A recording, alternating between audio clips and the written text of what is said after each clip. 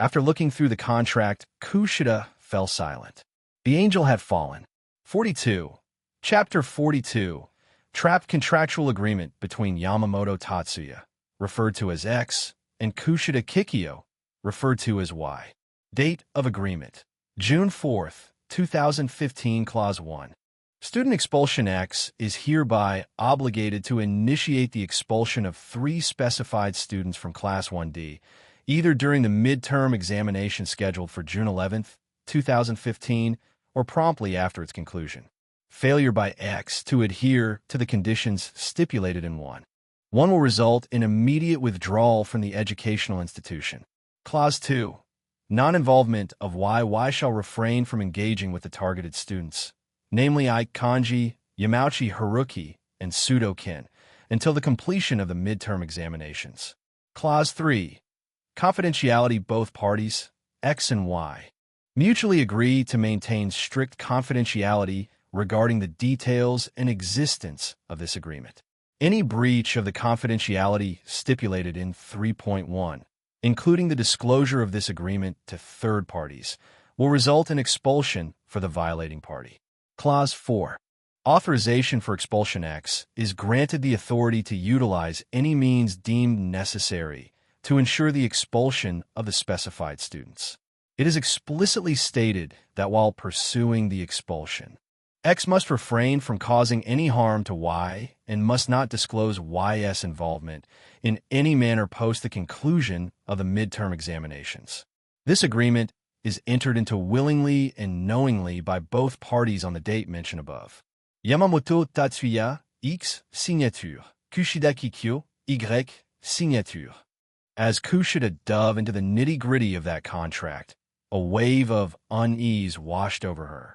Every single line felt like Tatsuya had a crystal ball predicting every objection she could throw at him. It was scary. The ban on reaching out to Ike, Sudo, and Yamauchi, laid out in Clause 2, seemed doable. It wouldn't be hard. She just had to make sure she appeared excessively busy. But the fact that Tatsuya had already thought about one of them spilling the beans, thanks to Clause 3, left her feeling like she was playing a losing game. She didn't like the fact that she couldn't share any details either. This contract also lost any blackmail potential due to Clause 3. Then Clause 4.2 hit her like a ton of bricks. It was like Tatsuya had peered deep into her soul, her personality, and her thoughts. It seemed like he knew everything about her, leaving her seriously freaked out. Seeing how dead serious Tatsuya was about dropping out made her wonder just how far he'd go to make his point. What was driving him to take such risks? And the idea of Tatsuya possibly booting Horikita out of school had her dreaming wide awake with excitement. But then, the probability of cutting off 3 students without tanking his reputation? That sounded like a challenge. How would he even expel 3 students? Disrupt their studies? That would be too much of a harm to the reputation he had been building since the start of school. Would he sacrifice the popularity he had gained so easily? In Kushida's perspective, that was a stupid idea. Not to mention, with Horikita running a study group, it seemed like a tough nut to crack. But her eyes then moved back to Clause 4.1. I see. So that's why he included 4.1. Is he going to do something behind the scenes? Maybe something illegal as well. I wouldn't put it past this pervert. We don't have all day. You accepting it?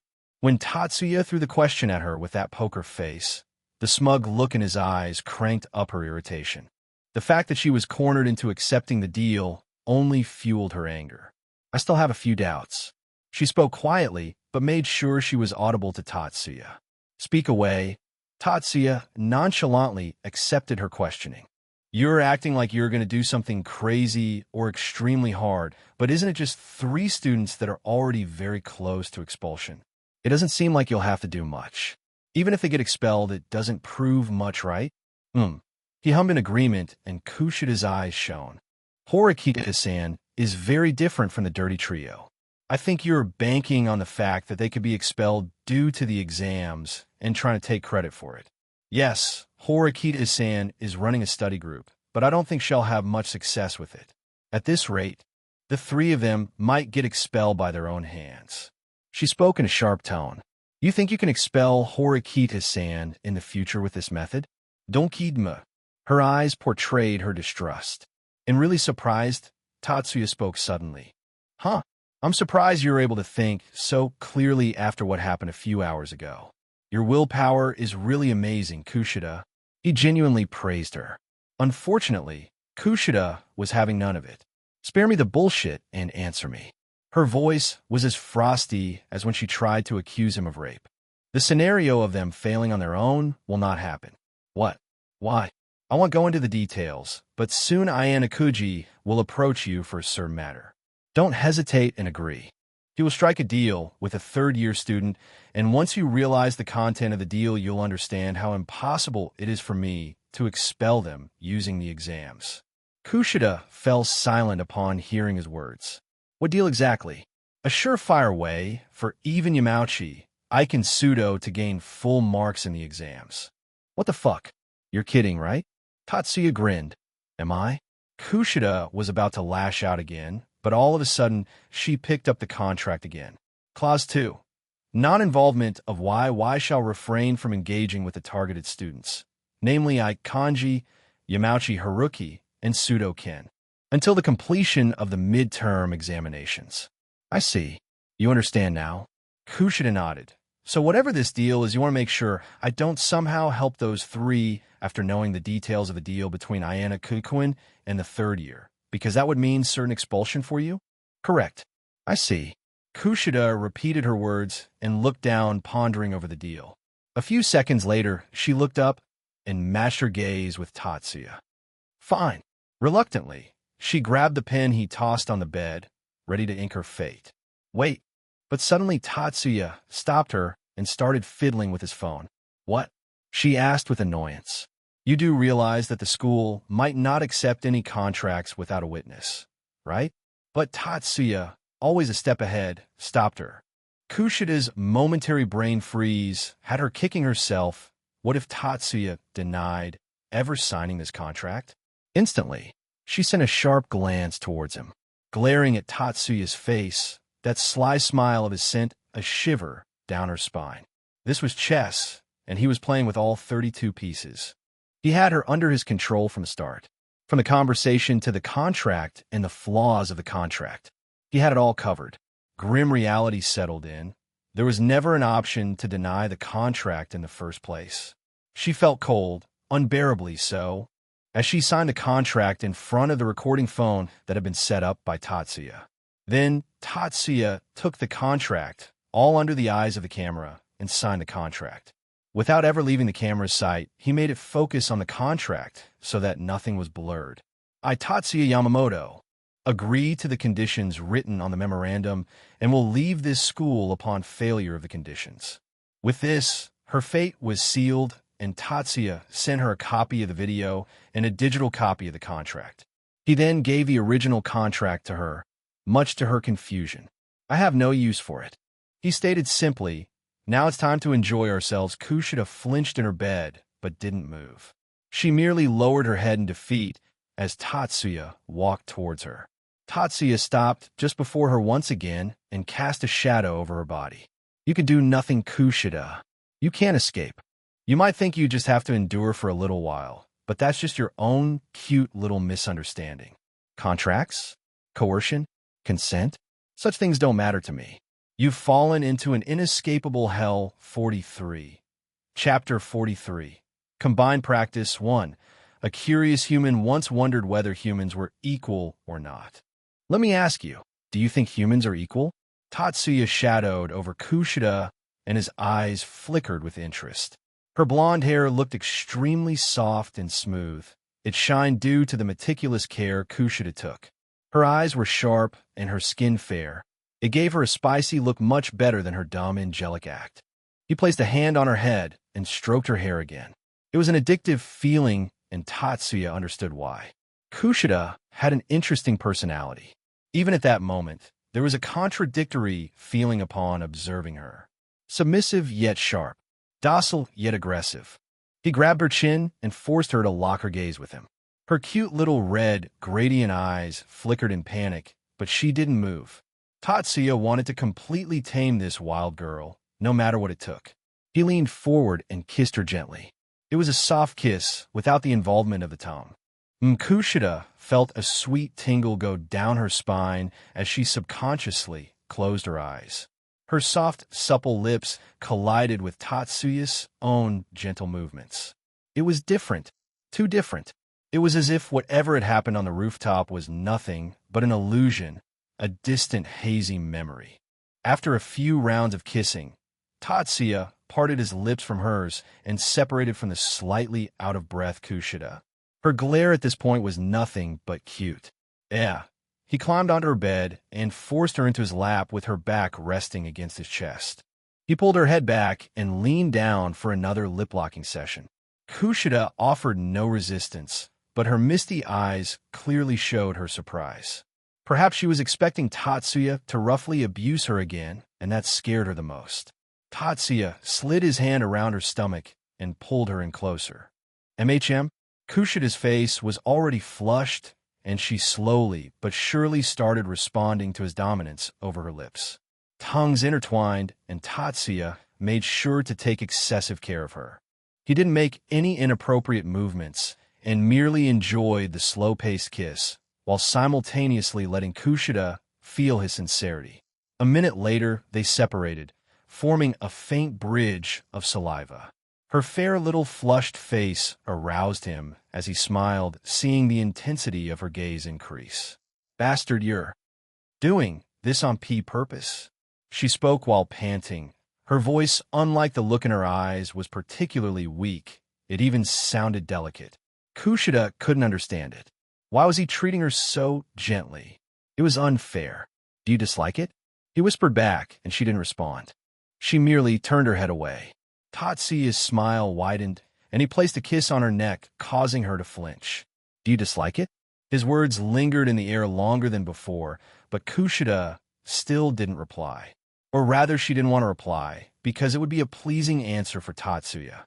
She desperately wanted to deny the odd feeling in her heart. Her pride was slowly crumbling. Tatsuya's hand slid upwards, and he playfully nudged her chest, causing the red tint on her cheeks to grow. "It's cute seeing you being shy." He teased her as he continued to tease her. "Shut up, HMH." She growled weakly, but suddenly Tatsuya grabbed her firmly, causing her to let out an unexpected gasp. "I hate you." Tatsuya didn't pay her words any mind and pressed closer, ignoring her protests. His hands soon came into contact with her cold flesh, and the warmth from his hands caused her to shiver. "That's fine. I thrive on hate," he muttered before pulling her closer to him. She let out a small gasp. A soft sound escaped Kushida in the dorm room. He pulled her back in for another kiss, holding her close. Their quiet exchange filled the room as Tatsuya and Kushida lost track of time together. Kushida's mind grew hazier by the second as she felt Tatsuya pressed closely against her back. She could sense the tension in his body, like something barely held in check.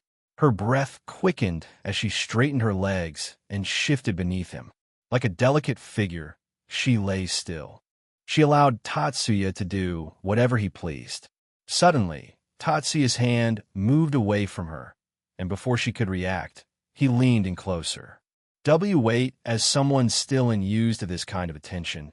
She hesitated, but Tatsuya remained gentle and insistent, quietly guiding her along despite her uncertainty. He ignored her plea and moved his hand along her lower body. On the rooftop, he was surprised by how bare her skin was. "I know." Wait, she didn't understand her own words. "Just let it go. Enjoy the moment, Kushida. Don't think too much and leave everything to me." The devil whispered, much to the angel's hesitation. "Ikememema." Tatsuya pulled her close and pressed his lips to hers, silencing her. Kushida closed her eyes and finally relaxed, falling back onto his chest. In an NNG, her toes curled as she felt Tatsuya touch her intimately. Her heart was beating loudly, and if anyone were to see this side of her, they would lose themselves to her beauty and cuteness. Tatsuya's other hand left her chest alone and continued to tease her sensitive skin. The intensity of her squirming increased as Tatsuya's fingers grew damp. "It feels good, doesn't it?" he whispered sweetly, and his hot breath tingled her ears. And then, Momo. The moment she uttered no, Tatsuya pinched a sensitive spot, causing her to spasm as her back arched up and she lost control of herself. She was reduced to a panting mess. I haven't even started yet. Kikyo, her heart raced with mixed feelings as he called her first name, but her confusion upon his movement took greater control. Tatsuya moved away from Kushida and threw the bed covers away. Kushida flushed in embarrassment, startled as Tatsuya suddenly pulled at her pajama. She tried to cover herself, her face red with shame as he tossed the garment aside. Her fair, glossy legs were shining with sweat, and a sweet scent rose around her. He smirked before forcefully pulling her legs apart, much to her surprise. "Be bastard," she cried in mock protest as Tatsuya leaned in close. 44. Chapter 44. "Be bastard," she cried in mock protest as Tatsuya leaned in close, teasing her and causing her to hurriedly try to push his head away with a flustered expression.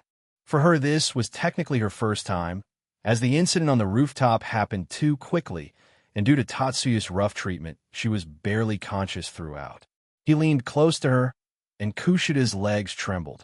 As if he was a homeless beggar that hadn't eaten in days, he devoured her eagerly. Kissing, licking, biting, he didn't spare her at all. Kushida bit her quivering lower lip and tilted her head up, not wanting to look into his eyes. This was too much. She couldn't bear it. Her legs quivered once again, and she laughed. Tatsuya's eyes shone as he gulped down the rest of his drink. "How sweet. You can just admit it if you like it, you know?" Kushida trembled and looked away. "No, it's just the sugar rush. Shut up." She scowled at him, and his eyes shone once again in further delight. The more she resisted, the more arousal he felt. She was like a premium version of Eri. No offense to her. She's cute in her own way. Now that he thought about it, wasn't Eri like a cute little puppy? Tatsuya instantly felt his affection for her eyes. Biology. You know it's an excuse. You like this. Kushida. His voice was coaxing, as if trying to tell her that it wasn't her fault, but then again, I guess you're right. It probably is just how things are. He leaned over her. Why not relax then? Stop overthinking, stop pulling back. It's not your fault. Its biology. His glare pierced through her own crimson orbs, and she was left in a daze. Kushida felt muddle-headed. His words echoed in her mind, as if a radio on repeat. She knew it was bad when the words of the person she hated the most were starting to sound convincing. Her heart was racing, and her body temperature was rising. With cloudy eyes, she tried looking at Tatsuya, but all she saw was his blurry figure and the perfect set of abs he had. Teenage girls had a weird obsession with abs. Even Kushida wasn't immune to this. Tatsuya let her legs drop gently, and he picked her up. Kushida, still half-conscious, realized she was falling and placed her hands on his chest for balance. Now, Tatsuya sat cross-legged with Kushida sitting on his lap. He cupped her face and pulled her in for another sweet kiss, which the cute girl didn't deny. Subconsciously, she was reciprocating his actions.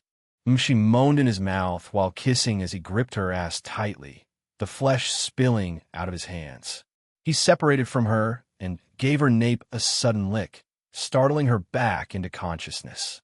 She looked at Tatsuya's amused eyes with a shocked look. She was speechless due to her own behavior. "It's fine." Kushida, his voice was warm and comforting, completely different from the rooftop. "You can rely on me. Deep down, you're just a lonely little girl that desires company. While everyone shares their secrets with you, deep down you too wish to share your secrets with someone. To have someone to listen to you without complaining or judging you." Kushida flinched and wrapped her hands around his neck, not because of sudden infatuation, but due to the need to hide her face. Her heart was in disarray. "They'll be that person, Kushida. Use me as a stress bag. Come to me whenever you want to vent. And don't just start yelling on random rooftops. That's foolish, you know. Human scum like me can't really judge you, right?" She was trembling, his words piercing through her heart, bit by bit. The shaky state of her body seemed to indicate that she was about to cry again. Tatsuya lifted one hand from her ass and gently stroked her back. "You're lying?" Her voice was expectedly frail. Tatsuya had been aiming for this frailty. Nah, I find it cute, to be honest. He joked, breaking the atmosphere, and Kushida tried punching him in anger just for Tatsuya to dodge. She fell face first onto the bed. Ha ha ha, fuck you. Kushida yelled, but Tatsuya noticed that the stiffness from her body had disappeared. She was starting to accept him. I don't curse your best friend like that. Best friend my ass. The moment she said ass, both her and Tatsuya locked gaze. Ooh. Kushida stuttered as Tatsuya stepped closer and placed both his hands on her hips. Kushida turned her head away and buried her face into the bed with a frustrated look, letting out a muffled, God freaking damn it. Tatsuya ignored it and tugged at the waistband of her pants. Her fair, bubbly figure came into his view, and Tatsuya was dazed. It was as if she had been perfectly crafted. She was incredibly striking, and he could not help but stare. He quickly looked away, trying to compose himself. Tatsuya's smile reached his ears as he lowered his pants. He dropped his weight onto her from behind, and Kushida flinched for the nth time. Somewhat terrified, she turned back only to see Tatsuya's predatory glare. 45. Chapter 45. Midterm exams begin. Kushida Kikyo was an extremely strong-willed girl. It wasn't possible to tame her properly if he went through with excessive force. It would only result in her destruction. Kushida would become a broken toy. And because of this particular reason, are you scared? Kushida knew better than to answer him, but half-blurry memories from the rooftop caused her to feel cold. Trauma wasn't so easily forgotten, but because Tatsuya hadn't given her any time to comprehend this trauma, she still didn't quite understand how to feel. But while her mind was a jumbled mess, her body clearly remembered. He was pressed closely against her, and Kushida had no words to say, or rather she didn't want to accidentally say something that might anger Tatsuya.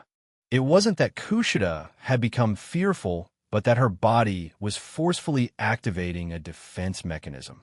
Don't worry, this time I'll take care of you. After I'm done, you'll realize that this deal was nothing but a win-win case for you. You're delusional. Ha! Let's test whether that's true or not.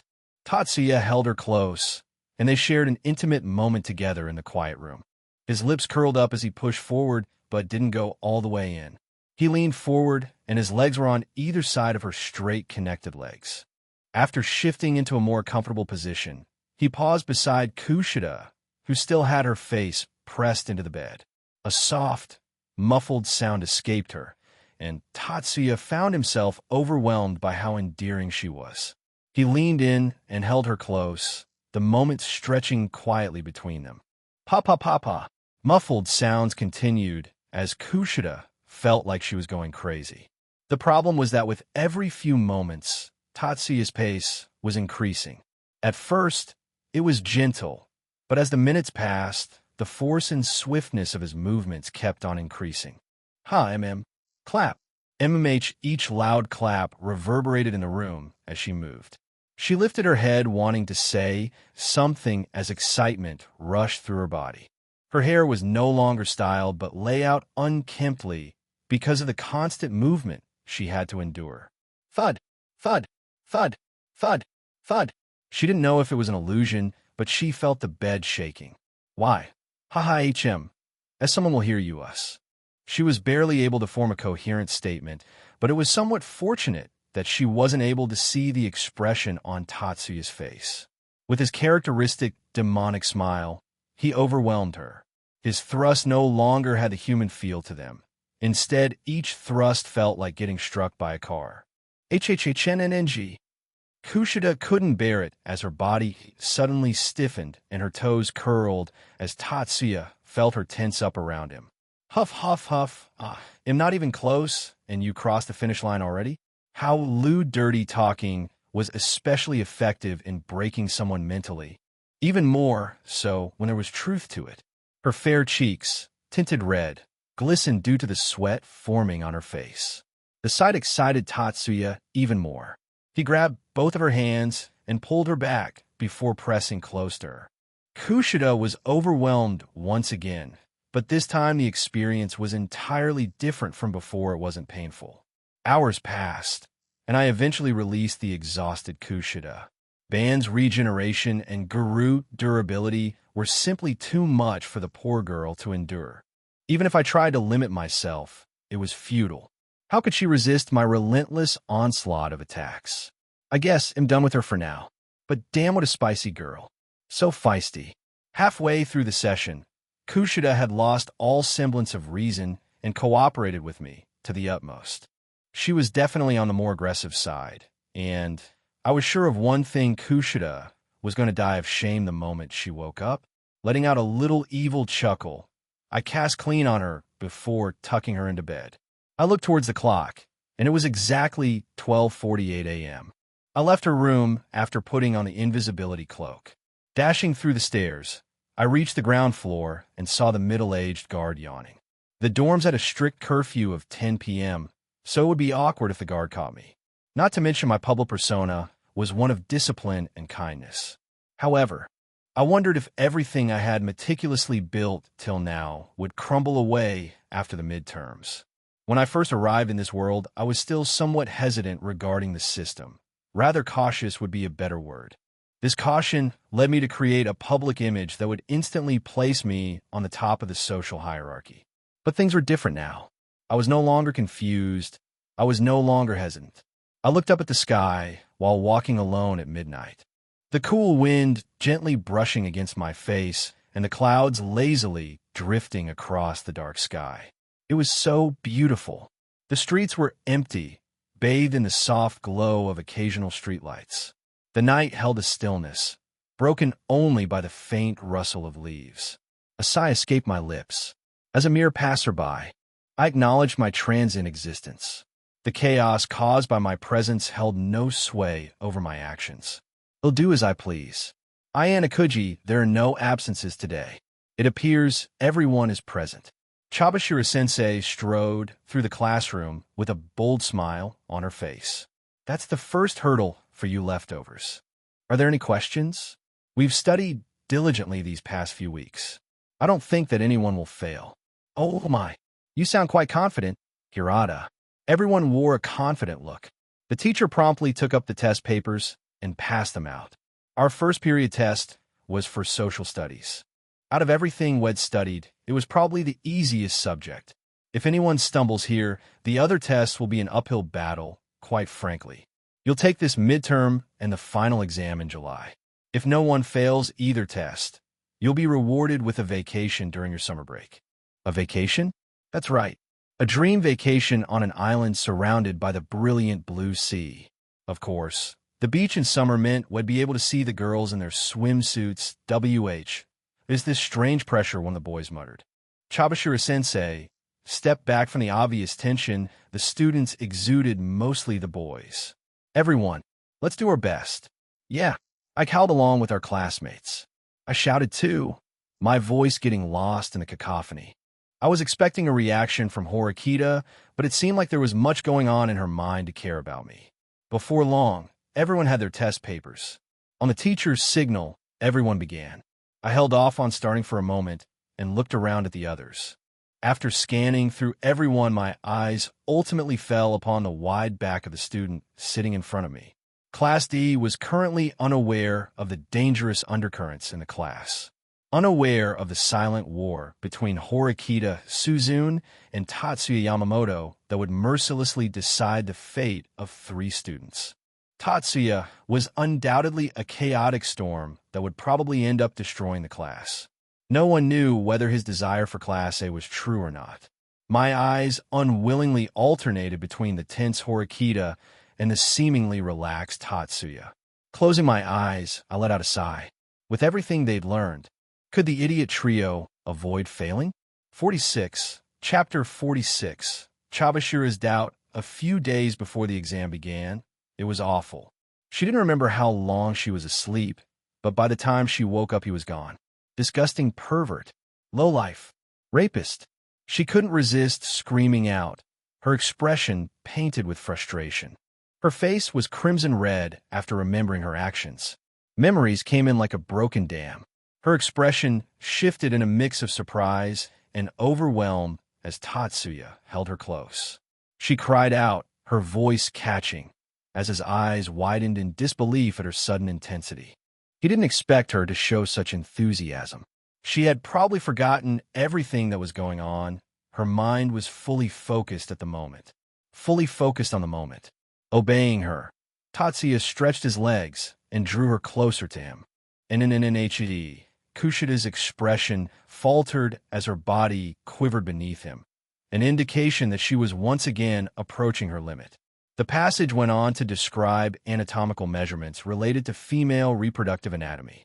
As such, Tatsuya grinned and glared at her intensely, but Kushida didn't avoid his gaze. She looked at him with misty eyes full of determination. Faster.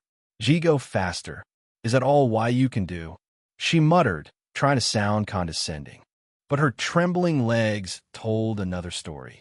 Tatsuya couldn't control his laughter and sped up, the sounds echoing in the room along with passionate cries.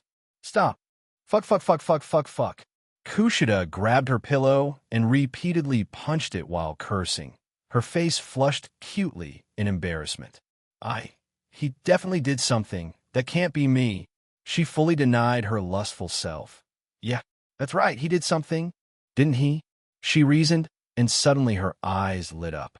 He said he laced the hot chocolate with an aphrodisiac. That must be it. Kushida finally found a reasonable excuse. A justification for her actions. That fucktard was definitely lying about not doing something shady to the drink. He's a criminal after all. She whispered to herself, I was definitely not feeling good. After finally calming her embarrassment, she tried to get up just to fall instantly. Dash. She rubbed her sore legs. That bastard said he would be gentle. Lying pervert criminal. She hissed and called him names just to satisfy herself, but then she noticed something odd. She noticed her reflection in the long mirror in front of the almirah. Why am I so clean? She couldn't believe it. Her hair was shining and her face was fairer than before. She crawled a bit towards the mirror, unable to walk due to a certain perverted lying criminal. Wow, she subconsciously muttered after examining herself. No tangled hair, no more little blackheads that were usually visible on a closer look. Her lips, which she had to take more care of due to them cracking, were now buttery smooth, and she couldn't smell any odor of sweat. And, that did he wash me? She muttered as the image of Tatsuya gently carrying her to shower and meticulously bathing her popped up in her mind. Her heart raced and her face started heating up. Turns out sexual aftercare was particularly effective against the heart of young maidens. Suddenly, she shook her head with fervor. No, no, no. What am I thinking? That scum bastard definitely wants to make me think like this on purpose. He definitely can't expel 3 students, even if it's the idiot trio. He probably wants to butter me up so I don't expel him after. Huh.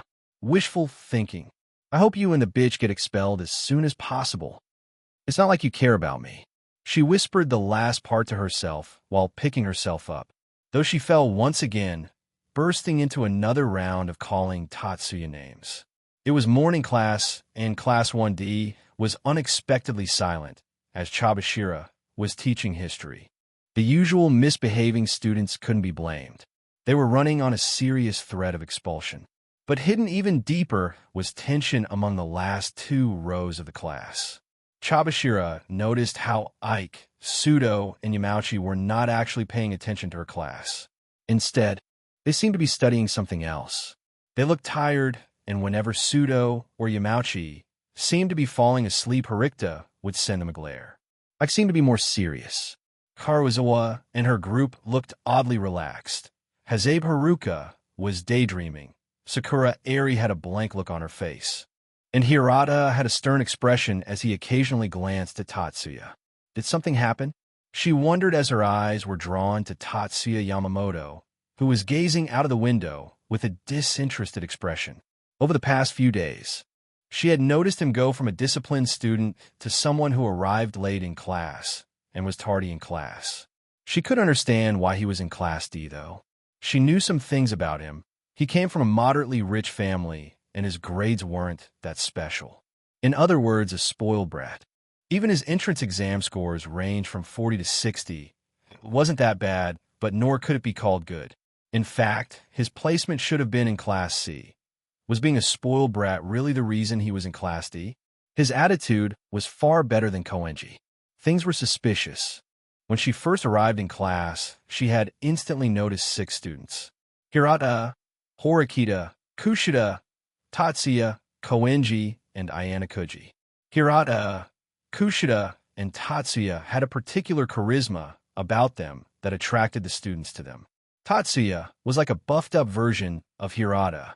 They were the pillars of the class. Horikita isn't due to her identity as the student council president's sister, and Koenji due to his background. Ayanokuji. Well, Ayanokuji was an odd student. She didn't have many details about him back then, but due to Chairman Sakayanagi's words, she paid special attention to him. In the end, what mattered was that she had been given an extremely interesting class this time. Her ambition, which had hidden itself for years, was on full throttle. She was even ready to blackmail a student for it ring. The bell rang and class ended. Today's session will end here, she said coldly. Lunch break. With that, her heels clacked against the floor as she headed out of the door, but not before giving the class a final glance. Her eyes were drawn to Yamauchi, Ike and Sudo, who were gathered around Ayanokuji and Horikita. She heaved a sigh of relief. I hope nothing goes wrong. Will this class be able to fulfill my wish? Ibunda. No. I hope so. She exited the class and started walking away. Sae-sensei. Suddenly, a gentle voice called out to her. She turned back in confusion, only to see a smiling Tatsuya standing behind her. What does he want? 47. Chapter 47. Odd behavior. Quite a few eyes had been drawn to Tatsuya when he stepped out of class. A few people called out to him, especially the girls, but he ignored them and left the class. Hey, hasn't Tatsuya-kun been acting weird for the past few days? Shinohara spoke, startling Kei. I guess. Maybe he's worried about the class? Matsushita chimed in. She couldn't exactly understand the sudden change in Tatsuya's behavior either, but she felt something was off. Yeah, he's trying to act tough so that we don't slack off. How cute, Onedera spoke with mischief, and Kei brushed it off. Goo? Him? Huh. The only reason she was still able to act like herself was because Tatsuya didn't bother her much, besides acting as an information channel sometimes. Yeah, I know, right?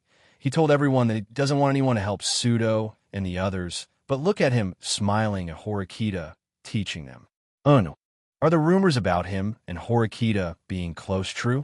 Some girl mentioned suddenly, and a few depressed faces popped up. Probably, but the matter is somewhat iffy. It's like they hate each other. Well, whatever, I don't like Horikita-san anyway. Sato muttered while leaning on her desk. I guess she's a bit too arrogant for her own good. That reminds me, weren't Tatsuya-kun and Heisei-chan close? Their eyes turned to Haruka, who seemed engrossed in her phone. They had hit it out on the first few days, but Haruka seemed to have distanced herself from them. Huh, she's going down the Horikita-san route, wanting to be aloof just because she has Tatsuya-kun's attention. So what if she has bigger? The rest left unsaid as a sour expression formed over Shinohara's face. But I don't think they're going out yet. Sato muttered again. Mao, does it matter? Let's stop talking about them. Since they want to act stuck up, let them. Kei couldn't stand them bitching any longer. The longer she let them talk, the more toxic it would get. That's just how girl groups worked. As the leader, it was her duty to control them and contribute to the bitching even if she wasn't interested. Karuizawa had a hunch that it was due to her that Hasebe had distanced herself from their group. Hirata-kun. She called out and dragged him with the girls for lunch. Kushida also noticed him and avoided his gaze altogether. She was determined to not talk to him till the midterms were over. She definitely had to make fun of him once he was expelled. What's wrong, Kikyo-chan? Mizono asked after noticing Kushida had gone silent. Nothing. I was just worried about the class. That's so like you. Mizono muttered, and Nene Mori bobbed her head. Yeah. Kikyo-chan is so kind. C'est moyen dentisme. Kushida giggled, but paused abruptly after noticing something odd. A brown-haired boy with a dull look on his face passed by her group silently. Kushida accidentally made eye contact with him for a split second before her smile faded. Ayanokuji left the classroom. Believe guys I have something to do. What? Kikyo-chan, you want to have lunch with us? Inogashira asked with a sad expression, and Kushida felt guilty. She rubbed the back of her head bashfully. I'm sorry, Kokoro-chan, I'll definitely have lunch with you tomorrow. After consoling her friend group, a bit more she chased after Ayano-kuji. She hid her grim expression and donned her usual cheerful exterior. Kushida had been hypersensitive regarding Tatsuya, the three idiots, and Ayano-kuji for the past few days. Thankfully, Tatsuya stopped contacting her while the idiot trio seemed to be studying diligently under Horikita during the 10-minute break after every class. Ayano-kuji hadn't been doing anything special either. Everything seemed so normal, so relaxed. But something just felt odd. Tatsuya didn't seem to be doing anything. Was he truly just banking on the fact that they would earn low scores on the exams? She couldn't help but feel disappointed and cheated. But maybe this was why she was feeling so off. There was definitely something wrong. It was similar to the calm before the storm. Just what is he planning to do? Suddenly, she noticed Ayano-kuji up front. He had finally made a move. She had been waiting for him to invite her since Tatsuya said that he was going to make some deal with a third year. A deal that would allow even the idiot trio to score full marks. It seemed impossible. But why was his way of inviting her so weird? She had made a few observations regarding him, even before Tatsuya mentioned him. He was the only one who seemed to be friends with Horikita after all.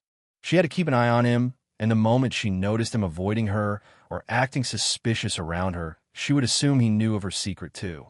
Well, that aside, he was acting strange today. Ayano-kuji was someone who seemed to be introverted, or rather someone who didn't like crowds. He didn't talk much, and he usually left the class from the back door. But why did he suddenly walk around the class and use the front door to leave today? Most people wouldn't notice this, but Kushida, who had been keeping an eye on him, obviously noticed it. She could possibly be overthinking it, but the moment they made eye contact, she was sure that Ayano-kuji wanted her to follow him. If she hadn't been so focused on his actions, she wouldn't have been suspicious and just followed along with him, naturally, to gain more information about Horikita. Where are you going? She popped up before him, stopping him in his tracks. It's lunch. I thought I'd go to the cafeteria. Mind if I go with you? I don't really mind. But there are a lot of other people you could ask, you know. It's true. I do have a lot of friends to eat lunch with. But you don't have anyone, Ayano-kun. Even though you'd usually reach out to Horikita-san, you haven't talked to her today. The other day, didn't you say something was bothering you about what happened in the faculty room? What was it? Ah, that? Ayano-kuji seemed to be hesitant before he nodded. You can come with me, and I'll tell you if you promise to not tell anyone else. Kushida felt her heart pound. This was definitely what Tatsuya was talking about. Of course. I'm good at keeping secrets. Ayano-kuji nodded once again, and both of them headed to the cafeteria. Kushida silently followed him. She wanted to keep her act up, but just couldn't get in the mood. Maybe the anticipation of what was about to come had her on edge. 48. Chapter 48. Calm Before the Storm. 1. Kushida, after we reached the cafeteria, I noticed Ayano-kuji stop and scan the entire area. I think I have an idea of who he's searching for. I wonder if it's a random third year or someone he knew. I would be surprised if someone like Ayano-kuji was familiar with any third year. We navigated through the crowd and reached the meal ticket machine. He bought tickets for 2 portions but didn't line up at the counter. Instead, he went to the side of the vending machine and looked at students perusing the menu. What is it? I tilted my head and looked puzzled when he began studying the machine. I already had an idea of what he wanted. This might answer what was bothering me. He continued observing students as they bought lunch sets from the ticket machine. After about 20 students, he seemed to have noticed something. He purchased his meal ticket and walked to the counter with heavy footsteps. Okay, let's go, he said. Okay. We quickly exchanged our tickets for our meals and sat down in front of the heavy-footed student. Excuse me. Are you an upperclassman? Ayano-kuji asked. Who are you? The student regarded us calmly, a look of complete disinterest on his face. Are you a second-year student? Third year? Third year. Let me guess, you're a first year? Am I Ayano-kuji from Class D? You're also in Class D, aren't you? What's that got to do with you? I looked at him with surprise, as if asking, how did you know? Of course, I wasn't actually surprised. Tatsuya had explained a bit regarding the situation, but he kept the details secret. Just what did Ayano-kuji want to do? Because he's limited to eating free meals. It's not very tasty, is it? He asked. That was a pretty rude statement. Ayano-kuji was unexpectedly blunt. What do you want? You're really irritating. He took his tray and wanted to stand, but Ayano-kuji stopped him. I want to ask you something. If you listen, it'll show you my gratitude. Gratitude? Do you still have the problems from the midterm test from the first semester of your first year? Or if not, do you happen to know someone from your class who does? I felt my heart pounding through my chest. A deal that would allow even the idiot trio to score full marks. Tatsuya's words echoed in my mind as I instantly connected the dots. I knew I wasn't someone very smart or a genius, but with hints and answers laid out like this, it would take an idiot to not notice. It couldn't be that the test from previous years was the same test we will be taking. Oh, this has to be a joke. Do you even understand what you're asking? The third year said. It's not particularly strange, is it? I didn't think it was against school rules to study using old test problems. Why are you asking me? That's simple. I believed I'd have the highest chance of success if I worked with someone who didn't have any points. Honestly, that free vegetable meal doesn't look good. Of course, things would be quite different if you actually liked eating the vegetable set. What do you think? How much are you going to pay? 10,000 points. That's as high as it'll go. I don't have the old test problems, but I know someone who does. If you wanted to help you, though, you're going to need to offer at least 30,000 points. If you got that, you're fine. I'm afraid that 30,000 is a no-go for me. I don't have that much. How much do you have? 20,000. Then 20,000 no, 15,000 should do. Nothing under that. 15,000, huh? If you go so far as to ask for old test problems from a stranger, then you must be pretty desperate, huh? Well, the school will mercilessly expel any student who gets a failing grade. None of my classmates are even here anymore. I see. I understand. They'll pay you 15,000 points. Then we have a deal. Of course, I'll have to ask you to transfer the points in advance. Fine, but if you do anything to stab us in the back, I won't forgive you. Even if you're an upperclassman, I'll do anything and everything I can to make sure you're expelled. That was unexpectedly scary for Ayano-kuji. I think I understand why Tatsuya told me to pay attention to him. You're a freak. Fine, I get it. Besides, when you transfer points, there's always a record of it. If a rumor spreads that some first-year students rip me off, it'd look bad. All right, then. Since I'm paying you 15,000 points, can you toss in a little bonus? I want to see the answers to the surprise test that we took after being admitted. All right, we'll toss that in too. I think that your concerns are pointless, though. His words were the final nail in the coffin as I froze. The senior understood why we were asking for the previous papers. Thank you very much. After we made our deal, he quickly left. He probably didn't want to be noticed. Ayano-kuji then proceeded to mention how he noticed the hint Chabashira-sensei dropped. He also found the 3 final questions which seemed unsolvable odd. But I wasn't paying much attention to him or his explanation. Only when he mentioned that it was insurance for saving Pseudo and the rest did I break out of my reverie. Inwardly, my body felt cold as Tatsuya's smiling face popped up in my mind. That demon knew from the start that there was a method to score full marks, but he told no one. He even knew Ayano-kuji would notice this and help the idiot trio. That bastard.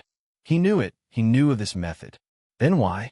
Unwillingly, a shiver crawled down my spine, surprising Ayano-kuji. Why did he make such a contract? I'm sure there are no loopholes in it. So why was he so assured that the idiot trio would get expelled? I didn't shiver because I was scared about Tatsuya being expelled, but because I knew that something bad was going to happen. I didn't, for a second, believe Tatsuya would simply allow himself to be expelled. Whatever he was going to do, it was probably going to tear the class apart. I've noticed it. I've noticed how he stopped caring much about his public image, being tardy in class, and giving dismissive replies to his classmates. Everything was a precursor to what was coming.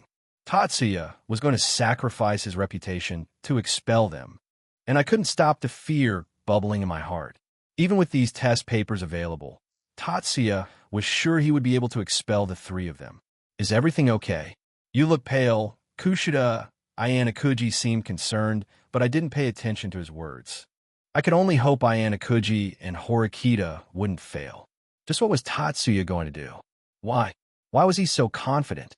49. Chapter 49. Calm before the storm. 2. Ayanakuji. I discreetly clenched my fist in triumph. The questions here matched the old ones, and if ID memorized the previous test, a near-perfect score seemed achievable.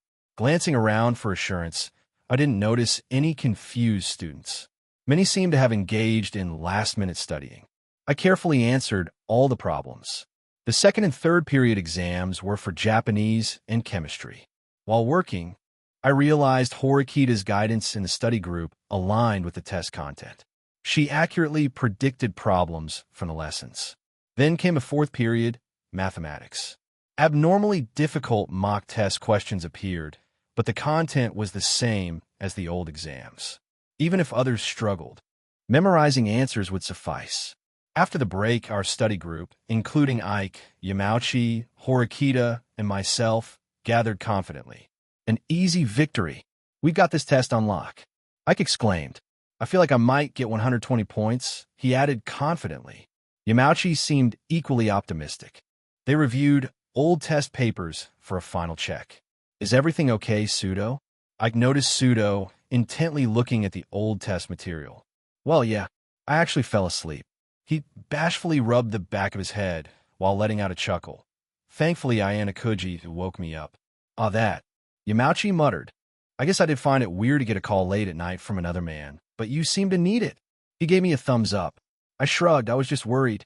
Nah, man, you're a lifesaver. Though I still doubt I'll get above 50 in this exam. I suck at English. They look like magical letters to me. Pseudo seemed a bit frustrated. Well, just memorize the shorter answers worth more points. You don't have enough time to be looking around. As long as you pass, we can build your basics back up. Horikita, Pseudo muttered, and Horikita glared at him. Don't get any funny ideas. I don't want you to be a burden to the class anymore. Don't keep causing trouble. Yamauchi and I shared a look while muttering, Sundara. Horikita's hand moved to her compass, and both of them ran away in fright. Pseudo also went back to focusing on the old test material. What do you think? Horikita turned towards me and asked casually, but the slight glance towards the person sitting in front of me conveyed her intentions. They shouldn't fail. At least I don't think there's any way for them to fail after the work they put in. I wonder if she would notice what I'm hinting at. I don't believe it's possible for them to fail now. As Kushida said while handing out these papers, the senior she got them from said the questions were the same for the last 2 years. It wouldn't make sense to suddenly change it. Even if there were changes, it should be minimal. She seemed confident. My eyes were drawn to the girl with short, beige-colored hair. She was currently surrounded by a bunch of students thanking her. Though I find it odd that Kuroizawa's group was holding a conversation amongst themselves. I nodded, yup, it's highly unlikely. Horikita seemed satisfied with my answer. But maybe she was deliberately speaking loudly, expecting some kind of response from Tatsuya. Yet, Tatsuya seemed uninterested and was quietly listening to music. The flash of disappointment in Horikita's eyes was quite amusing. Hey, why do you think Kushida suddenly stopped attending the study group? I haven't seen her talking to Ike, Yamauchi, and Pseudo either since the first study group. I was curious about her thoughts. Huh. Well, Horikita seemed to be seriously pondering my question. If it were any other student, she would have brushed my question off. There were many off things about Kushida I had yet to unravel, with the biggest being the relationship of her with Horikita.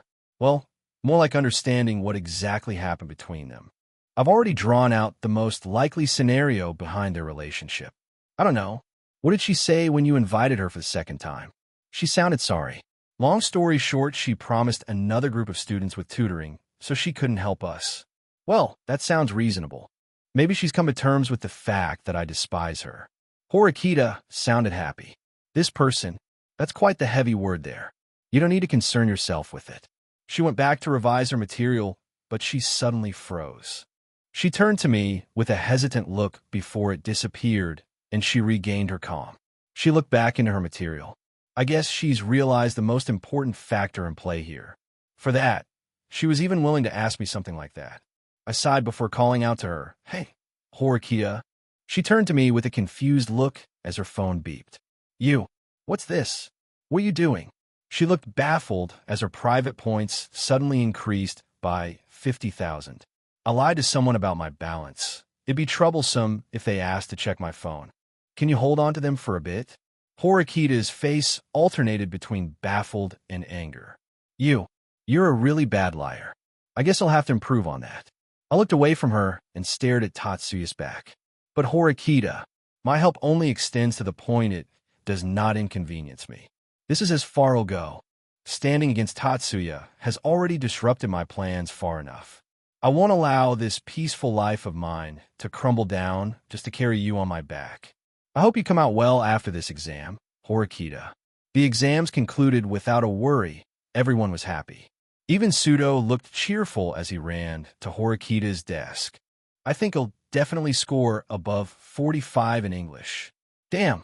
Horikita leaned away from him and shooed him away. You're too close. Igekua. Damn you, dog. If you score more than me, then best believe he'll pound you to the ground. Yamauchi came over in high spirits and threatened Pseudo playfully. I burst out in laughter as Pseudo pulled Yamauchi in a headlock.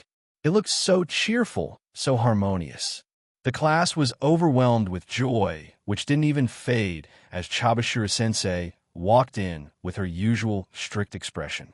The class noticed the rolled-up piece of paper in her hands, but their confident look didn't fade away. "Would you guys like to see your scores right now?" she asked, her usual cold voice dull. "Yeah, of course. We all definitely passed, Sai-chan sensei." Ike yelled. "Hell yeah." Pseudo also bellowed. "We don't mind, Chabashira-sensei. I believe everyone in this class definitely passed. Right?" Hirata said, but there was a faint tremor in his voice. Ayanokuji noticed this, and he felt something was wrong. But suddenly Horikita noticed something too. Chabashira-sensei had a grim look in her eyes, and her lower lip was quivering unnoticeably. 50. Volume 1 Finale, Chapter 50. You Monster. 1. Sensei, please show us the results. Everyone agreed. They were ready. They had done their best, studied with all their might. And thanks to Kushida, they had the old study material to rely on at the last minute. What could possibly go wrong? Even the idiot trio should pass, right? Chabashira turned around and with heavy steps unfolded the piece of paper before sticking it on the blackboard. The class slowly looked through the marks with occasional cheers of joy. There were 2 neat rows of perfect scores. Hell yeah! Pseudo cheered the loudest, his voice rumbling in the classroom. He pumped his fist in the air as the class giggled at his antics. Damn, that was close. I heaved a sigh of relief.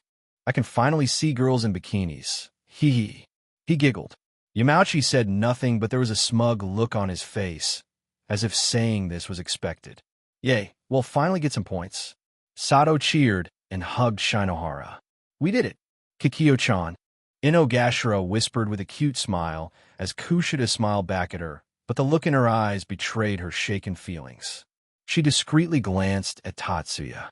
Don't tell me everything was false bravado. Hirata looked at the scores and calmed down. His trembling hand finally relaxed. His chat with Tatsuya a few days ago had left him shaken. Thankfully, his worries had not passed. Calm down. You guys did well. I didn't expect such scores from so many of you. She pointed at the sheet with a surprised expression, yet no one noticed the grim look in her eyes. About 22 of you have reached perfect scores in multiple subjects. It's an unprecedented spectacle for Class D, to say the least. She sounded impressed. Class D themselves were baffled. The result sheet was filled with nothing but 100s. Yet there was something odd. Karuizawa's group of 11 girls, every single one of them was cheering ecstatically, thanking Karuizawa. Yahoo Yamako and thanks. Hazabe waved from across the class, and Tatsuya waved back at her with a smile. Horikita watched this happening with a baffled look. She wasn't looking at Tatsuya, but the class as a whole. Chabashira let the class celebrate before raising her hand. But her words were like the arrival of the Grim Reaper. Everyone paused and simultaneously turned towards her with a confused look. Everyone's passed, right? Everyone got above 32 in every subject. Okatani muttered but it echoed loudly in the silent classroom. Chabashira looked around, pausing at Horikita's pale face, Ayano Kuji's dull face, and Tatsuya's calm expression. She then picked up the red marker and walked to the board with an ominous gait. She drew a red line just above Sudo's English score of 43. You have failed, Sudo. Sudo stood up with a startled expression. No. A horrified expression. You're kidding. How the hell did I fail? I acknowledge your efforts, but let me finish. Honestly, it's not your fault. This shouldn't be happening. She whispered the last part to herself. She then drew a red line just above Yamauchi's chemistry score of 42. Yamauchi's phone fell from his hand. The sound of metal hitting the floor tiles was like a rude awakening for the entire class. Ashi, what's happening? Have both of them failed? Will they be expelled? Similar doubts crept up in everyone's mind as they looked at their teacher, who had a grim expression on her face. You have failed, Yamauchi. But she didn't stop. She raised her hand once more as everyone's breath hitched. Ike's heart started pounding. He could feel something heavy in the air, and after witnessing Sudo and Yamauchi's result, he felt something was wrong. His face grew pale with sweat, and fear appeared in his eyes.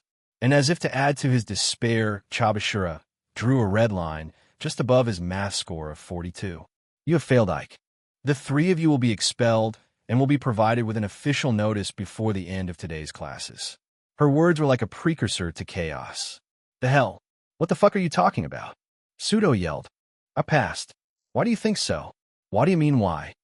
I scored above 32, obviously. You're very clearly misinformed, Sudo. Chabashira said, the passing grade for the class is determined by the average mark scored. In English, the average score is 87.6, which divided by 2 is 43.8. The passing grade for English is 44 marks. You have failed by 1 mark, Sudo. She paused. The passing grade for chemistry and maths is 43. Both of you have also failed by 1 mark each, she said while eyeing the dumbfounded Yamauchi and despair-stricken Ike. I can't accept this. Everyone looked toward the panicky Hirata with a surprised expression. They had never seen him like this. Image, isn't there any way to save them, Sensei? He yelled with anxiety, and Kushida also jumped from her seat. Please tell us if there's a way, Sensei. She yelled with a teary expression. We can't let Ike-kun, Yamauchi-kun, and Sudo-kun get expelled. There's nothing I can do, Chabashira replied coldly, but there was pity in her voice, which went unnoticed. The class was filled with heavy silence, and Chabashira sighed. Homeroom is now over. I'll leave. She turned around and started heading towards the door. Chabashira-sensei, may I have a moment of your time? Though she had stayed silent until that moment, Horikita raised her slender arm in the air and spoke. Thus far, Horikita had never voluntarily made any remarks. Chabashira-sensei and the rest of the class appeared shocked by this abnormality. Well, this is unusual, Horikita. Why? Earlier, you said that the previous test had a passing grade of 32 points. You arrived at that number by the same formula you showed us today. Were there no mistakes in calculating the passing grade for the last test? There were no mistakes. Then, that raises one more question. I calculated the average score for the previous test to be 64.4 points. If I were to divide that by 2, I would get 32.2 points. In other words, higher than 32 points. Despite that, the passing grade was set at 32. That means that you left off the decimal. That contradicts what you did this time. That's right. If you follow what you did last time, the passing grade for the midterm should be 43 points for Sudo. In other words, Sudo's overall grade should have meant that he just barely passed. I see. Did you anticipate that Sudo, Yamauchi, and Ike would just barely pass, then? You scored exceedingly low in all subjects, after all. Horikita, Sudo had realized something. The other students gasped as they also realized what had happened. Horikita had gotten very low scores in all 5 exams. Her scores range from 55 to 68, with the lowest being in English. You really, Sudo, Yamauchi, and Ike noticed what she'd done. To lower the average score for the tests, Horikita had purposefully botched her own grade as far as she could. If you believe that my thinking is incorrect, could you please tell me why the calculation differs between this test And the last test? She asked. The last ray of light. The class final hope. I see. In that case, they'll explain in more detail. Unfortunately, your calculation is off. We didn't simply omit the decimal when we calculated the passing grade. We rounded the numbers up or down. On the last test, we rounded down to 32 points, and on this, we rounded up to the nearest one, which was 44, 43, 43. There's your answer. Chabashira explained slowly. Is there anything else you'd like to ask? The class didn't care as much as Hirata did. As long as it wasn't them that was getting expelled, it was fine. Eri, who was sitting silently in the corner, glanced at Tatsuya with fear. The smile on his face was unsettling. Whenever he smiled like that, something bad was about to happen. This doesn't make sense. I shouldn't have scored so low. Ike muttered as Horikita's expression twisted into one of anger. Sudo also heard this and mindlessly mumbled, I thought I'd definitely get above 45. Yamauchi didn't say anything, but the look on his face said enough. Koenji got up and started leaving. Chabashira raised a brow in question. I simply do not wish to spectate the upcoming ugliness. It's nothing but unsightly. With these words, he left. Ayano sighed before pulling his phone out. Just as everyone was giving up, a cry of protest sounded. You! Hirata yelled in anger. Everyone was surprised by his outburst, but the class was thrown into commotion as he turned around and glared at Tatsuya hatefully. Horikita flinched as she remembered what happened a few days ago. The look she sent towards Tatsuya was one of sheer surprise. Did he do something? What's wrong, Yosuke? Tatsuya tilted his head and asked with a gentle smile. Shut up. Hirata growled coldly as everyone flinched. They never expected such a frosty look from Hirata. He walked to Tatsuya's seat. Why? He muttered. Why would you do this? Image, whatever do you mean? Tatsuya looked confused. Hirata started shaking with anger. He bit his lower lip in frustration and turned around, staring intently at Chabashira. Could I please see their papers, Chabashira-sensei? Hirata said with a heavy expression. 51. Volume 1 Finale. Chapter 51. You monster. He whispered. Why would you do this? Hirata trembled with anger, biting his lower lip in frustration. He turned, fixing a bravado gaze on Chabashira. May I see their papers, Chabashira-sensei? Hirata's expression weighed heavily. Chabashira's eyes sparkled as she nodded. Sorting through the papers, she handed 3 sheets to Hirata, who scanned them. To the class' surprise, Hirata stood up abruptly with a shocked look. Sensei, he raised one paper, Sudo's English exam sheet. Why is there an 8-point deduction on Sudo's paper? And grabbing Yamauchi and Ike's papers with anger, he continued, why do both of them have deductions as well? Huh? Sudo, springing alive, rushed toward Hirata and snatched his paper. A vein burst from his forehead. Oi, what the heck is this? I've scored 51. What's with a -8? He raised his sheet in anger, revealing a very clearly written 51-8. The class erupted in outrage. Sensei, what's the meaning of this?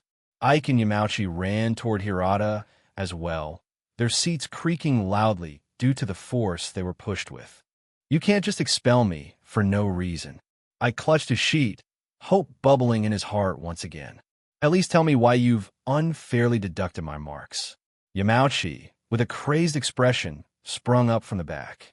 Giving hope on the edge of despair was like drugging yourself. Unfortunately, I can't give you any details regarding it. Chabashira shook her head. Why did the school deduct their marks? That's so cruel. Will they unfairly expel us like this as well?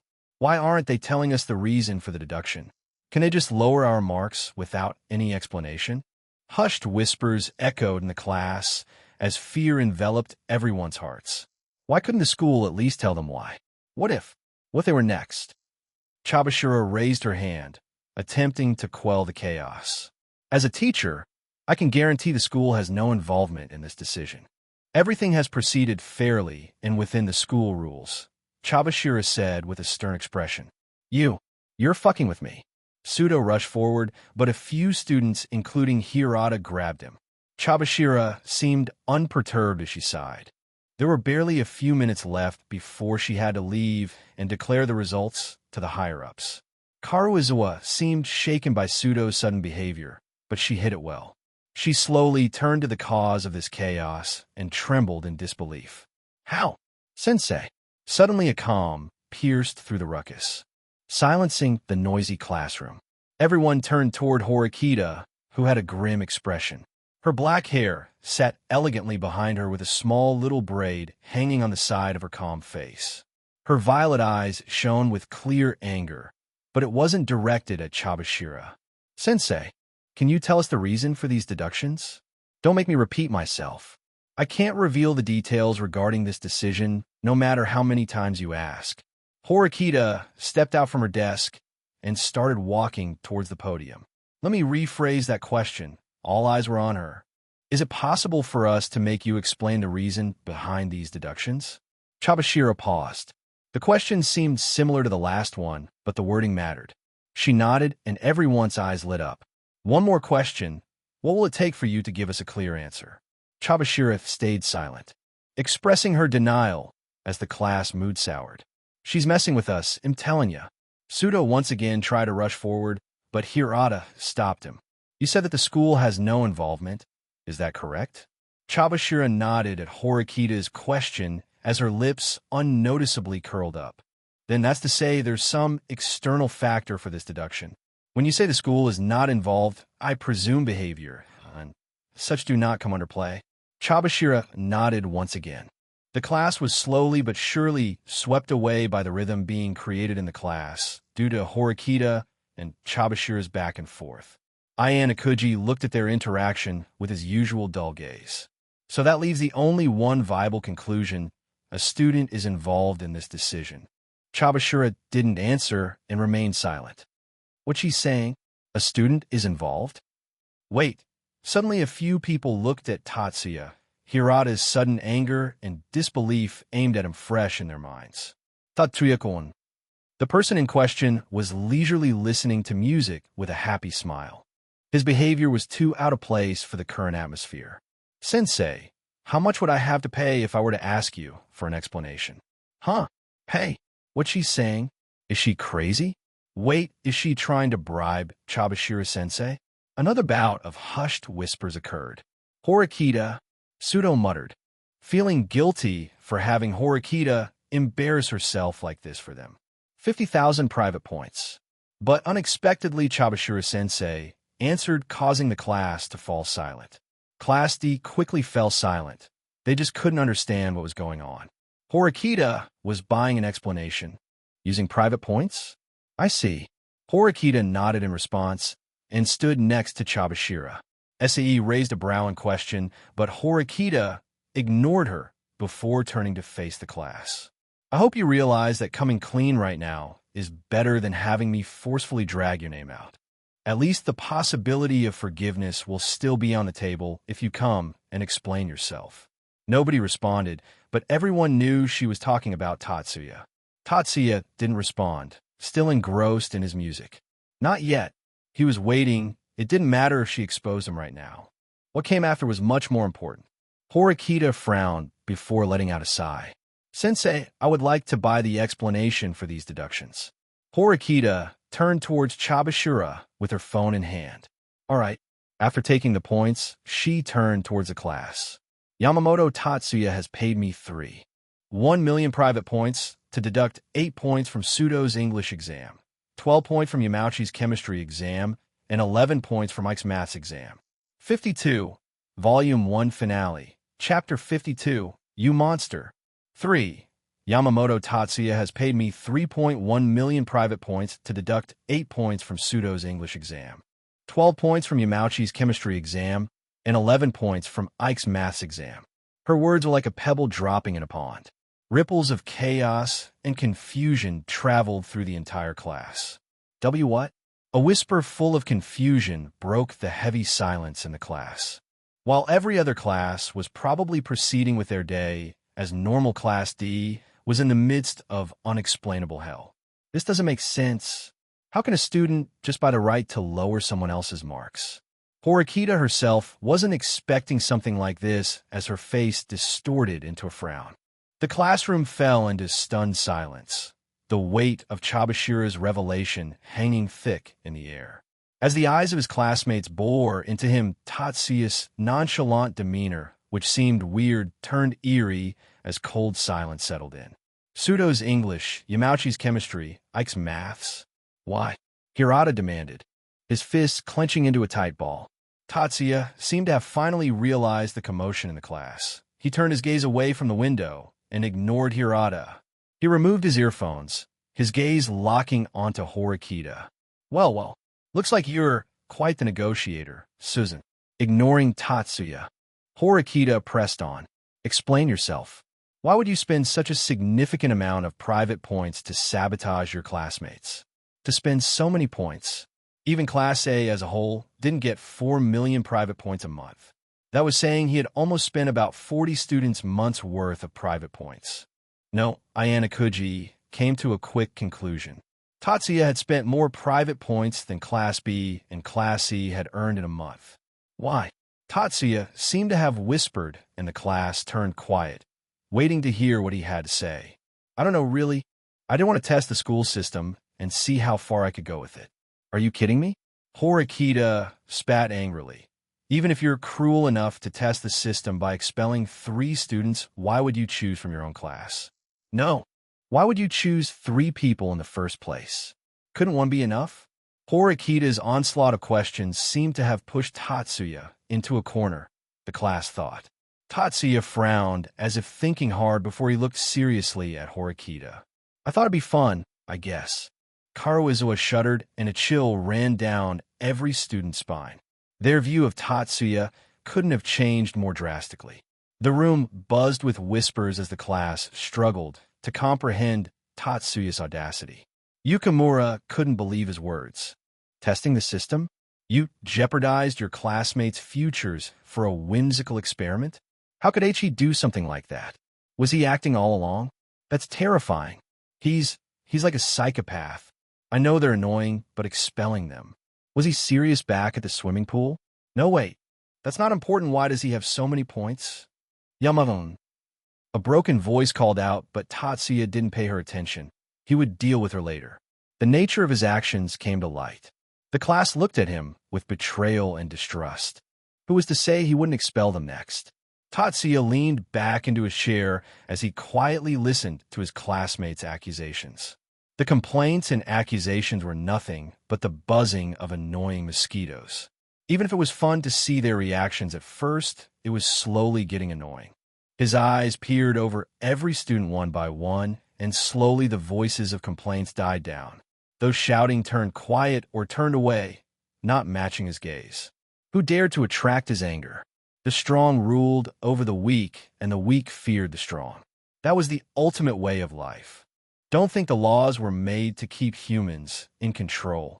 Laws were made to keep the poor in control. No matter how harsh that sounded, it was the truth. All right, they'll stop stressing you guys. I have my reasons to expel them, and it's only for the benefit of the class. Do you really want to keep perverts who wanted to place cameras in the girls' changing room? Or someone that would hit you out of anger?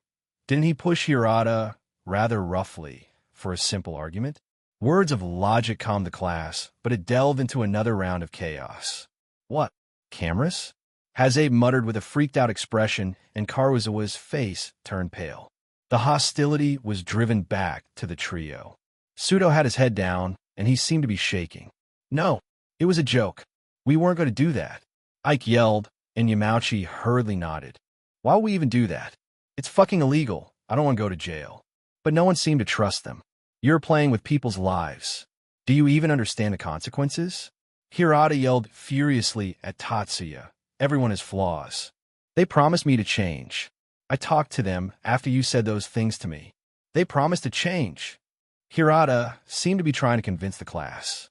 He couldn't believe the person he had trusted all this time would betray them like this. Kushida, whose eyes were filled with shock, turned to Chabashira with pleading eyes. Surely this can't be allowed. Right, Sensei? The system possesses its flaws, and astute students may exploit them. Chabashira sounded withered out. her eyes portraying a lack of focus. It seemed like she had gone down the memory lane to the time she was once a student as well. Pseudo's frustration boiled over. Flaws. This is more than just a flaw. It's a loophole that allows someone to mess with my life. Tatsuya shook his head. What's the point of this farce? They're expelled. Please don't keep SE-sensei standing like that. It's rude. Hirata froze as soon as he finished speaking, and Ayanokuji shook his head. If Hirata wasn't weak under pressure, he would have been able to grasp the method to save them. But Hirata wasn't the only one with a sharp mind in this class. No, we can still save them. Horikita's calm voice echoed, and everyone turned to her as Tatsuya's eyes widened. 53. Volume 1 Finale. Chapter 53. You monster. 4. You're really stubborn, so Tatsuya realized what she wanted to do and didn't for a second mistake it as trying to save the idiot trio. Her actions held a deeper meaning. Horikita ignored him and turned to the class. If he can pay Sensei to deduct their points, then we can obviously pay Sensei to increase their points. She turned to Chabashira. Is that correct, Chabashira-sensei? Chabashira seemed stunned for a second, but she nodded. Light returned to Hirata's eyes as he hurriedly turned to Horikita. Ike, Yamauchi and Pseudo felt their heart race. They could be saved. Please, save me, Horikita-san. I promised Hirata-kun that ID change. I wasn't lying. Yamauchi yelled, and Ike nodded along with him hurriedly. Pseudo was also looking at Horikita with pleading eyes. His anger towards Tatsuya knew no bounds, but at the moment saving himself came first, otherwise all his dreams would crumble and shatter. Then how much is 1 point, sensei? Matsushita asked with a curious expression. She seemed to be enjoying the show. 100. 000 private points. Her words did nothing to calm the class. What? You can't be serious. Some muttered, but the smart ones already had grim expressions. People like Michan, Yukimura, Matsushita, and Kushida had already calculated that each deduction took 100. 000 points from the information Horikita bought earlier. Everyone, Horikita spoke once more. She had taken charge. Her driving factor was destroying Tatsuya's plan, or at least a part of it. Since there's a way for us to save them, I hope everyone can be empathetic and contribute some points. The moment she mentioned that they would have to give points, everyone froze. It was fine until the point that they had to contribute. Kushida, in particular, had a baffled expression. This stupid bitch. She's going to waste my points. God damn it. The notion of self-sacrifice was a grand one, but it was merely admired. Not many wished to have it. Horikita bowed her head. Please. I understand that it may seem not worthwhile for you considering we already lack points, but think about the future. This school is one where we'll have to fight other classes to reach Class A. She looked up. Do you think we can compete with them with 3 fewer students? Pseudo has extraordinary physical strength and even basketball skills. Ike has survival skills and experience in camping, and Yamauchi. He should have something as well. While we may not know if their skills are needed, it is better to have options available. She copied Ayanokuji's words. Our future fights will be 37 against 40, and Koenji doesn't seem to want to participate, so that makes it 36 against 40. Do you all think that's realistic? Her words were slowly hammered into everyone's head. The usually cold and silent girl had taken everyone under control. The class realized, no matter how miffed they were, no matter how irritating it might seem to spare their points for 3 disagreeable students, graduating from class was the most important goal. To show my resolve, I'll be giving 50,000 points myself, while keeping a few thousand for necessities. She locked her gaze with Hirata, who immediately walked up to her side. Please, I don't want anyone to be expelled. We have no right to dictate anyone's life.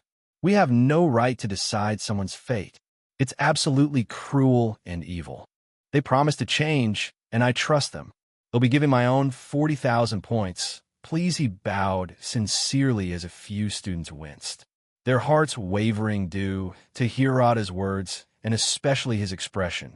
They had never seen the kind and gentle Hirata in so much pain. Even Ike and Yamauchi bowed their heads with regretful expressions. The weight of their actions poured down on them. Sudo hesitated with a conflicted expression, but his clenched fists ultimately relaxed as he bowed his head as well. "Please save us." The voices of the three echoed loudly. Kushida clenched her fists and gritted her teeth as she stood up with a smile. "I agree with Hirata-kun and Horikita-san. I don't think we should ruin the lives of three of our friends when we have the option to save them. They'll be giving my 60,000 points as well. Everyone, will you not help us?" Her angelic eyes peered at everyone, taking their attention away from her extremely manipulative words. First, she deemed not helping them as ruining their lives. How could young, impressionable teenagers bear such guilt?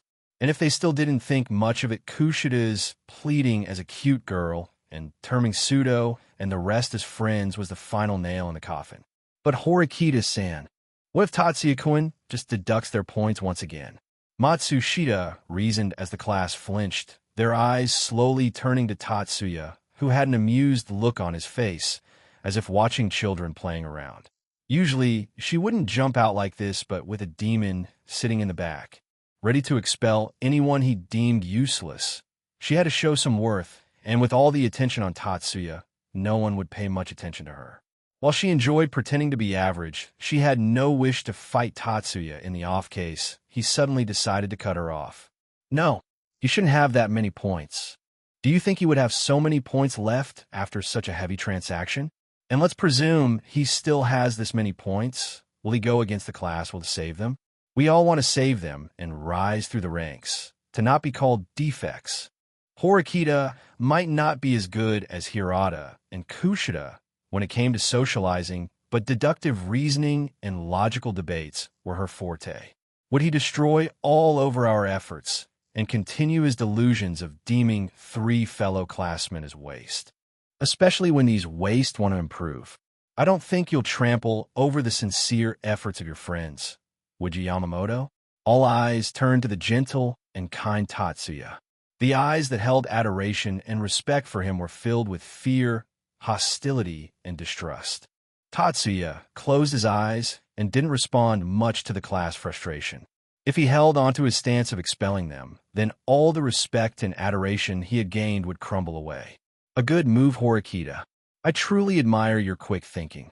To think even in the worst-case scenario, you're fighting tooth and nail for any advantage possible. Classroom of the elite? A worthy designation." In the end, everyone agreed and contributed their points, with Horikita, Hirata, and Kushida contributing 150,000. They needed just around 4,000 private points from every student, excluding Tatsuya. After receiving all the points, Horikita turned to Chabashira-sensei. "Sensei, I'd like to pay you 300,000 private points to add 1 point each to Sudo, Ike, and Yamauchi's failed exams and prevent their expulsion." Her voice was firm and steady. "All right, the transaction is complete. Sudo, Ike, and Yamauchi, you've passed." Chabashira nodded and informed them with a smile. A sense of unity grew in the class as everyone smiled with relief. Together, with everyone's help, they saved 3 of their classmates. Clack! Screech! The sound of a chair being pushed back echoed as the metal ground against the floor. The class froze as the sound originated from the back of the class. An ominous premonition appeared in everyone's heart, and the air turned cold.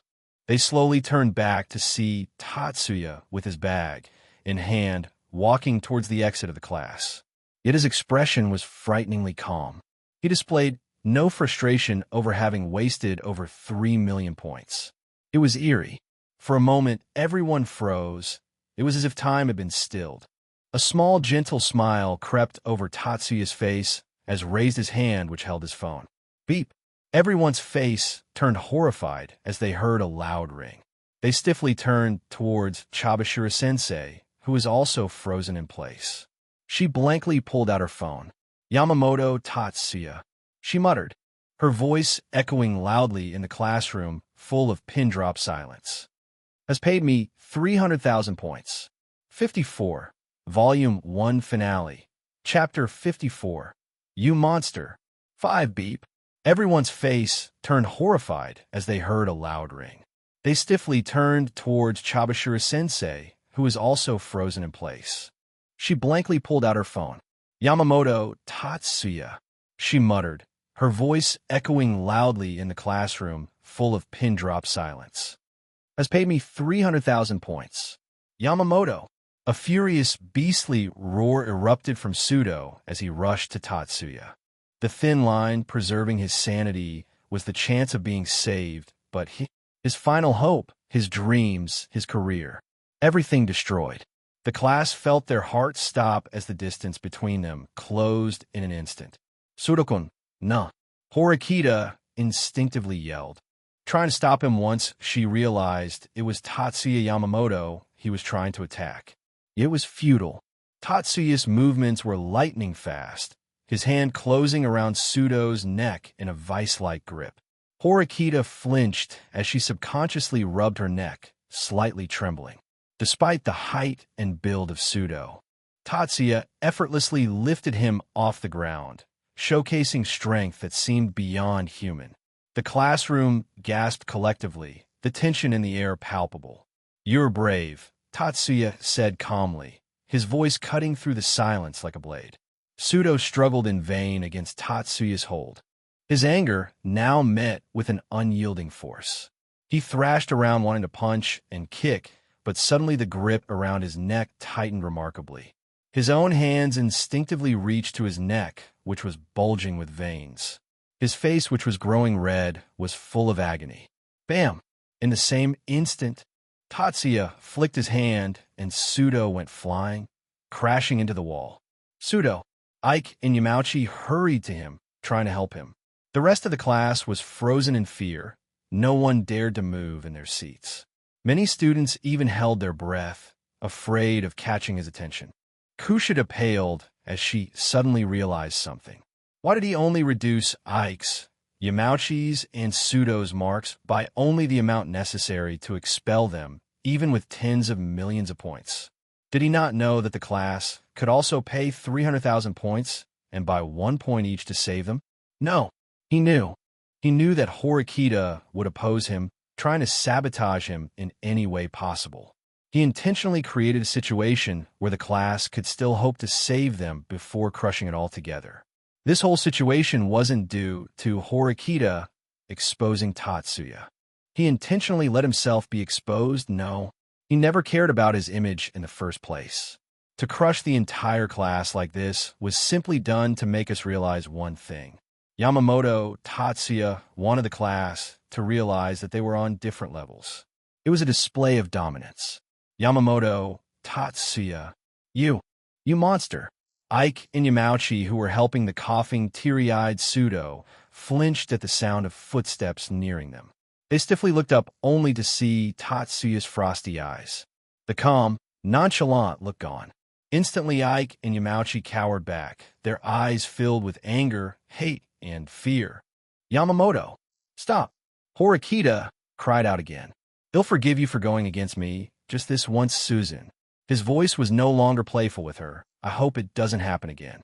Horikita's fists clenched as her nails dug into her palms, but she didn't say anything. Tatsuya turned to the class. You all seem to be misunderstanding something. To save them seems to be the class will, but his voice was as cold as his gaze. Do you think your will matters? The correct answer was yes, right? After all, the will of the class should be superior to a single student. Yet no one answered. Tatsuya seemed satisfied by the class answer and simply walked out of the class as those holding their breaths gasped for air. Ike, Yamauchi, and Sudo had eyes full of despair. Their fates had been sealed, all because of the decision of a single student. The moment Tatsuya exited the class, he was met with a crowd of people. From Class A, Katsuragi, Yahiko, Arisu, Hashimoto, and Kamura. From Class B, Ichinos and Kanzaki. From Class C, Ishizaki, Albert, Ibuki, and Ryuen. It seems like Class D had caused quite the commotion. Tatsuya tilted his head with a smirk. Enjoying the show? Ryuen's eyes flashed with excitement as he briefly glanced at the despairing Yamauchi.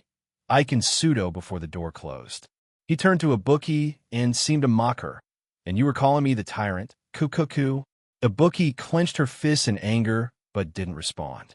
"Indeed, Yamamoto-kun has put on a splendid display. I quite enjoyed it." Arisu smiled, yet her eyes were sharp as she locked gazes with him. Even though they couldn't see what was happening, everything was quite audible.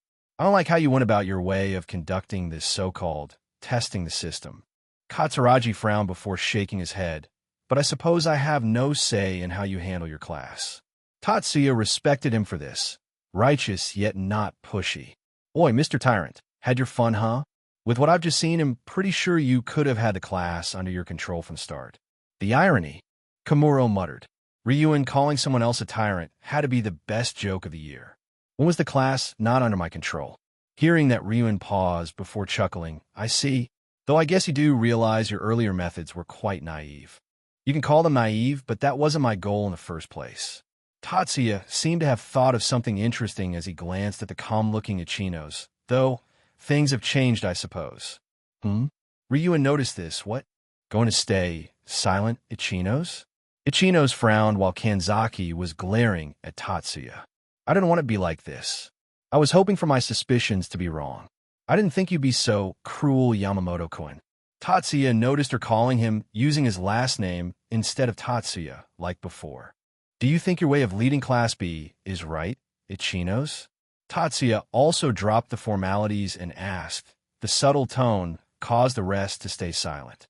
They could sense something from his words, and obviously, Ichinos did too. "I don't know whether my methods to lead the class are right or wrong, but there's one thing I'm sure of." With her gaze full of conviction, she locked eyes with Tatsuya. "My way of leading the class makes sure everyone is happy. My way of leading is the class will. I will fight with everything I have to make sure all of my classmates graduate from Class A." Her emphasis on all made Tatsuya raise a brow. The bravery she had to say those words to his face was commendable.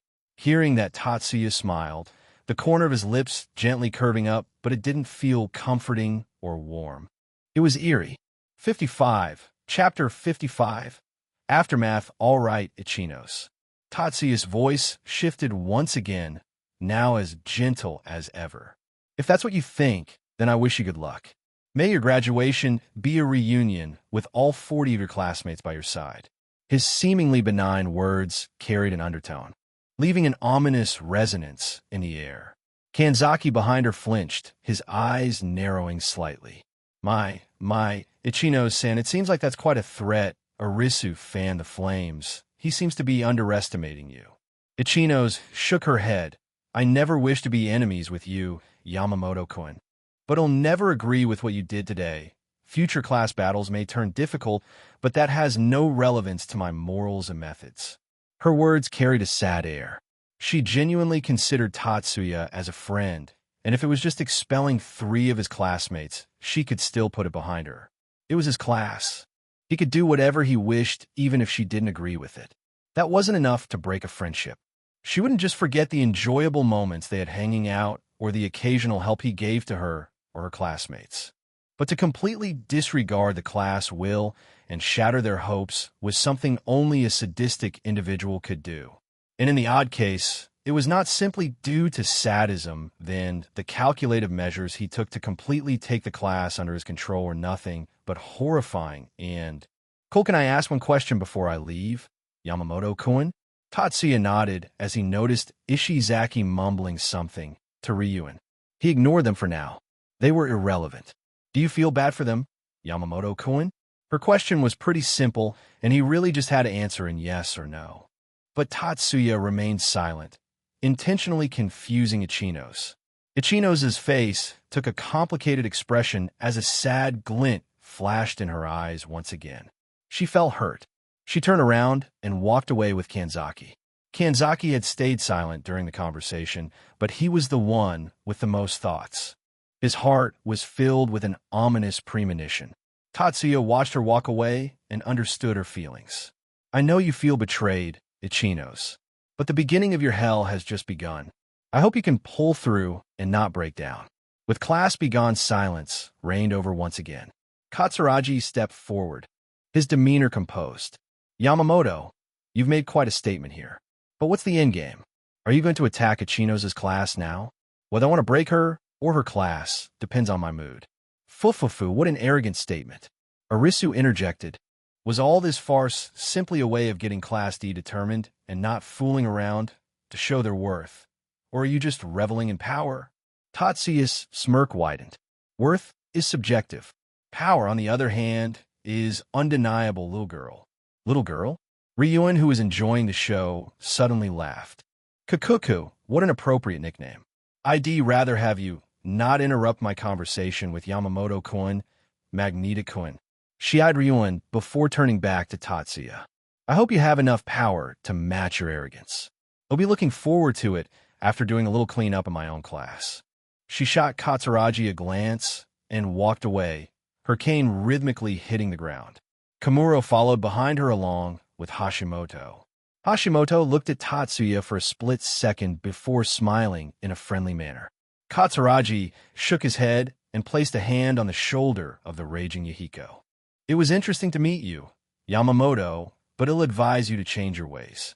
You don't have to let hate pile upon you. You were doing well before. Though I would like to ask how you gained so many points, I think you want to answer. He too left with Yahiko following behind him. Class A was also gone.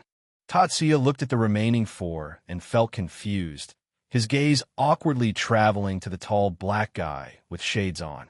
Wasn't he from America? Wouldn't that make him a fellow countryman? It would be fun to talk with him in English later. Why aren't you gone yet? While they were an interesting bunch, at the moment Tatsuya had no interest in them. Yamamoto, prepare yourself. Once I'm done with Ichinos and Sakayanagi, they'll be going after you. His eyes were full of excitement, and his wide grin reached his ears. Oh, why didn't you mention Katsuragi? Tatsuya had an idea why, but he was curious to see what he would say. Don't act dumb with me, Yamamoto. You know exactly why. That little girl will make sure Katsuragi falls from his stance at trying to rival her before moving on to us. She's also got a few screws loose. Unfortunately, for the bald guy, his righteousness will be his fall. I suppose you're right. Tatsuya nodded in agreement and started walking away. He could tell they would keep on talking if he stayed there. Now that the exams were over and he had the class under his control, it was time to target girls from other classes. So far, he had only touched girls from his own class, but it was time to expand his domain. He let out a little laugh as he walked away. Ryuen chuckled, but didn't follow him. Ryuen-san. Ishizaki muttered, What is it, Ishizaki? Why did you say that? Isn't it better to deal with Yamamoto first? He seems a bit scary. He's not wrong on that. I don't like the vibes from that guy. Ibuki muttered, shuddering for a second. She didn't know if it was an illusion, but she felt Tatsuya looking her up and down. Are you trying to say he's scarier than me? Ryuen gave him a glance from the side of his eye before walking toward his own class. A dash. Ishizaki shook his head hurriedly. No. That's not what I meant. I'm just saying you might cause trouble for the class while we deal with the others. Albert nodded, but didn't say anything. You're worrying about the wrong thing. Ryuen shook his head. Yamamoto Tatsuya is a self-fulfilling person. From the earlier conversation, I could tell he won't focus on anyone but Ichinos. He won't stop till he completely destroys her class. Destroy her class? Ibuki questioned as Ryuen's expression turned serious for a moment. This person doesn't care about the class battles, Ibuki.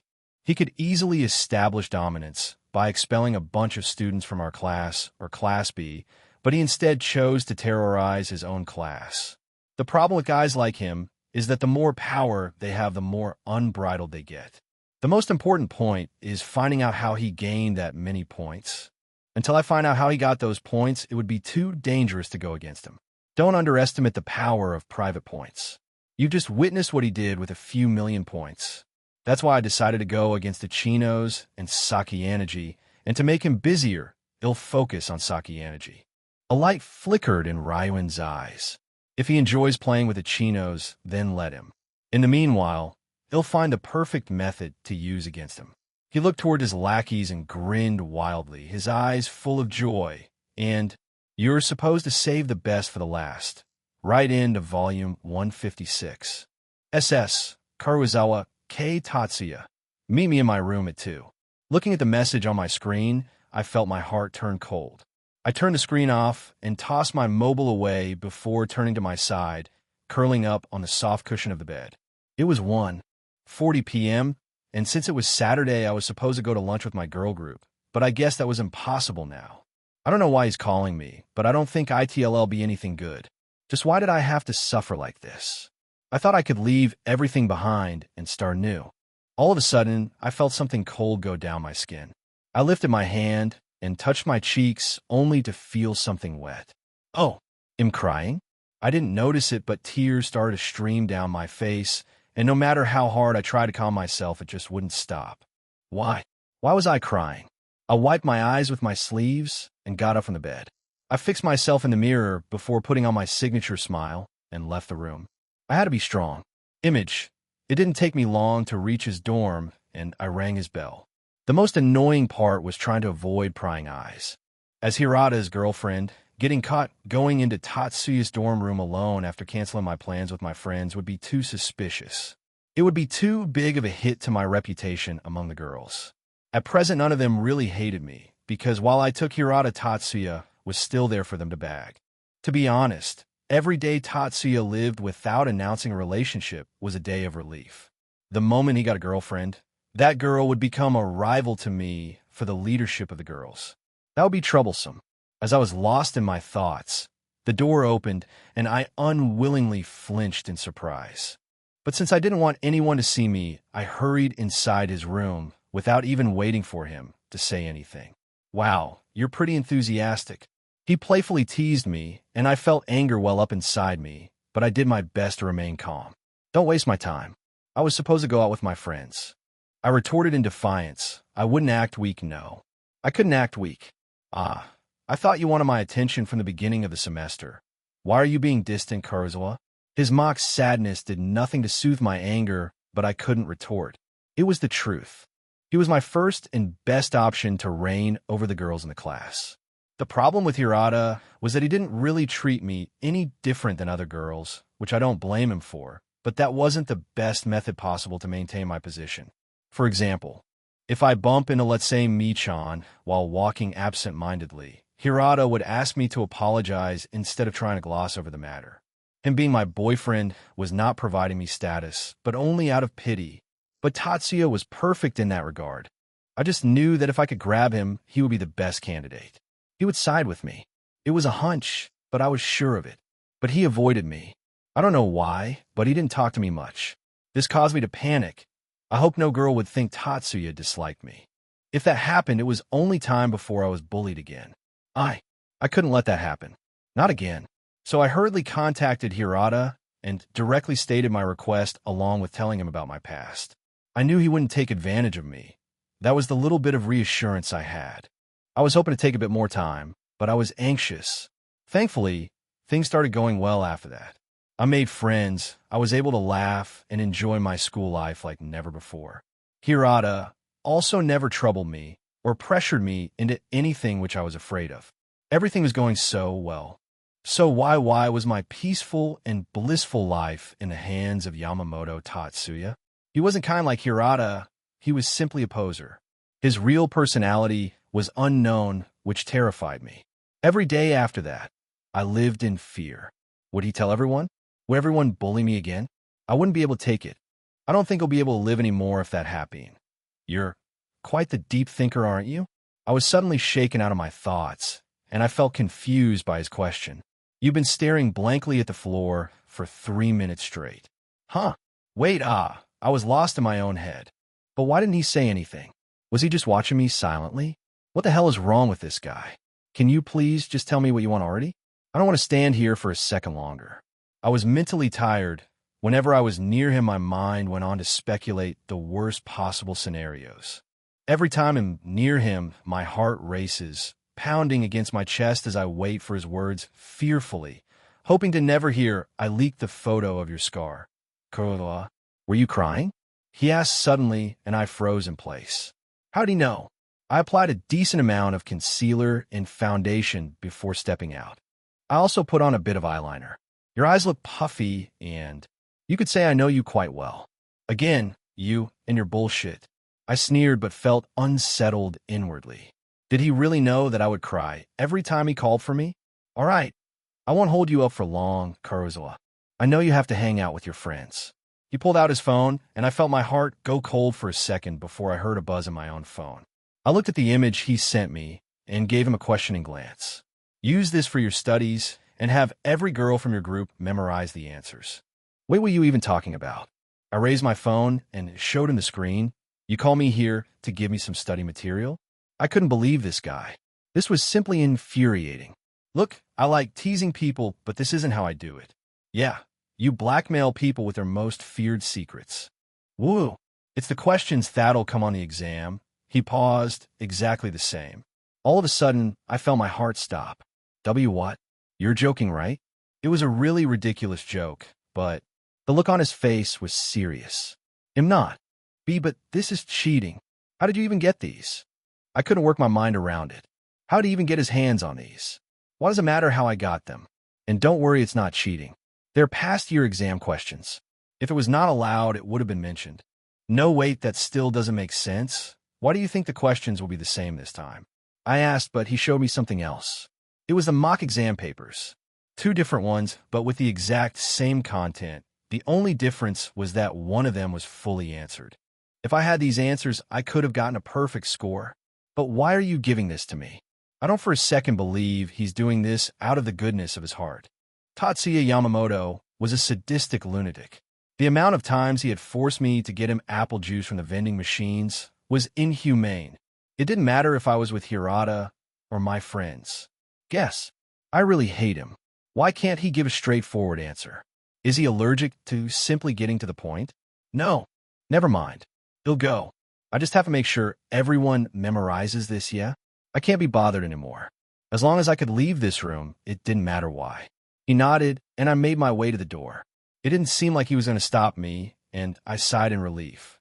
But just as I was about to reach the doorknob, I felt a large hand grab me and pull me back.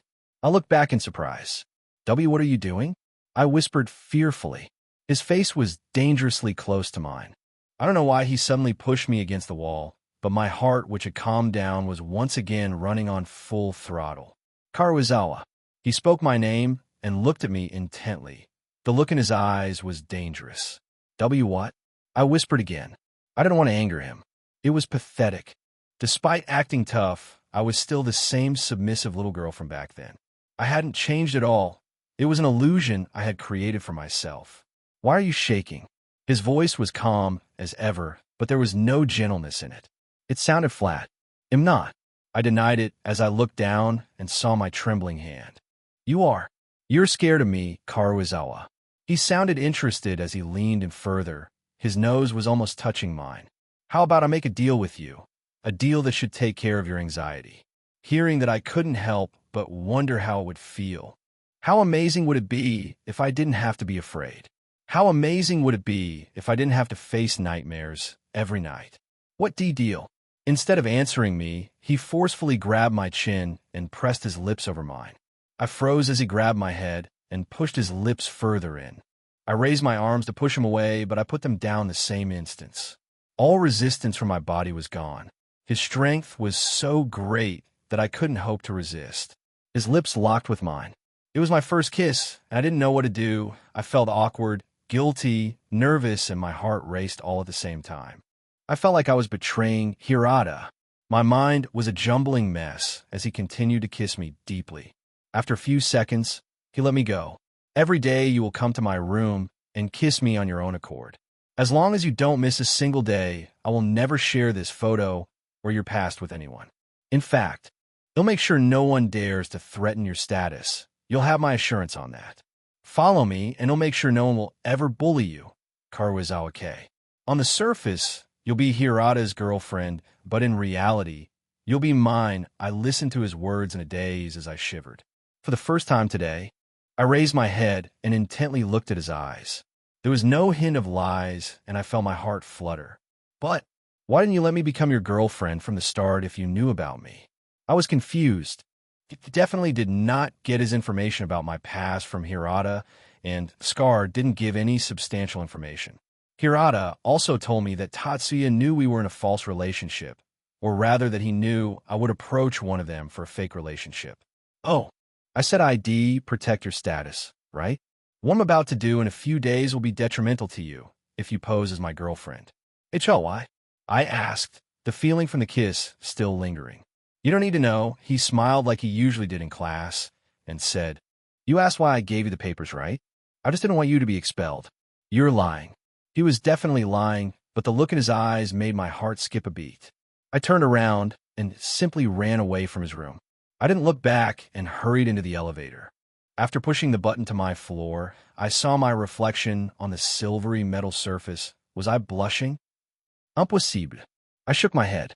So I had to kiss him every day to protect myself? That was fine. This was nothing. Something like this wouldn't faze me. It was nothing compared to back then. 57. SS. Hirata Yosuke to me, my classmates are important existences. No, that's not quite right. To me, my class is the important one. I know very well the contradiction within that statement. To protect my important friends, I have to protect the class. If I can protect the class, I can protect my friends. The class is a gathering of several students. There are as many different ways of thinking as there are a number of people. They start fighting each other over the most insignificant things. That's why I have to protect them. Eventually, protecting my class became my duty. To protect the class ID, do whatever it took. That's why. I didn't quite get that. Tatsuya-kun, I asked, my voice full of genuine confusion. The man in front of me smiled. It was a smile I was familiar with. His smile usually lifted my mood. It often reminded me of my purpose and gave me comfort that I was not alone in wanting to protect the class. To not let that horrible incident from years ago occur once again. I was happy that I wasn't alone in trying to help the class with everything. He'll expel 3 students during the midterms, Hirata. He spoke once again, repeating the words I forcefully ignored the first time. His expression, his voice, it no longer felt warm. There was this eerie air about Yamamoto Tatsuya that always unsettled me. It became more apparent after the incident at the swimming pool with Sudo. Why would you do that? I was too confused to speak properly. I was bewildered. The heavy chatter within palate was tuned out, the discreet glances of the girls I usually felt disappearing. For now, I ignored the fact of whether he could actually expel students on his own whim or not. Hirata, what do you think is the most important thing for our class? For Class D? What's the most important thing? It was unity. To help each other, I answered confidently. Tatsuya took a sip from his coffee and frowned. It's too sweet. Well, that was unfortunate. You can get a free refill if it tastes too unpleasant. Oh yeah, I never actually tried that. He chuckled before looking at me. Unity, you say? Interesting. But what if a few students are causing this unity to break? Who? He probably had a few people in mind, and it was better to understand who he was talking about before giving my opinion on the matter. Sudo, Ike, and Yamauchi. Involuntarily, I frowned. Was this whole conversation really tied back to the incident from the swimming pool? Was Tatsuya really that petty? Why Ike and Yamauchi? I could understand why Sudo, but why was he targeting Ike and Yamauchi as well? That made no sense. Do you like to pretend to be blind? Hirata Yosuke? His words caused me to freeze as I looked over at his mocking expression. He was right. I knew why it would be beneficial to expel Sudo, Ike, and Yamauchi. Objectively, Sudo was too rash, and many of our classmates feared him. He was in simple words a bully that minded his business but touched his nerves and hell try to beat you down. Ike and Yamauchi were immature perverts. I don't understand why they act like that. Do they not understand their behavior itself is the reason why they're unable to make friends with the girls? Not to mention, they were causing the majority of the boys' population to be labeled as perverts in the class by dragging them into their ridiculous plans. How can I not see how this was dividing the class? In the future, if there was a dispute between the girls and the boys, it would not end peacefully. It would become another annoying chore for whoever would take the class responsibility. And for that reason, it had to be me. I would bear this burden. And that was why I want to look at things objectively. I want to judge people without trying to see if they would change. Just like how I did. In the past, I made a rational, objective decision. Due to that, My friend ended up attempting suicide. I could never bear to do that again.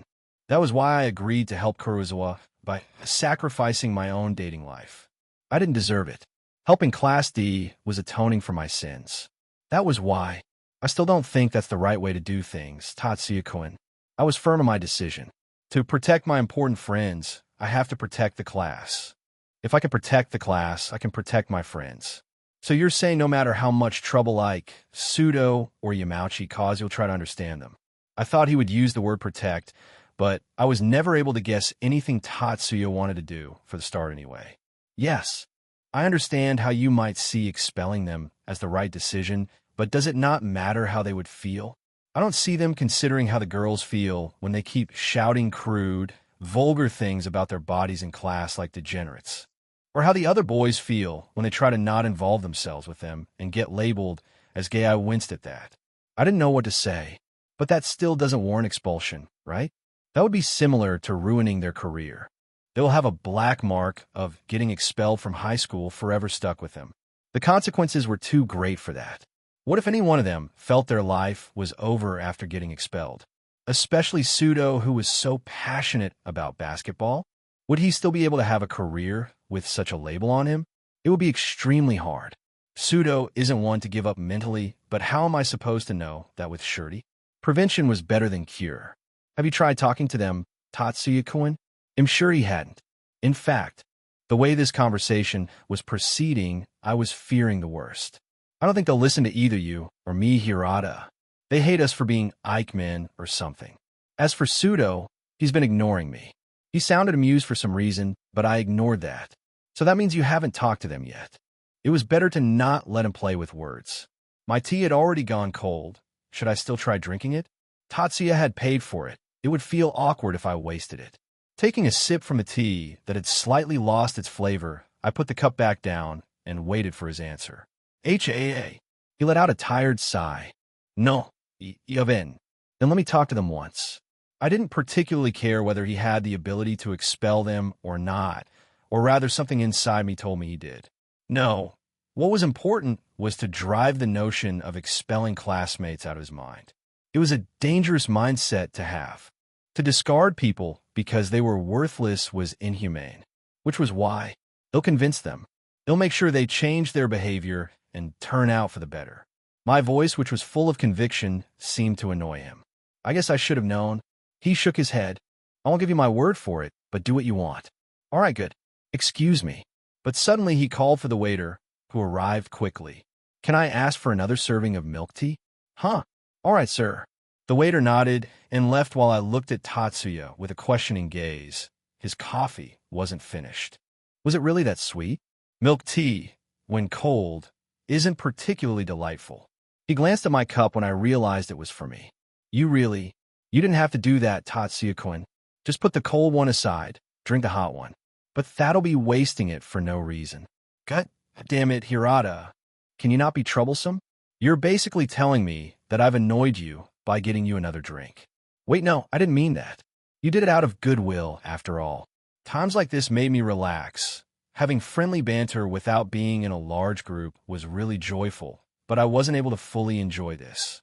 Not while knowing that the close friend I had, sitting in front of me, was planning to expel 3 students from the class I swore to protect. All of a sudden, Tatsuya's phone buzzed, and he looked at it with a puzzled gaze before turning back to me apologetically. Sorry, Hirata. I'll have to leave. What bad timing. He sounded annoyed. No, that's all right. I'm sure you have something important to do. They'll drink the tea, don't worry. I joked at the end, and he seemed to have found it funny. Guess that worked. Hirata. Tatsuya turned back to me and gave me a sad smile, which puzzled me. No matter what you do, you won't be able to stop me. I froze hearing that. The unsettling feeling I always felt from him was practically blaring from his body. It was almost like I could feel something intangible, like an aura. He felt detached from us, no. Everyone apart from him. It was as if there was a boundary separating Tatsuya from the rest. Because I genuinely consider you as a friend, Hirata, I want to tell you about this in advance. He paused. I can tell something bad happened to you in the past, and due to that, you're weak to pressure. I don't want you to break down, and only because of that I'm even telling you this." That made sense. He had absolutely no reason to call me out here, just to say that he'd expel our classmates. There was no possible reason for this. It felt good that he considered me as a friend.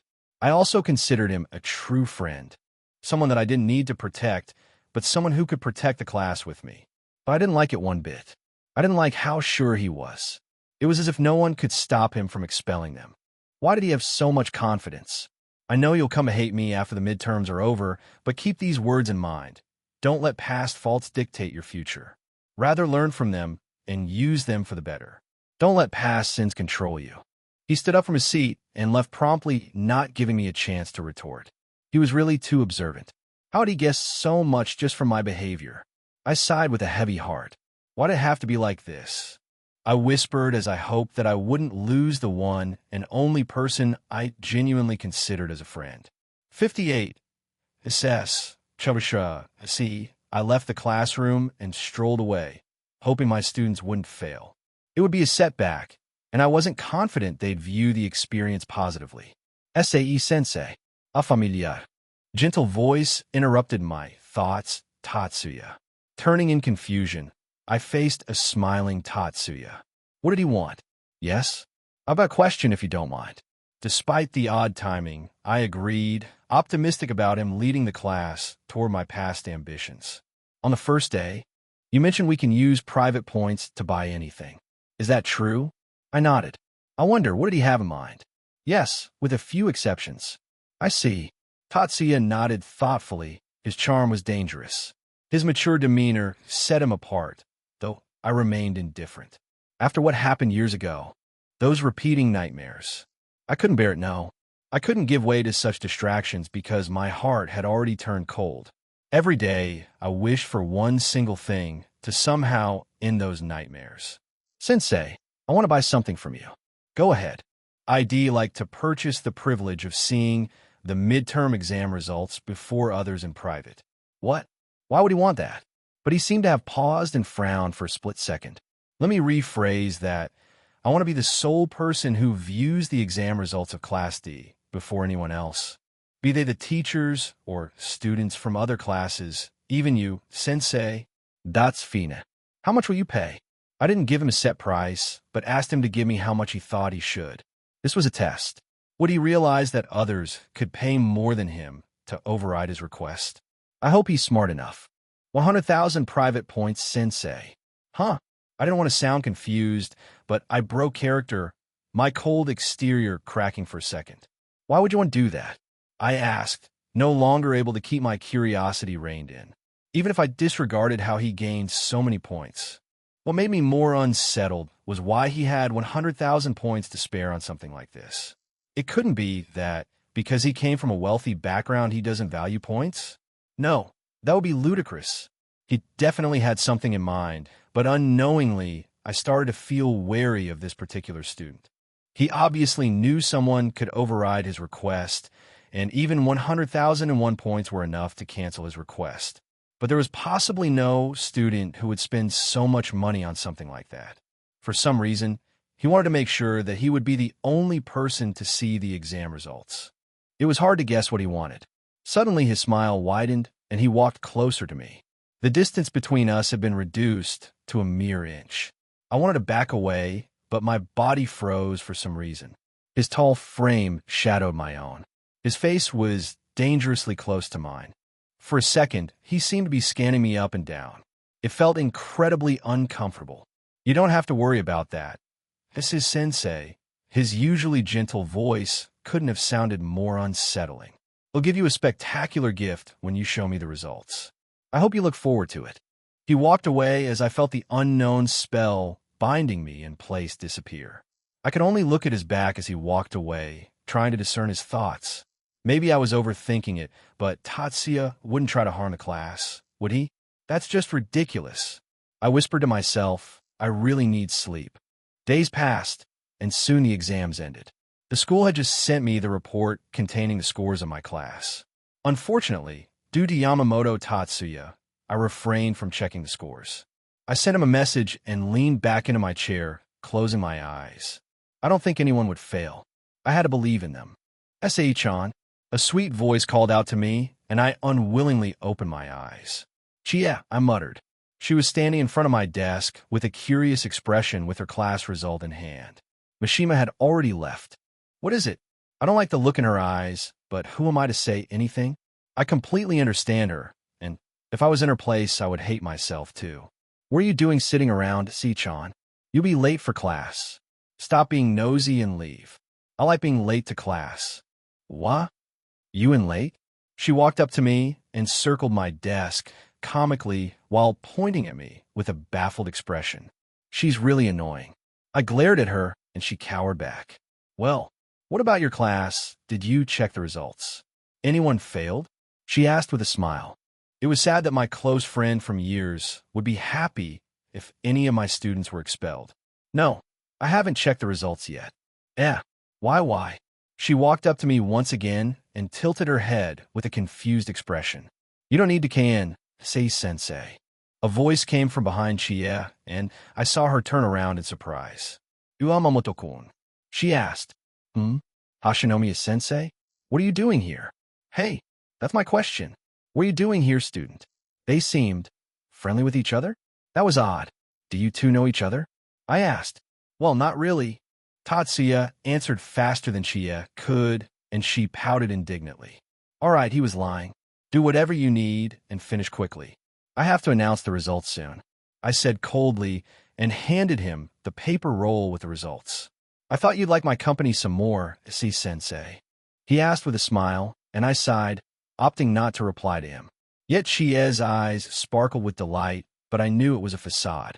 Hidden in her eyes was doubt and worry I could recognize. She seemed to be confused about why I handed Tatsuya the results. I don't think you have anything to do here, Chia. I urged her to leave, but Chia didn't respond and hummed in silence as Tatsuya opened the scroll and read through the results. A second later, he smiled. It seems like none of our classmates have failed, sensei. Congrats. That's good for you, huh? SAE-chan, she cheered, but no one in the room bought her act. Tatsuya glanced at her before turning back to me. You guys did prepare well. They'll have to hand it to you, kids. Your results are the best among the first years this time around. An unprecedented spectacle for Class D, to say the least. Tatsuya seemed amused by the way Chia's lips were twitching. Did he have some kind of relationship with her? Given Chia's attitude and behavior, I wouldn't find out of place. They'll have to admit that sensei. Getting the old test papers from the seniors was a smart move from Class D. Why was he talking as if he wasn't part of the class? His statement was more of a neutral observation. Wow, looks like a few of you cracked the code. Was it you, Tatsuya-kun? Chia asked animatedly while grabbing Tatsuya's sleeve. When would she stop acting childish? I couldn't help but one, huh? Why was he patting her head? Mount, Tatsuya-kun, tell me already. She tried to brush his hand off, but he kept on stroking her hair. What the hell? Chia? What are you two doing? I can't believe Chia. She first poked at Ayana Koji, and now she was acting intimate with another one of my students. It was getting out of hand. I glared at her coldly, and she scurried behind Tatsuya, poking her head out from behind his back hesitantly. This woman, Tatsuya-kun, save me, she whispered. Let's ignore the trivial details, sensei. Tatsuya seemed to be ignoring her antics as if used to it. Just what the hell were both of them doing behind my back? Was she manipulating Tatsuya? I really hoped she hadn't tried anything dumb like seducing him. Trivial? SAE-sensei, do you remember my question from back then? Why I bought this privilege from you? I hummed in agreement. What of it? Chia had also separated from him and was looking at Tatsuya with sparkling eyes, but whenever she glanced at me, there was pity in her eyes. Why? Then I'd like to buy something, SAE-sensei. What? Buy what? I wanted to ask, but the moment I met his gaze, I froze in place as my heart skipped a beat. Why was he looking at me with such an intense gaze? The glow in his eyes was bravado, and it caused me to shiver. Wasn't things like these limited to fiction? Why could I feel it? SAE-sensei. He walked close to me and pulled his phone out. He pressed a few buttons on his phone, and suddenly my phone buzzed. Did he message me? I felt confused and slowly took out my phone from my pocket. I looked at the notification I just received, and I was startled. You. What's the meaning of this? I asked, my voice laced with befuddlement. 3.1 million private points. He had transferred me that many points just now. But for what reason would he do that? It felt as if time had stopped. Tatsuya bought the privilege to see the exam marks before anyone else. Why?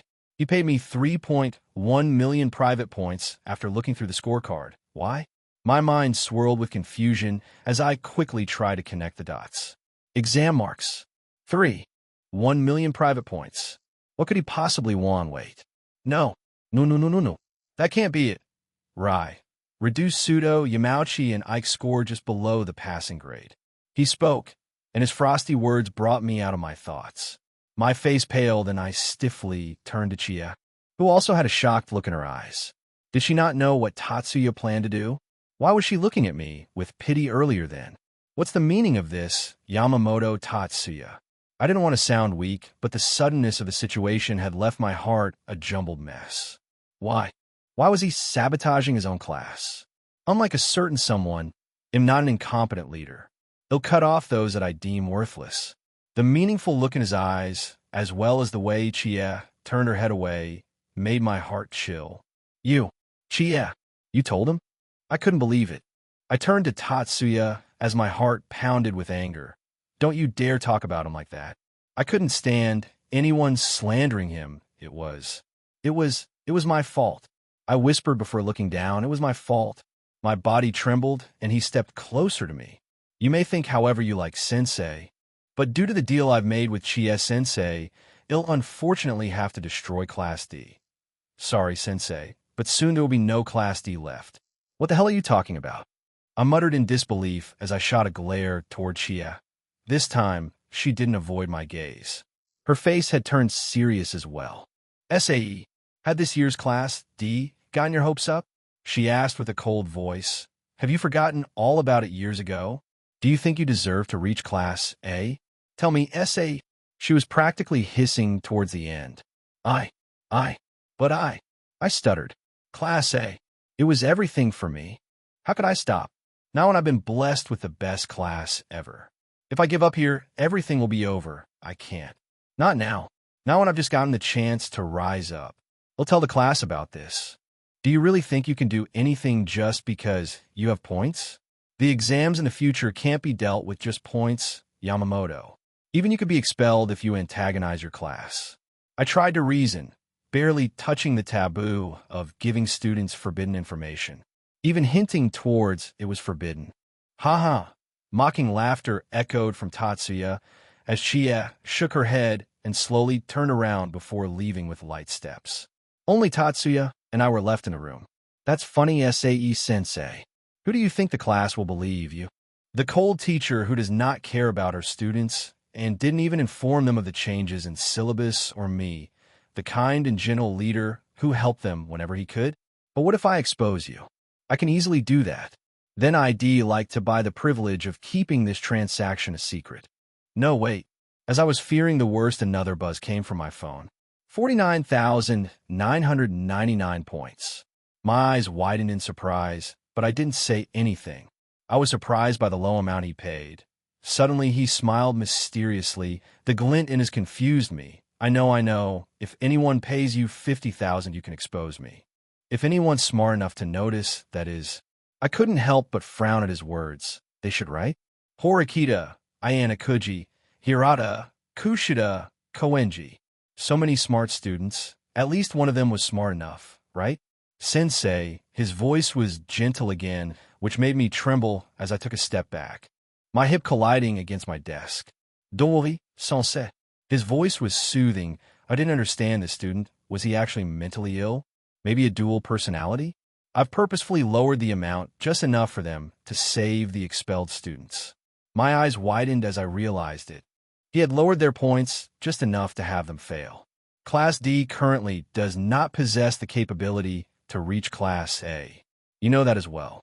Hidden gems were just that, hidden gems. Unless they were excavated, they would remain buried. Consider this my help to the class. I'm sure you also realize that either Suzune or Ayana Kuji have a high probability of exposing me. I'm sure with the help of Hirata, they will be able to convince the class to save them. He was right. I don't know why he believes in Ayana Kuji, who was pretending to be an average student, but I was still perplexed. Was he really wasting no, using so many points in a manner like this to help the class? That was absurd. Nonetheless, if the class somehow collects 300,000 points, they could just buy Pseudo, Ike, and Yamauchi's safety. But that was on the premise that they realized it. I really hope they do. But, just what you want, Yamamoto Tatsuya. I can't believe you're doing all this just for the class. His behavior was too suspicious. His deal with Chie was also making me worry. Tatsuya froze upon hearing my words. This was the first time I had seen him like this. His expression had turned blank for a millisecond before his lips curved up gently. What do I want? He sounded amused before his expression turned serious, and he raised his hand, placing it on my cheek. I want you, sensei. What? 59. SS. Horikita-san 1. I tried. I gave my all. Poured every ounce of effort, but it ended in failure. I couldn't save Ike, Pseudo, and Yamauchi. I couldn't save them from Yamamoto Tatsuya, no. Their fates seemed insignificant. The real wound? My own defeat. Or, so I tried to convince myself. The anguish on their faces as Chabashira declared their expulsion cut deep. They worked tirelessly in the study group, undeserving of such a harsh fate. It was incredibly cruel. It felt like an overwhelming defeat. If not for Ayana Kuji-kun, facing everyone after that would have been impossible. I'm grateful. Thankful I trusted Ayana Kuji-kun's cryptic message amid the chaos. Buying an explanation sounded absurd, yet it unexpectedly worked. Now, I understand why he sent me those 50,000 points. He knew from the start I couldn't save them. He knew my defeat was inevitable. He knew my defeat was set in stone. Looking back, his help seemed more like an act of pity. Where did I go wrong? I thought I didn't belong in Class D, but now I find myself doubting my own beliefs. Even with people like Yamamoto Tatsuya and Ayana Kuji Kiyotaka in Class D, did I have the right to claim I should be ranked higher? Without Ayana Kuji-kun's help, I wouldn't even know how Yamamoto orchestrated their expulsion. Initially, I believed the trio would be safe as long as they studied well, but now I see how narrow-minded I was. My mindset and thought process were too rigid. I couldn't fathom the idea of buying a student's expulsion. It felt surreal. Yamamoto had his suspicions about the S system from the start, but how deeply had he deciphered the system? His points didn't surprise me. I'm certain it's related to the contract he made with Nissan. But I can't understand. Why would Nissan make a contract with him? What was it about? Why him? My hand reached for my phone as I curled up in bed. Lying on my side, the phone's light flashed across my face as I stared at the message. Solely because of the username, I haven't yet read the message. Yamamoto Tatsuya. What did he want? I didn't want to open it. Why would he even message me? I don't think ITLL be anything good. At most, ITLL be him mocking me. I can't picture him messaging me for any other reason but to put me down. He's been doing so since the start of the semester. But thinking about it, wasn't my behavior the reason he disliked me? I can't help but admit that maybe it was all my fault from the beginning. I would have never admitted my fault like this if not for the way Yamamoto kept putting me down. Academics, intelligence, wisdom. Where could I match him? Physical strength? After what happened that night, even thinking about that was ridiculous. I don't understand how he's acquired such strength. To those familiar with fighting or martial arts, picking someone up by the neck so effortlessly was simply inhumane. Not to mention the brief fight between him and Ayana Kuji-kun. His speed, it was so fast, it felt like he simply flashed to my side. Yet what left me shaken was how equally fast Ayana Kuji-kun reacted. Where I couldn't even see when he moved, Ayana Kuji, grabbed his hand. How? And he even withstood a kick like that. How are his hands still working? The force from that kick should have broken his arms. This particular question kept lingering in my mind. Ayana Kuji Kiyotaka, Yamamoto Tatsuya. With students like these, it felt as if the gap between me and true geniuses kept widening. Did I really deserve to be in Class D? Was Nissan telling the truth? Had I overestimated myself? It felt awful. Why did I even hate Yamamoto so much? 2 reasons. First, he was extremely disrespectful to Nissan. That wasn't something I could tolerate. The other reason? The distaste over discovering, like Kushida, He wasn't who he appeared to be, though for some reason, he didn't mind showing his true self to me and Ayana Kujikoin. But since he was making some effort to maintain his image, I had to gain an advantage somehow. Even if I were to lose, I didn't want it to be a complete defeat. I did not want to end with utter defeat. I wanted to deal as much damage as I could. I knew there was no possible way to save the trio unless Yamamoto changed his mind. Not with the amount of points he had. I was sure they would be expelled the moment it was revealed that points caused their expulsion. But you might wonder, why did I create such a fuss? Why did I waste so many points if I knew the outcome?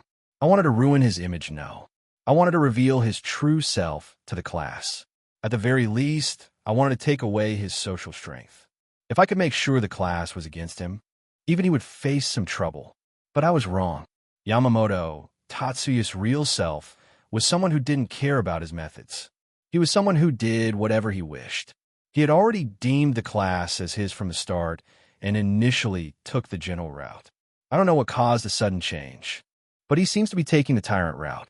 He had become a dictator. He could decide the life and death of a student. I had taken away his gentle control, but he had reinforced his control through force. I had utterly failed. I had lost. My eyes were drawn to the message once again.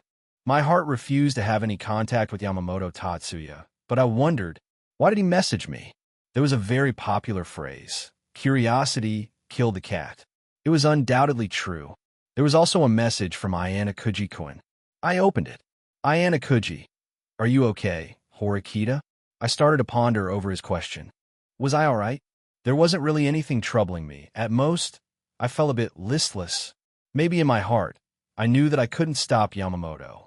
Or rather, am not ready to completely accept defeat. He hadn't defeated me by his own means. He had abused the authority private points gave. I knew my thinking was deluded, but if delusion was what it took to get back on my feet, then that was fine. If I simply gave up like this, I would never be able to face Nissan. Me? I'm fine. Thank you for your concern. I replied curtly and went back to the main menu. Maybe due to the curtains in the room, there was a lack of light. Since I hadn't turned the light bulbs on either, the glare from the phone stung my eyes. I bit my lower lip before opening the message he sent me. It didn't matter if he wished to mock me. The number of things I wanted to ask him was so great that I couldn't restrain myself. I had to see what he sent me. Yamamoto Tatsuya, would you like to meet up? I have something to talk about. Right now. His message was quite polite, but that made me frown instead. It was already 9:30 p.m. Why did he want to meet me so late at night? Did he want to insult me in my face? How childish. But there was no way I was going to meet him alone. Yamamoto Tatsuya, it's about your brother. My heart froze upon seeing that. 60 SS Horikita 2. I knew this was a bad idea. Yet I couldn't stop myself as I walked alone at night. The campus was unusually empty. Probably because everyone was tired and resting since today our midterms ended. I was glad that no one saw me. The night breeze felt unusually chilly, and I shivered. Maybe I should have worn more clothes than a t-shirt and pants. It was pathetic how I lost my cool whenever Nissan was mentioned. I looked at my phone and followed the red pointer on it. Yamamoto didn't give me a set location, but told me to trace him from the tracker on the school-given devices. This was a really creepy function, but that was a thought for later. It didn't take me long. I soon reached the location and I saw him. He was sitting alone on the bench by the railings, gazing at the night sky. He seemed to be thinking about something. I wonder how he was feeling. All his hard work had been forcefully taken away. Did he prefer his gentle leadership or the way of the tyrant he showed in class today? I was also curious about one thing. Did expelling 3 students and ruining their careers affect him even a little bit? If it didn't then, shaking my head, I walked in front of him. You're here, Suzu, he said calmly. He wasn't faking gentleness, nor was he mocking me. It was a simple statement without any emotions. Speak. What kind of contract did you make with Nissan? Why did he give you so many private points? You're not even going to wait? Talk about being hasty. He gestured to the sky and the moon, and the pleasant sound of the seas trickled into my ears. Such a beautiful view. Why not enjoy it a bit? Don't waste my time, Yamamoto. Why did you call me here? I'd rather stay away from you as much as possible. I didn't want to admit it, but being alone with him was scary. His personality was a mess, his thoughts were unknown, and his goals were completely random. It's the fact that I don't know what he'll suddenly do is what scares me. What if he tries to assault me again? The skills that I boasted of were meaningless in front of him. There was no one around, and the bench he was sitting on wasn't properly covered by the cameras. And who was to say he hadn't just paid the school to turn the surrounding surveillance cameras off?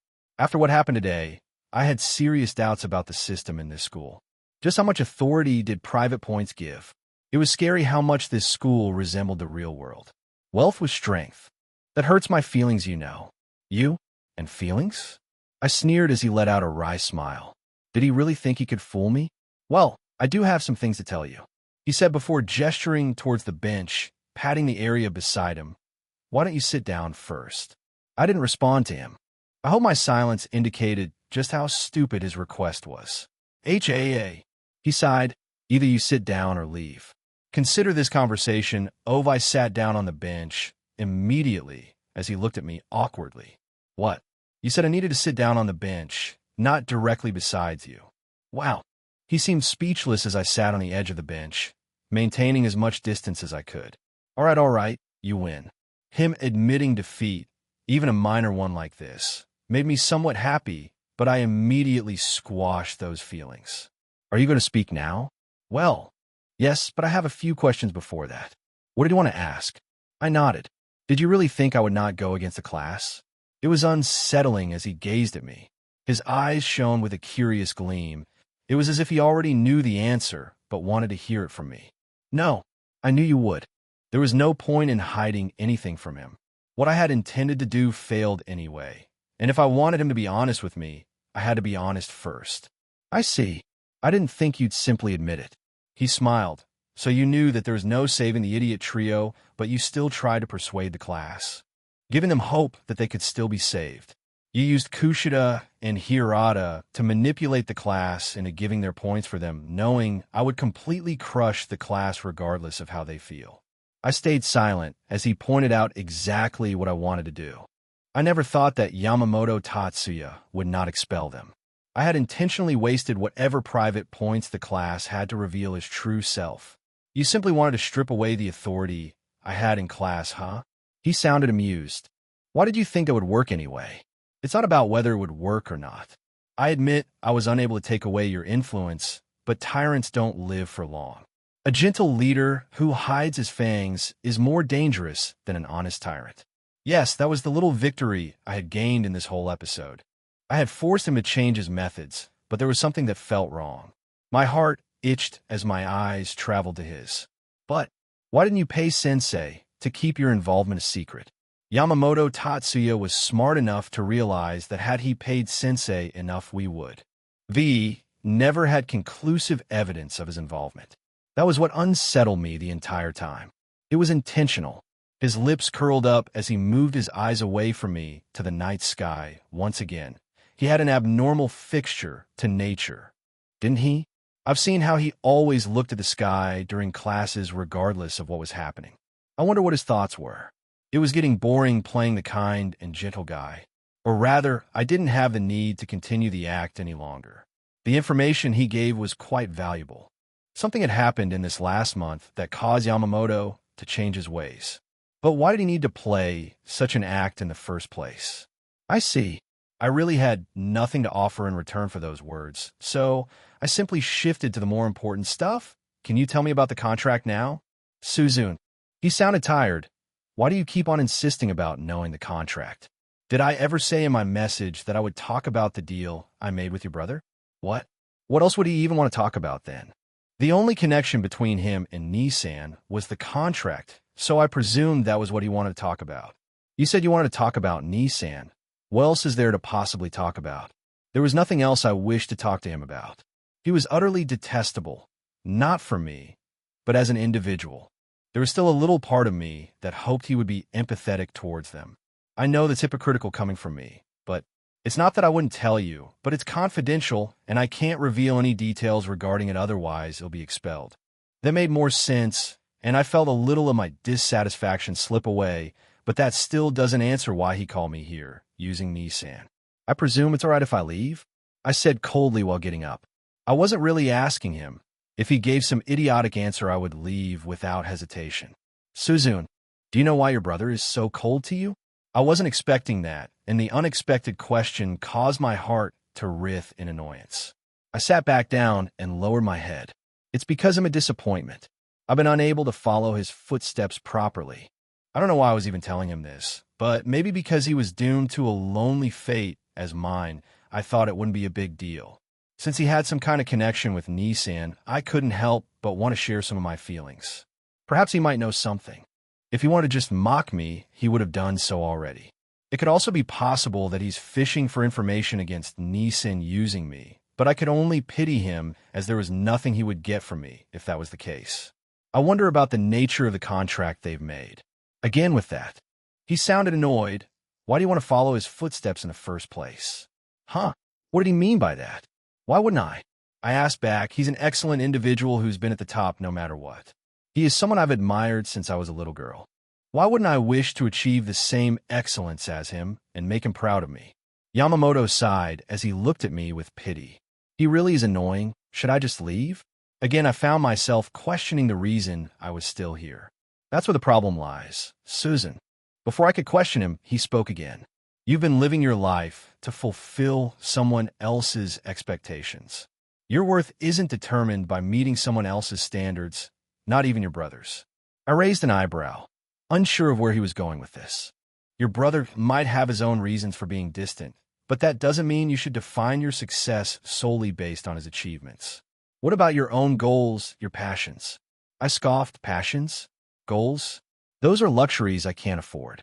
Yamamoto leaned back, studying me with an unreadable expression.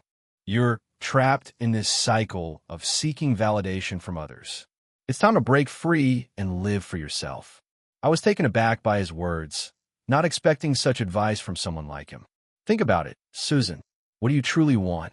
Independent of your brother's influence? What would make you happy? I hesitated, grappling with the idea of self-discovery. It was a path I hadn't considered before. Or rather, I was so focused on following his footsteps that I never looked back on my own. Enough of this philosophical talk. I deflected, feeling uncomfortable with the introspection. It's not philosophical talk. He'll tell you directly the reason why your brother is acting distant towards you. His gaze bore into me, and I froze in place. What he was saying was that he had the answer I had been searching for many years. Even I fell quiet, not daring to interrupt him. My heart was thumping against my chest as my ears perked up with anticipation. Did he really know why? Your brother is disappointed in you. That was something I knew. I failed to prove myself multiple times. He's disappointed because you're trying to become like him. That is not what he wants, Suzun. He wants you to become you. He wants you to become someone that would surpass him. He believes, no, he knows you have the potential to become greater than him, but how anger-inducing it must be that you are wasting it so simply. Try to think it through from his perspective, and you'll understand. His words were like thunder blasting in my ears as I sat frozen in place. I ignored the fact that he had scooted next to me. The distance between us was now minimal, but I paid him no mind and blankly stared at the sky. The night air grew colder, and the distant sound of waves added an eerie backdrop to our conversation. I see it all made sense now. So he always believed in me. I subconsciously smiled with relief and joy. For so many years, I was agonizing over whether Nissan had stopped caring about me because I wasn't able to live up to his expectations. Due to that, I fell deeper and deeper into the hole of trying to become him. There was so much going on in my head that I felt like it would explode. There was so much to think about, but not right now. I really wanted to just go back to my room and sleep. Today was such a long and unexpected day. 3 students were expelled. Yamamoto Tatsuya forcefully took control of Class D, and Class D was now bankrupt due to my forceful actions. But the most important thing, I looked at him. My eyes peered into his own dark orbs. The distance between us was so little that if someone saw us right now, I would have no words in defense. Why? It was a simple question, but it embodied all of my doubts, my questions. Yamamoto paused hearing. I trusted his intelligence. He knew exactly what I meant. He separated his gaze from mine and looked back up once again. Ever since I was born, I have always excelled. It might seem arrogant, but I have yet to find someone to match me. Whether it be academics or physical strength, I have never lost. I've never been able to truly make friends. Not when I know that they will never be able to reach my level. His voice was soft, and his words deeply pierced my heart. I had similar thoughts to him. I considered other people as lowly, thinking that they didn't have the same excellence as mine. But I was simply arrogant while Yamamoto was telling the truth. I was delusional and he was troubled. When I saw you, I immediately knew that you were similar to me. Not in skills or talent, of course, but in life. You could say it was interesting to see someone who thought like me, though it was funny considering you didn't have the skills to back it up. Shut up, I retorted in embarrassment as my face heated up. Ha ha ha, see, you're so cute. That's why I love you. Huh. While saying that, he suddenly stood up and left while chuckling in amusement, leaving me sitting on the bench, contemplative under the moonlit sky. What did he mean by that? 61. Volume 2, Chapter 56. When life gives you lemons, make lemonade. Yes, just like that. His calm voice echoed in the room as he softly held a lock of the gorgeous, glossy hair in front of him. She leaned close, and he gently guided her. Her whimpering face did nothing but arouse him even more. Get used to it. You'll be doing this a lot often. This is the price you have to pay for a successful life. He badgered her, reminding her that this was nothing but a deal. A forceful one, yet a deal nonetheless. One where she had no option to refuse. The smell was intense, her nose scrunched up as she tried to take in as much as she could. His hand was on the back of her head, slowly pressuring her. It was somewhat terrifying. Every time she tried to pull back, he would force her back in. She was stuck in the situation. She struggled to catch her breath and looked at him with teary eyes as he grinned. The moment was deeply humiliating. She disliked the sharp taste and how her whole body flushed with discomfort, but she had grown accustomed to it. The unfamiliar scent, whenever she was close to him, stirred something she couldn't quite name. She felt it each time he was near. She focused intently on the task before her, taking in as much as she could manage. The petite girl worked carefully and persistently, giving her full effort to the moment. That's a good girl. He tucked a stray strand of her bright hair over her ear, chuckling as the praise seemed to have caused her to get embarrassed. The messy sounds of her eating filled the room, sauce dribbling down the length of her fork. Tatsuya admired the view of her naked body. Her long pink hair cascaded down her fair back like a waterfall. He grunted softly at the sight of the naked girl, his body tense with excitement. He grabbed her head and pushed her down deeper. Era's cheeks bulged as a liquid filled her mouth. She didn't know why, but the amount kept on increasing after every single time. The first time he forced her, the amount of liquid he released seemed to be normal, but as time passed it grew, much to her horror. It overwhelmed her, and she swallowed, having experience in it. The taste was much like a vanilla milkshake, albeit a bitter and slightly salty one. Gulp. Gulp, she swallowed it down and gasped for breath. What she didn't know was that Tatsuya was abusing the request function of the system as much as he could. Tatsuya grinned. Come, clean it up, he said with a smug look. Eri looked teary, but she had made progress. She was no longer crying. She tended to him carefully, showing her appreciation in every gentle motion. Tatsuya admired her, patting her head lovingly. After digging a bit more, he found out that the request function was much more useful than he thought. He first made a request for an ability called Size Control, ignoring the odd name. The basic function was pretty simple. He could adjust the length or girth of his form to his will.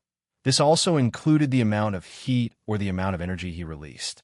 Of course, if it were a normal human, they wouldn't be able to release as much as they want. That would cause way too many problems for the body. But for Tatsuya, who had Band's regeneration, he could keep going without limits. Of course, that took quite a few system points. It cost him around 3,000 SP. I guess the more vague the request, the more expensive it gets. He muttered as Eri, who was still nearby, looked up at him with confused eyes. Her cute little face looked so innocent as she tilted her head back, blinking up at him quietly. She gave a small smile before stepping back, staring at him with embarrassment. Her fair skin was flushed red as she fidgeted on her knees. Her fair skin was glistening with sweat. She looked so beautiful. Tatsuya sighed in amazement as he glanced toward the floor, a small damp patch on the carpet catching his eye. You know what to say. He grinned maliciously as her face turned a brighter shade of red. She twiddled her fingers and looked down in shame. Please. Please what? Please help me. Ha ha. He laughed and scooped her naked body up in a princess carry. Kya dash. Thud. He dropped her on the bed and got on top of her with a heated look in his eyes. Eri blushed and avoided his gaze. He leaned in and sniffed her, taking her scent in. Eri felt so embarrassed, but there was nothing she could do besides wriggling beneath him in shame. She hated to admit it, but she was slowly coming to like these sessions with Tatsuya. It was unavoidable as Tatsuya was the only one who showed her any care in this school. He cooked for her, took her out for shopping sometimes, and he also indulged her hobby of taking photos. But Tatsuya knew nothing of Eri's thoughts as he leaned close to her, the sweet scent drifting into his nose. Someone's ready. He teased softly, drawing nearer to her, but hesitating, leaving her momentarily confused. He lingered there close to her, the warmth building between them. Teasing her. The heat from his body and the light brushing against her skin caused Eri to feel extremely frustrated. She desperately wanted to tell him to come closer, but her nervousness regarding intimacy had yet to leave. A part of her was still struggling with what was happening. The look on her face almost made him laugh. Want to say something, Eri? His words did nothing to ease her visible discomfort. Please. She could only mutter once again, caught in the moment. Reluctantly, she found herself wanting more. The fact that he kept on brushing against her caused her to flinch with annoyance, yet she was unsure how to express these feelings. I didn't hear that. He feigned confusion and tapped her lightly while leaning close. Eri shivered and looked at him with teary eyes. Her eyes clouded with lust. Please. Her expression was so pitiful that Tatsuya couldn't hold back any longer. The helpless look on her face overwhelmed him. With one swift movement, he pulled her close. 62. Chapter 57. When life gives you lemons, make lemonade too. He pinned her on the bed as his hand held her hands above her head. He slowly brought his face near her. Both of them could feel each other's warm breaths. She muttered, trying to move away, but couldn't even move a finger. Tatsuya placed his hand on her eyes, confusing her. With his other hand, he cast clean on her. He could not kiss her. Eri felt her body cool down and her sweat disappeared, but she wasn't in the mental state to care about such things. He smirked and softly brought his lips to hers. A shiver ran through her body when his lips met hers. She tried speaking, but it proved futile as he didn't let go of her lips and kept on kissing her. They held each other close as the moment grew more passionate, the bed rocking gently beneath them. He stopped kissing her for a moment and left her mouth with a string of saliva appearing. Huff! Huff! How she panted heavily and redness spread over her cheeks as she looked at him with hazy eyes. Tears appeared on the rim of her eyes. Her body felt weird. She didn't want to like this. She felt like her body was betraying her heart. He once again blocked her mouth with his lips. Her perky white breasts and aroused nipples were in their full glory. Looks like your body loves it, he said smugly at her attempts to deny his claims. He stepped back from her and watched with amusement as she struggled again in vain. Shame and guilt spread across her face. His finger trailed slowly down her face, moving from her neck to her shoulders. He held her close as they continued kissing. Her eyes widened softly and she let out a quiet sound. They leaned in deeper, their lips meeting as a breath of warmth lingered between them. He kept on kissing her while playing with her breasts, his hands slowly moving lower across her body. She allowed a soft breath as he touched her intimately. He got up and smirked at her. Seems like you're enjoying this. She gasped, averting her gaze. Eri wasn't an outspoken person in the first place. He didn't say anything and just eyed her with lust. He pulled her close again and began moving against her. She let out a soft sound from the sudden motion. Wait. He didn't listen to her and kept on increasing his pace. She reached her peak, and he pulled away before leaning in close. Pulling back, a faint, glistening strand lingered between his fingertips. He tasted them and smiled, sweet. She didn't hear him, or rather, she couldn't. Her mind went blank for a moment. She snapped back to reality when he climbed on her and leaned close to her face. What? Didn't she just go along with him? Open your mouth. Junior, senior, shall teach you the ways of the world. He nodded at her and patted her head as if advising a junior. Huh. She knew she couldn't refuse him. Despite the pain in her jaw, tears spilled from her eyes as she slowly opened her mouth and closed her eyes. She had long forgotten the reason she was even crying. Was it because she was being forced to comply with her attacker? Or maybe because she felt overwhelmed and ashamed by how powerless she had become? Her body would tense up whenever she was near him, and she kept imagining he would push her and humiliate her in public. The anxiety followed her wherever she went. Even sitting in class, the thought of him suddenly appearing and causing a scene filled her with dread. She felt ashamed of how much control he seemed to have over her thoughts. Looking at her beautiful face that had tears in her eyes and her face that was as red as an apple, he didn't wait any further and forced himself against her mouth. She choked and gagged, finding it hard to breathe, but he didn't let go and kept on pushing against her. After 5 to 10 minutes of rough handling, he decided to continue. He held her hair and pressed himself even further down, releasing heavily into her mouth once again. She coughed roughly, gasping for air. Some spilled from the side of her lips. It was too much. He wiped it away with his finger and pushed it back into her mouth. Clean it. She could only look at him with pitiful eyes and agree. Her wet tongue swirled around his finger, cleaning it. After that, he got up and moved closer to her, leaning in with a teasing, intimate tension between them, barely beginning and then pulling back, leaving her wanting more. Please just end this already. She begged him desperately, with a pleading look on her face. She couldn't handle it. Her whole body was trembling and feeling overwhelmed. He smirked and slowly leaned in closer to her. Feeling the intensity of the moment, he didn't wait any further and began to move. At first, he was slow, but he gradually increased his pace, and all that could be heard was a rhythmic sound. Aya, she tried controlling her voice, but failed terribly. He kept on going with great intensity, flipping her over and holding her hands behind her back. Every movement was powerful and relentless. It was an exhilarating feeling for him. After some hours of continuous effort, he abruptly pulled her backwards. And no, don't please just stop. And not like this, please. Her pleas fell on deaf ears as he forced himself on her. She trembled as the moment passed. She felt weird. It felt like what happened earlier had occurred again. She didn't like this feeling. It made her forget about everything for a moment. She slumped down and panted heavily as tears spilled from her eyes and traveled down her pretty face. She didn't even get a minute to rest before she was flipped on her back, and his smug face came into her view. Do you think it would end so early? He chuckled.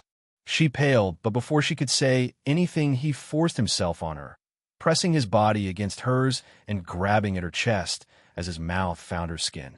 Her eyes were red as she was breathing and trembling heavily. When will this end? Seeing her overwhelmed face while still holding her close, he could sense what she was feeling. He increased his pace and reached his peak. Looks like she's out of it. He inhaled the pleasant scent near her and quietly set her down to rest. It was necessary to make her think that he cared for her meticulously after every encounter. Eris' manipulation plan was in full motion. Just how far could he push this delicate doll? How obedient could she become for him? Would she ultimately be fine with a permanent submissive role? Could he push her that far? So exciting. He sat on the edge of the bed. That reminds me, it's been a while since I've done my favorite gacha role. He hummed in excitement and smiled. System, how many points do I have left? Certainly. Current SP, 4,300. So I have 21 spins? If it goes anything like the first spin, then I can't imagine how broken it'll become. Though let's save 10 spins for later. He didn't know what world he would land in next, but best to keep as much as points saved as necessary. For safety. Let's do 11 spins for now. He smiled. System, roll the wheel.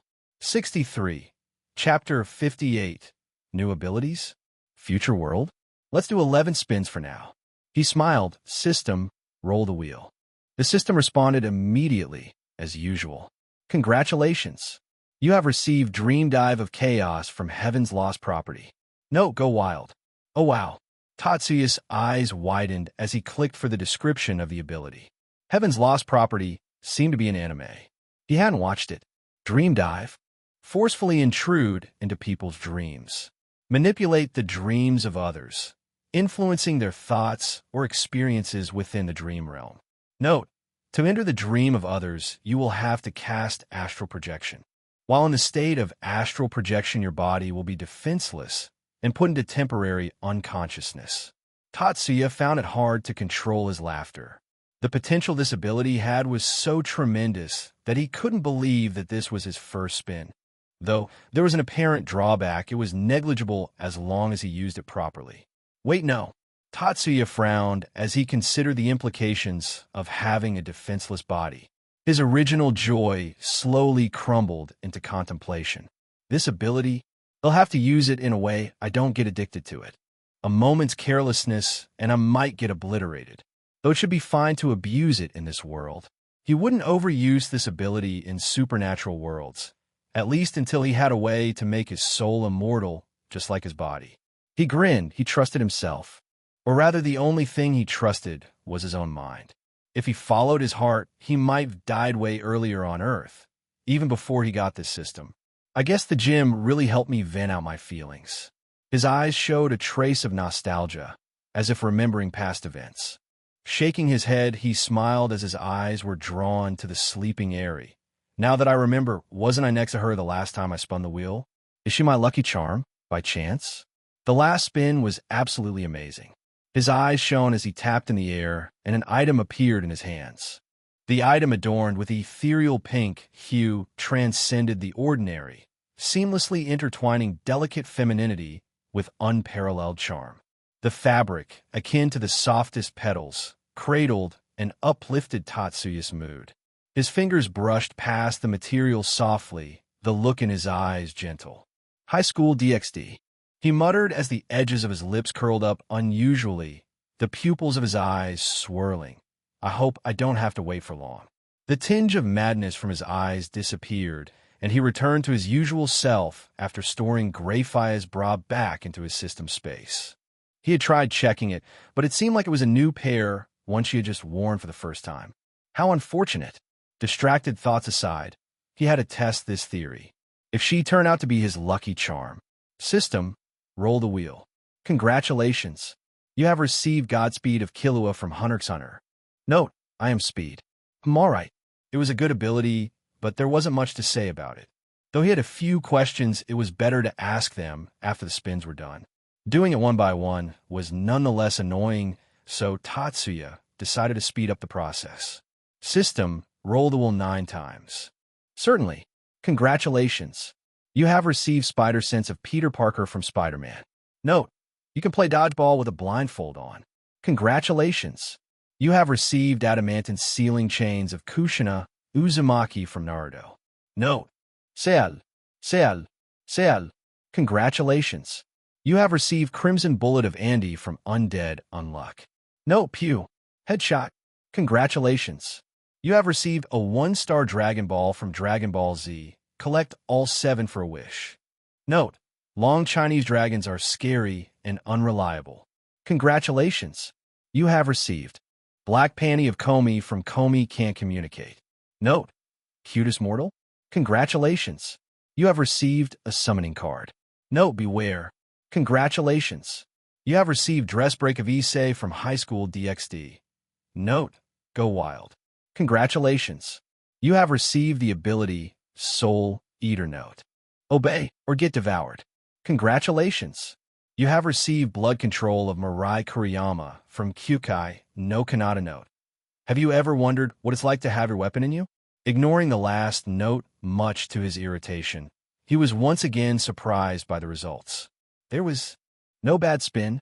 Was Eri really his lucky char? For fuck's sake? He shook his head before thinking about it. It's too much of coincidence.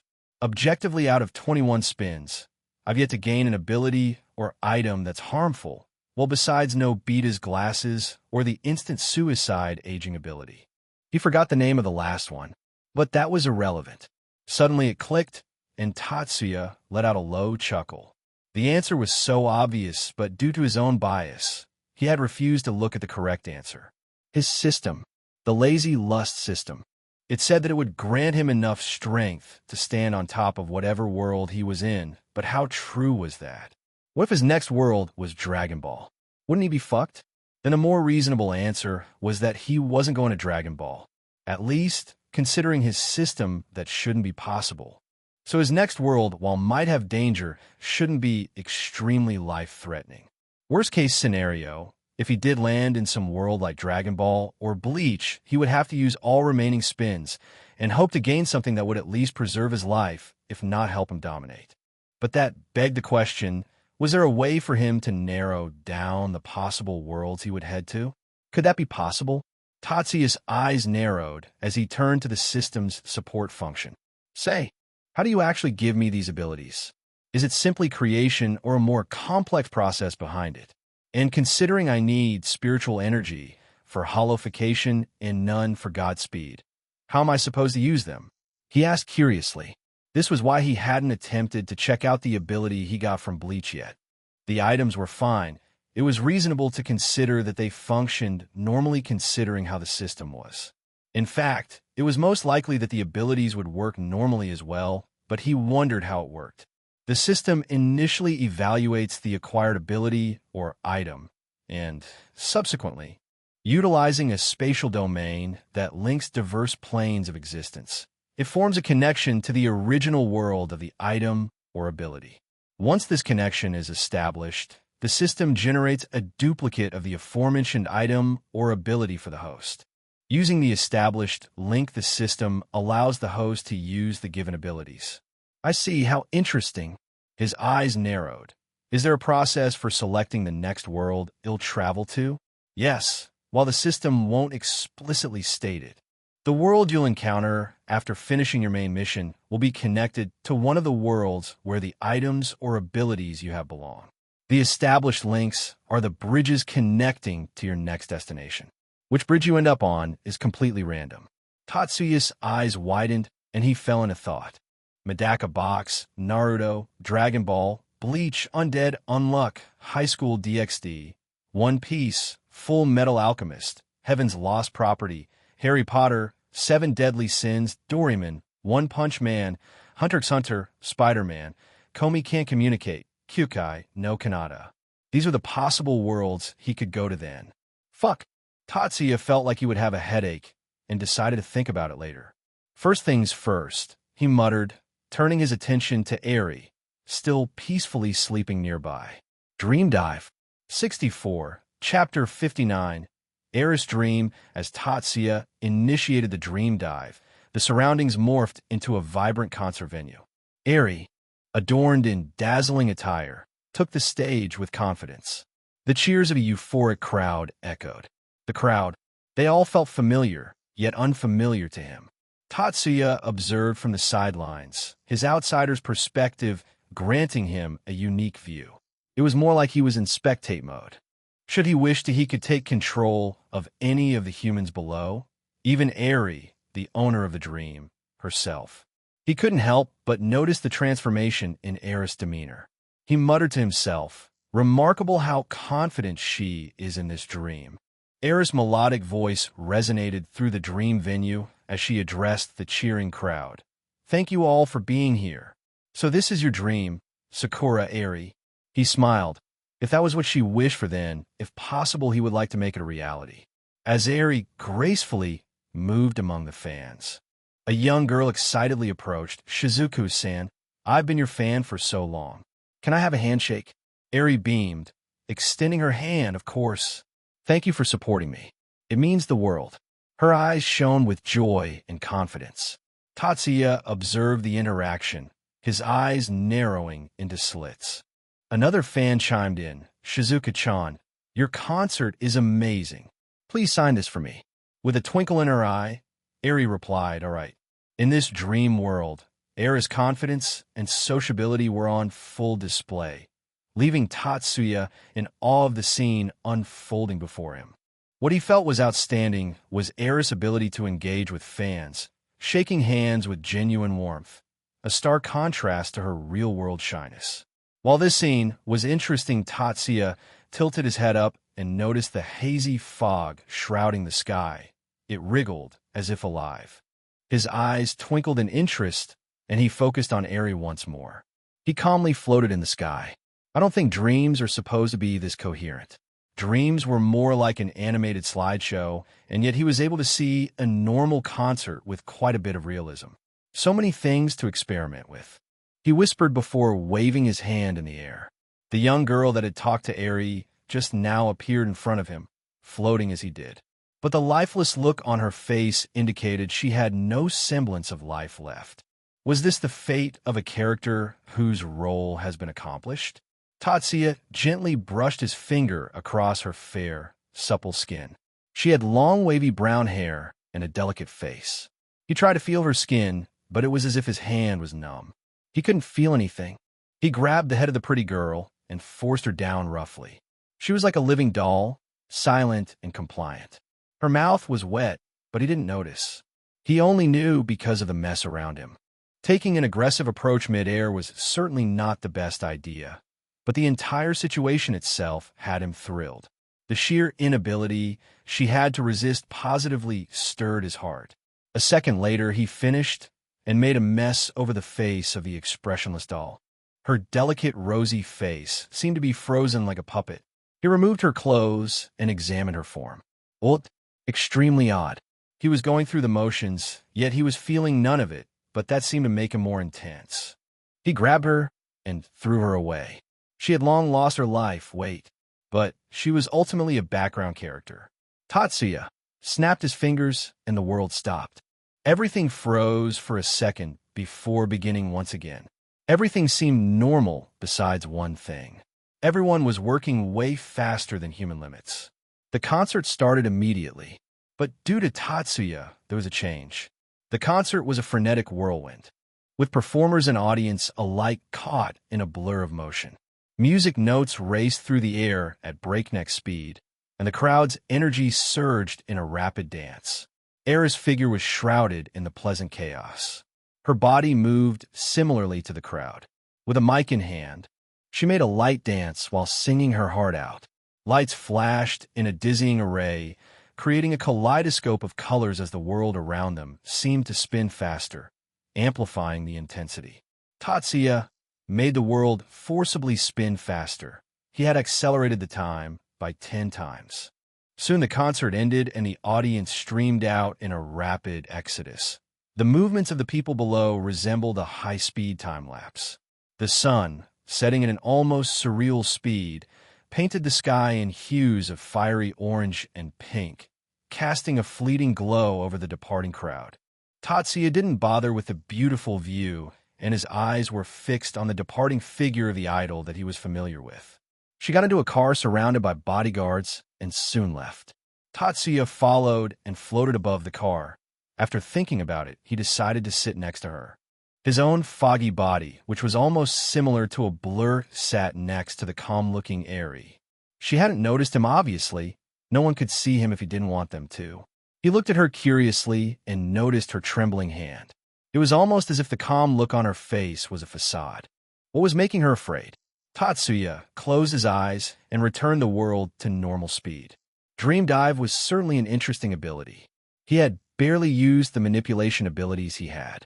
His original goal had been to experiment with what he could do inside someone's dreams, but now he was curious about something else. It gave him a deeper insight into Eri, as an individual and not a living blow doll. Since this was the first time he was using Dream Dive, he decided to see how far he could go with it.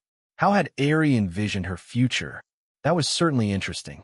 The car came to a stop, and Eri got off before heading into a luxurious villa. The villa was also surrounded by bodyguards. Her high heels clacked against the smooth marble, and she approached the living room. He could hear the sound of TV. Was she living with someone? Tatsuya raised an eyebrow in curiosity and followed behind her, but the moment he entered the living room, he was surprised. "You're back, Eri." His own voice entered his ears, and he froze. 65. Chapter 60. Plans and Future Risky Game. Eri rushed to him and hugged him tightly. "Ha ha ha. What's wrong?"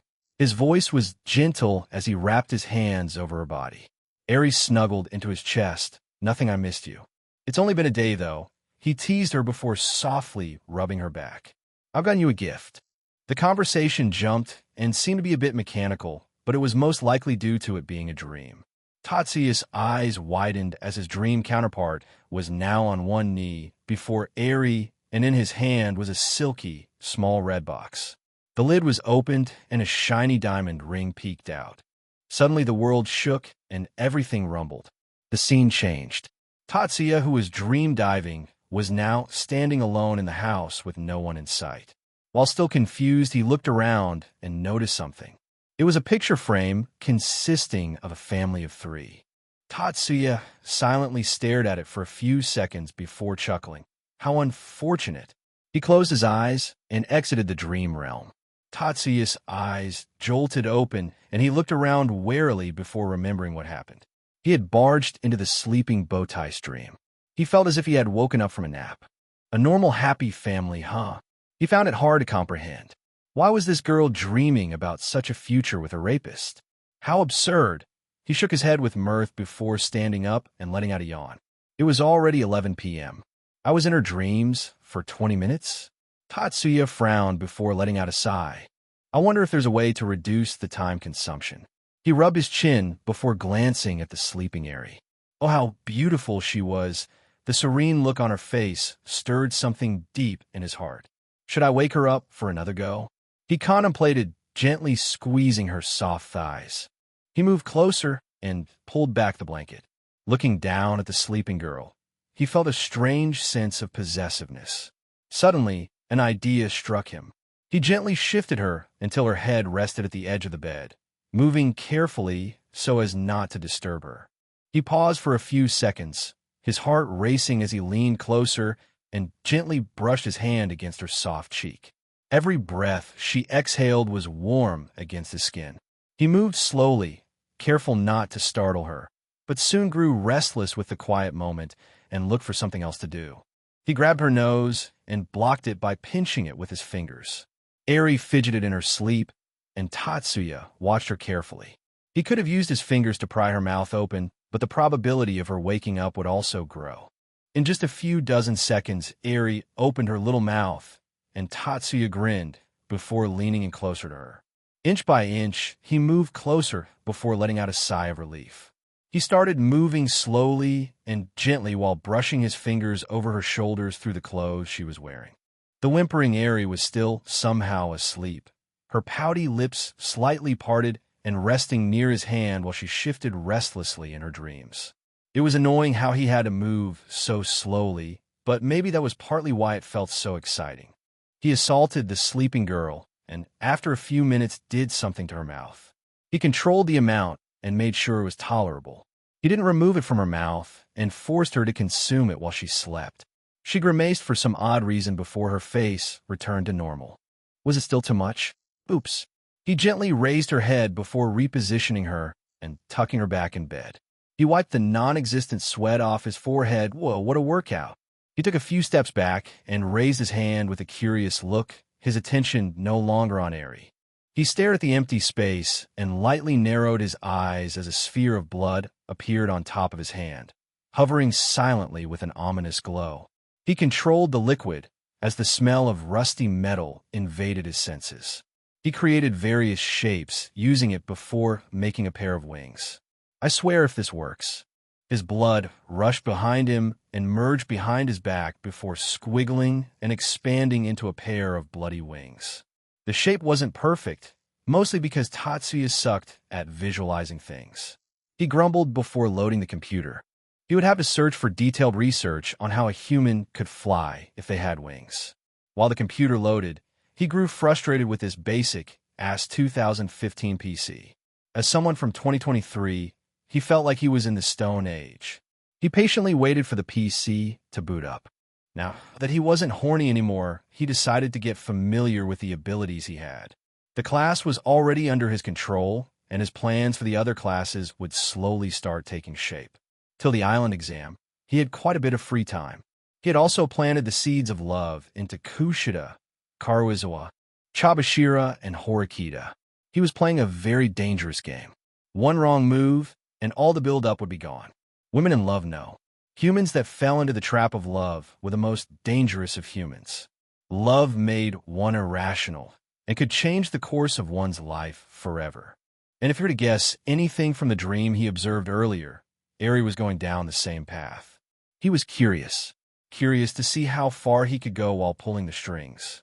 Could he maintain a five-way relationship while balancing his time with each of them? He was walking on an extremely tight rope. His lips unwillingly curled up as the madness in his heart was slowly inching out. Rationality? Calmness?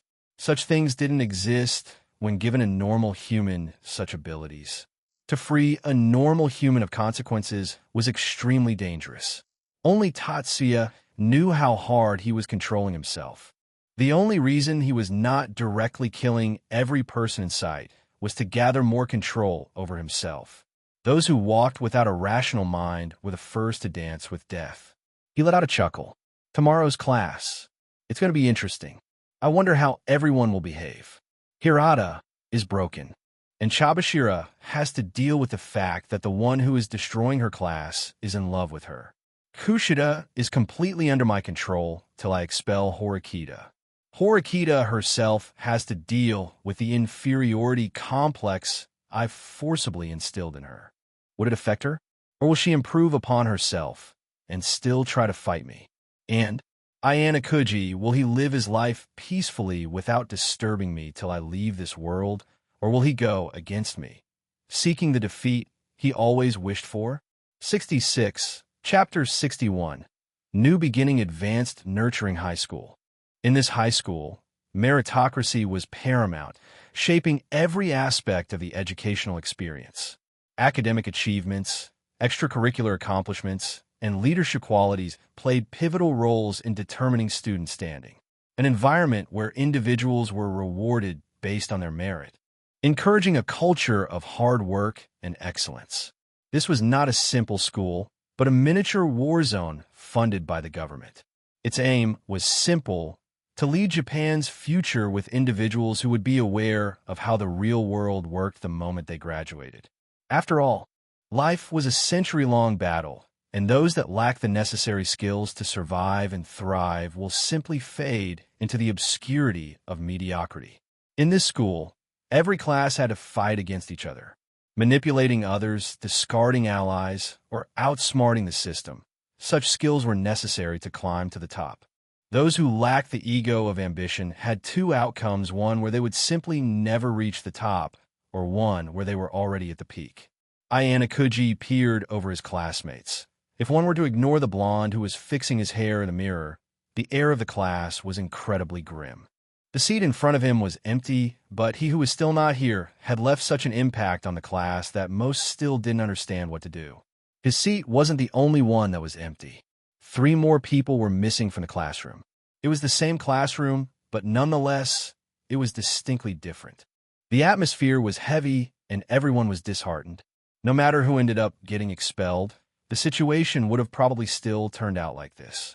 To ensure the future success of the class as a whole, who was necessary? Who was unnecessary? There were 3 more empty seats. Why they hadn't been removed was a question that probably lingered in everyone's mind. He did not doubt that whoever would look at these seats would be reminded how a fellow student who was happily interacting with them just a few days ago had cut off 3 of their classmates. The reason? He had deemed them worthless. Class D was stuck under overwhelming pressure. Sudo, Ike, and Yamauchi simply could not resist as they were expelled. The whole threat of expulsion, to whoever thought the school wasn't serious at first, was hit with harsh reality. It was 8:45 a.m., and class would start at 9 a.m. Class D, which would usually have several late students, was nowhere to be seen. Advanced Nurturing High School. It was a school where meritocracy ruled, and even if they could avoid expulsion by doing the bare minimum, there was a ruthless dictator in the class who could decide your future. Or rather, that seemed exclusive to Class D, Yamamoto Tatsuya. Why? Why did a first-year student have over 3 million private points? To the class, it made no sense, and to humans, the most terrifying thing was the unknown. Ayano Kuji looked over to his side and studied Horikita's expression. She looked conflicted as her eyes would flicker to Tatsuya's empty seat. Interesting, he thought. He expected something different.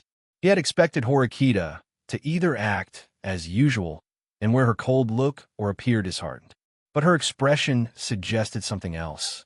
There were several factors to take into consideration why she was behaving so oddly, making it hard to accurately predict what she could be thinking. His eyes slowly drifted to Hirata. "He's crazier than I thought," Horikita said, her voice low. The he Horikita was referring to was, of course, none other than Hirata. He was sitting motionless at his desk, as if in a daze. He had been like this ever since Yamauchi, Ike, and Sudo left the classroom. Hirata-kun Amichan timidly called out to him, concerned about his well-being. However, Hirata only slightly shifted his gaze to look at her and didn't say anything. How did Hirata feel about this now? The answer to that was something only he knew. In any case, there was no other choice for him but to keep moving forward. If it were any student who had faced such mental pressure, they wouldn't have come to class, but the very fact that Hirata would never want to harm the class made him attend class. Tardiness would lower the class points. The kind Hirata wouldn't allow himself to do that. It was sad. Probably the only person he genuinely considered a close friend had betrayed him and the class. The worst part wasn't that the students had been expelled, it was the lack of care Tatsuya seemed to have for the class. After an entire day, almost everyone understood that Tatsuya had deliberately lowered the marks just enough for them to fail, and then caused the class to go bankrupt. No one blamed Horikita. They didn't know she was aware of Tatsuya's decision beforehand. Some considered it sadistic, while some thought it was him trying to preserve his points. But thanks to Horikita, his plan had been revealed and his true nature had been exposed. I had messaged him several times yesterday, but he didn't answer me. It filled my heart with sadness. The reason I came to like him was not because he was handsome. It was because he was the only calm and mature individual among the male classmates besides Hirata. Hirata was too indecisive for my liking, and as such it didn't take me long to fall for him, the other mature individual in class. I admit it. Haruka Hazabe, liked him. When someone like Tatsuya constantly catered to my needs and paid me special attention, it was hard for me to not fantasize about a relationship with him. Initially, I wanted to be alone, to isolate myself. When I evaluate myself objectively, I consider myself a bad person. Everyone has at least once or twice done the sort of thing for which people say, you must not do that. For example, ignoring a red traffic light.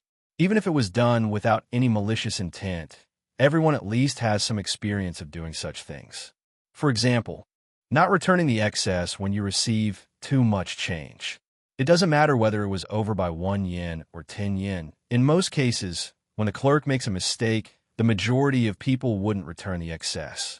For example, spitting or littering on the side of the road. They're all very petty and insignificant actions, but they're still crimes nonetheless. But with only experiences such as these, I wouldn't consider myself a bad person. But I actually, from someone else's perspective, it might only have been a trivial matter. However, I was weighed down by my past and decided that I would refrain from making any new friends in high school. I felt nervous when interacting with strangers. I wanted to enter my own little world where I'd keep my distance from those who used to be my friends and wouldn't interact with anyone. That's why, when I learned of the existence of Advanced Nurturing High School, I thought that this place would be able to grant my wishes, and hence I decided to go there. That was the plan, but by the time I noticed, I'd already fallen for him. Yamamoto Tatsuya. 67. Chapter 62. Her doubts, I was able to get back my youth. At least, that's what I thought. Had he lied to me? Would he expel me too if I was worthless? Doubts began creeping in my mind. His growing indifference to me had left me in a state of panic. Was all the care and interest he showed me just an act? It felt heartbreaking. I was beginning to regret my decision.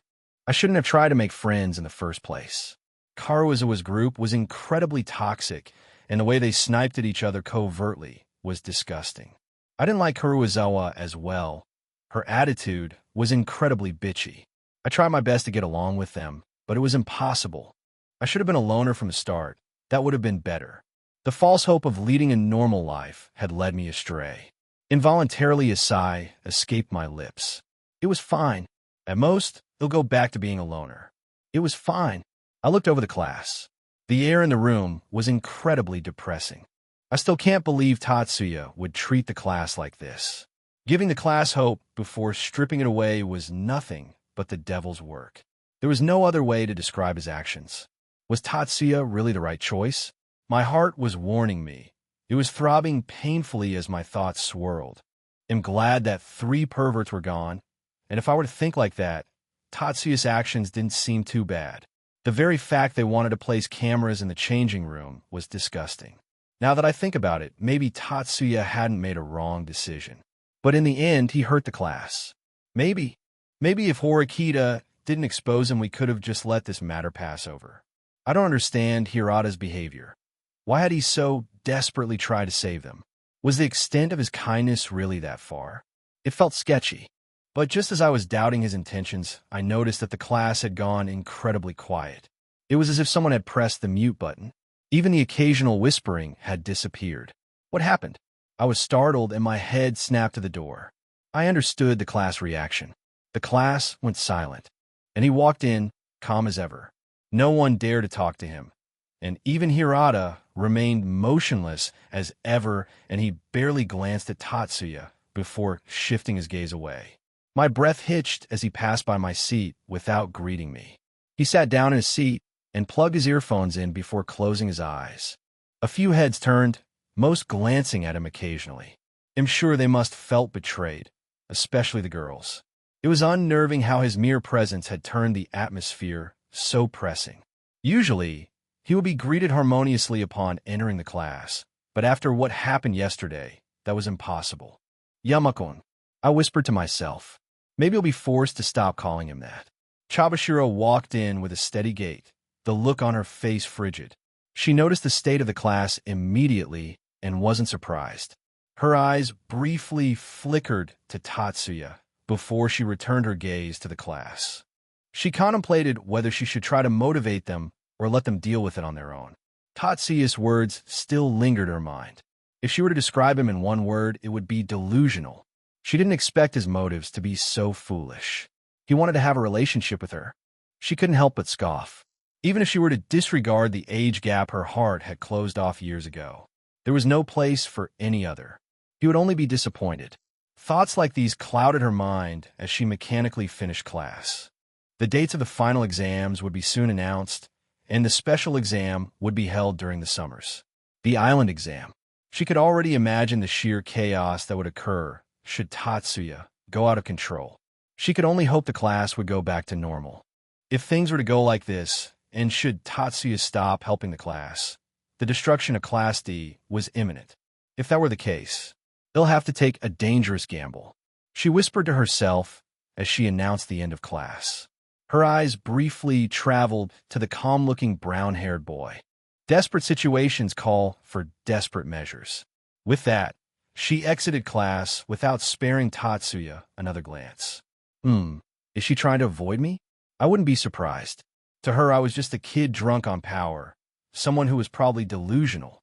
Chabashira, I'd deal with her eventually, but for now, I glanced at the message on my phone and a smile slipped.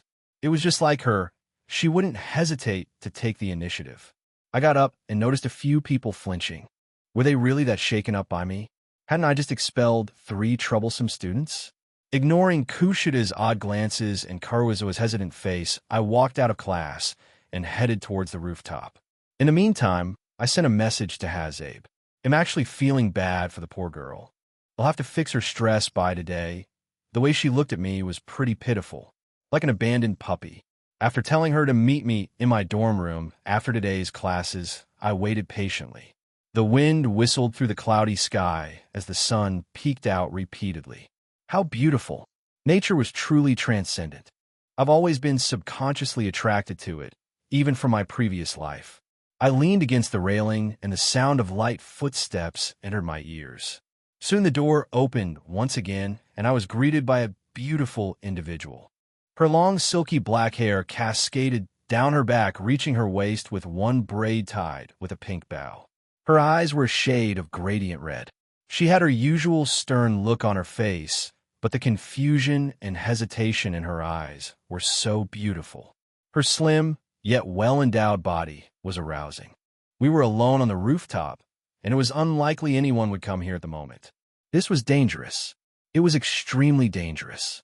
A moment of slipping up, and this conversation could take a very dark turn here and then, without a moment of hesitation. "Since you call me here, might as well speak up," I said. We were both looking at each other silently, but the breaks between classes were only 10 minutes each. I also needed a conversation to distract myself. I want an explanation. She got straight to the point, her beautiful crimson eyes glaring at me. "Your words last night. What did you mean by that?" 68. Chapter 63. Consent doesn't matter, I want an explanation. She got straight to the point, her beautiful crimson eyes glaring at me. "Your words last night. What did you mean by that?" It really was astounding how Shed rather clear things up than uselessly dwell over it. She was truly something else. You know, instead of getting all tangled up in things, she preferred sorting them out. Just for a moment, I saw a leader in her, the future Horikita Susan, a force to be reckoned with. But for now, she was still too immature. "I don't think I understand." My response seems to have irked her if the veins popping on her forehead were to say anything. But in the end, she sighed, "Why are you like this? Do you like confusing other people? You know what I'm talking about." The wind gently tousled her hair. I maintained a momentary silence. "Why are you confused?" "Susan?" I pressed, going on the aggressive. "Girls like her. The more you let them think it through, the harder they become to break.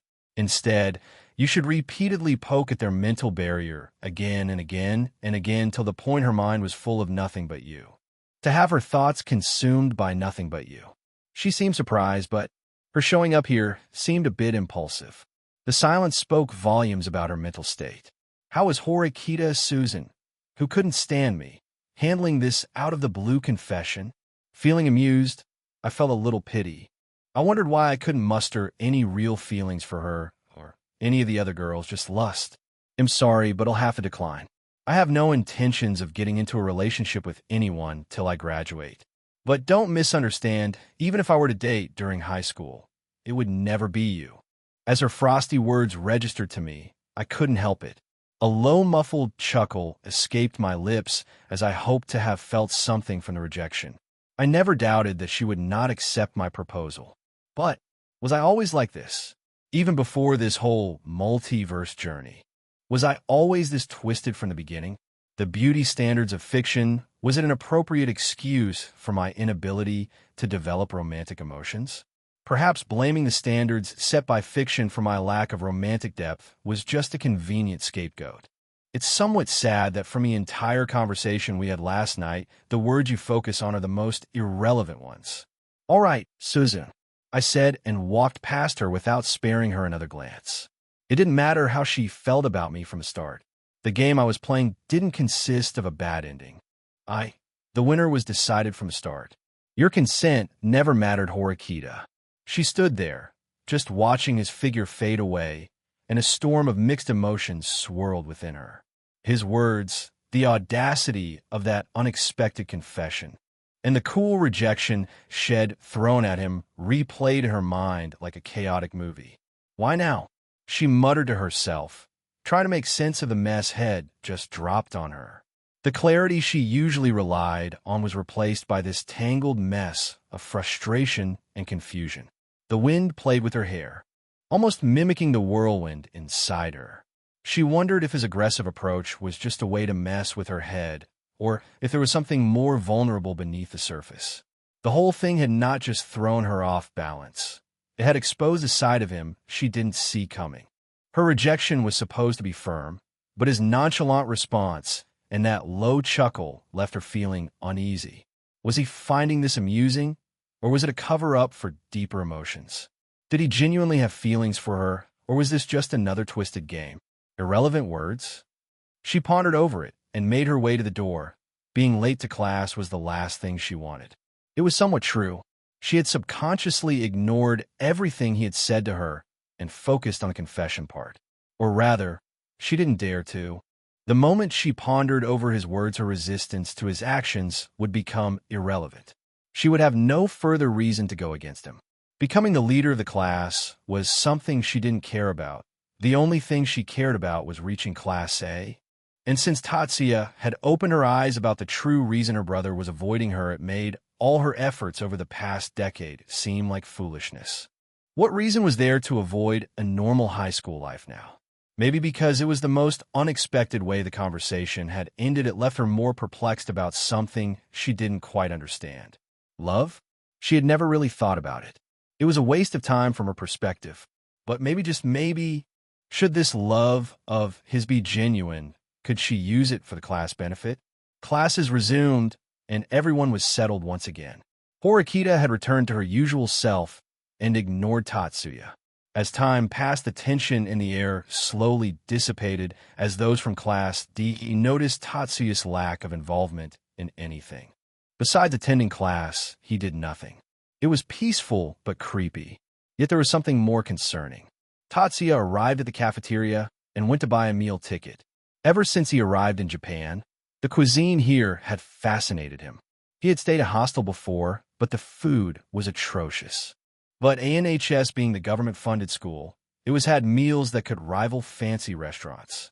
Of course, as soon as he entered, almost 70 of the student Botus eyes were on him. He wasn't new to this, but it usually was only 20 to 30, with it mainly being the girls. But now, his eyes discreetly swept over everybody, and he noticed many second years and third years glancing at him while gesturing to their friends. So news spread, huh? He didn't know who it was, but someone had posted a message on the public forums of the school. The post highlighted how a first year spent millions of points to expel 3 of his classmates. Most first years still couldn't grasp the magnitude of the action that Tatsuya had taken, but the senior students? They felt a chill crawl down their spine, immediately denying the news. They'd spent more than a year fighting each other through many hard trials. Private points were the key to victory. It couldn't be denied.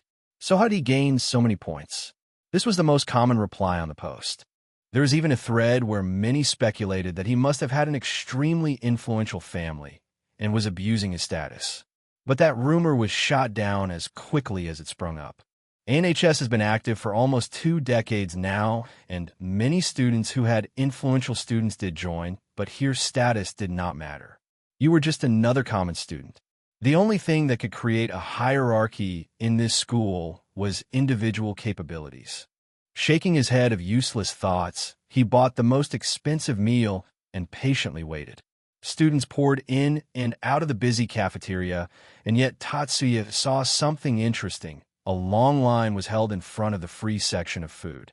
Tatsuya almost couldn't hold his laughter in after seeing that 70 of the students in that line were from none other than his class.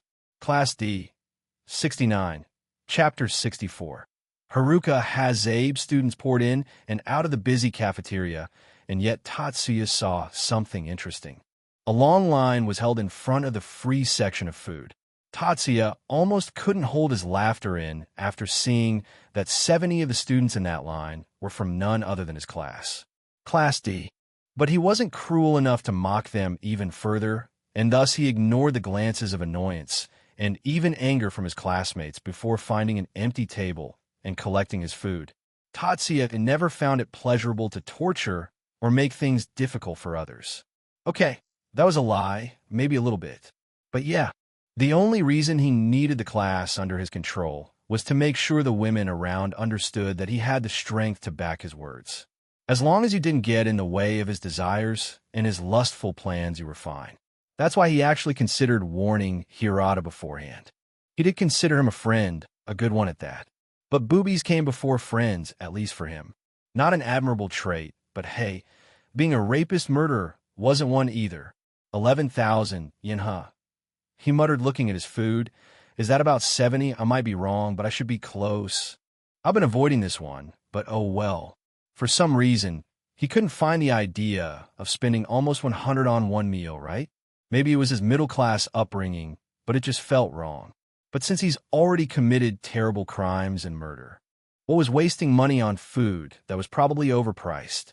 His eyes landed on his tray once again, and he gulped, licking his lips.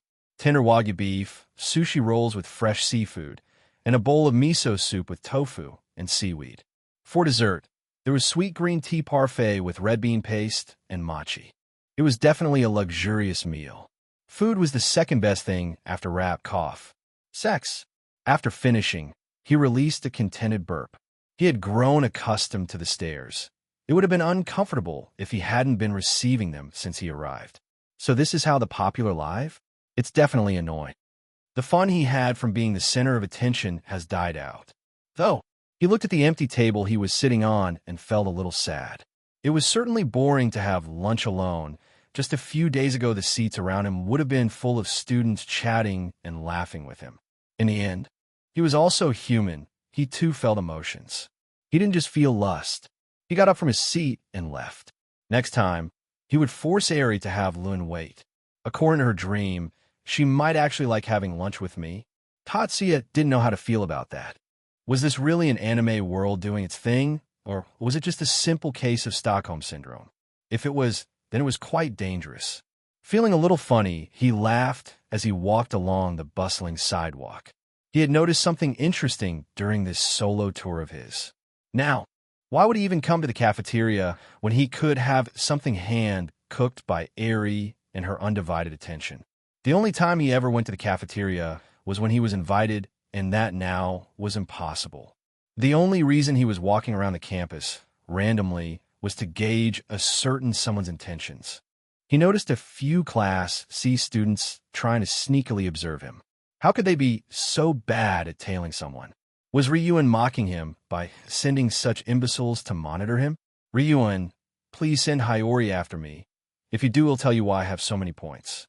If Ryuan really sent Hiyori after him, then he would send him a few 100,000 points as thanks.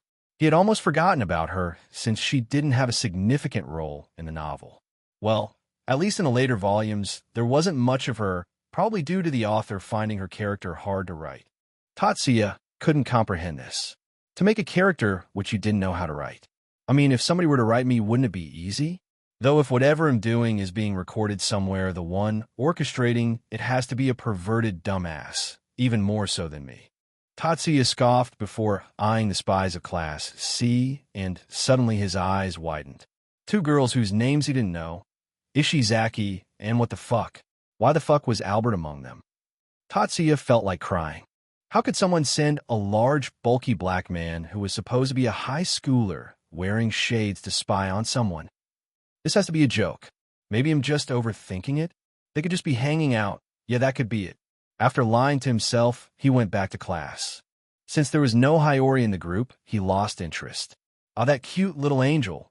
He couldn't wait to see her. He was half tempted to skip class and just rush into Class C to be with her. Just imagining it made his heart race. Well, at least he'll have a new avenue to dispose of his lust of today. His eyes traveled to his phone, and he smiled. Classes ended pretty quickly. Well, considering I slept through most of it, that was reasonable, but for now, I had something more important to attend to. I rushed back to my dorm room and fixed it up. Though I didn't care about much of this world, having a basic sense of hygiene and discipline was necessary. Thankfully, my dorm wasn't that dirty. I mean, that was expected considering I spent most of my time in Eri's dorm room. Poor girl. I should help her clean up next time. Might make her fall in love with me even more. After seeing her dream, I had no doubts about her feelings, but then again, the feelings weren't mutual, so I didn't give it much thought. Since cleaning up was done, I decided to make some hot chocolate once again. Was I addicted to it? Yes. Did I care? No. Knock. Knock. Oh, she's here. I walked to the door and unlocked it. And there she was, standing in front of the door with a blank expression. Her long blue hair had my eyes drawn to it. Such a wide variety of hair colors were always fascinating to me.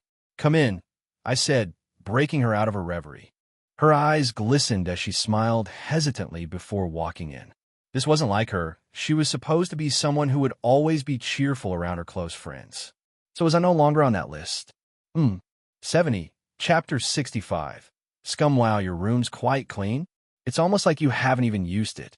She was somewhat amazed, and I kind of didn't like how accurate she was. Though I didn't blame her, I hadn't really touched my room the moment I got it from the school. No need to exaggerate. Rubbing the back of my head, I joked, I just cleaned it and didn't want to leave a bad impression. It's the first time I'm inviting someone to my room. Ha.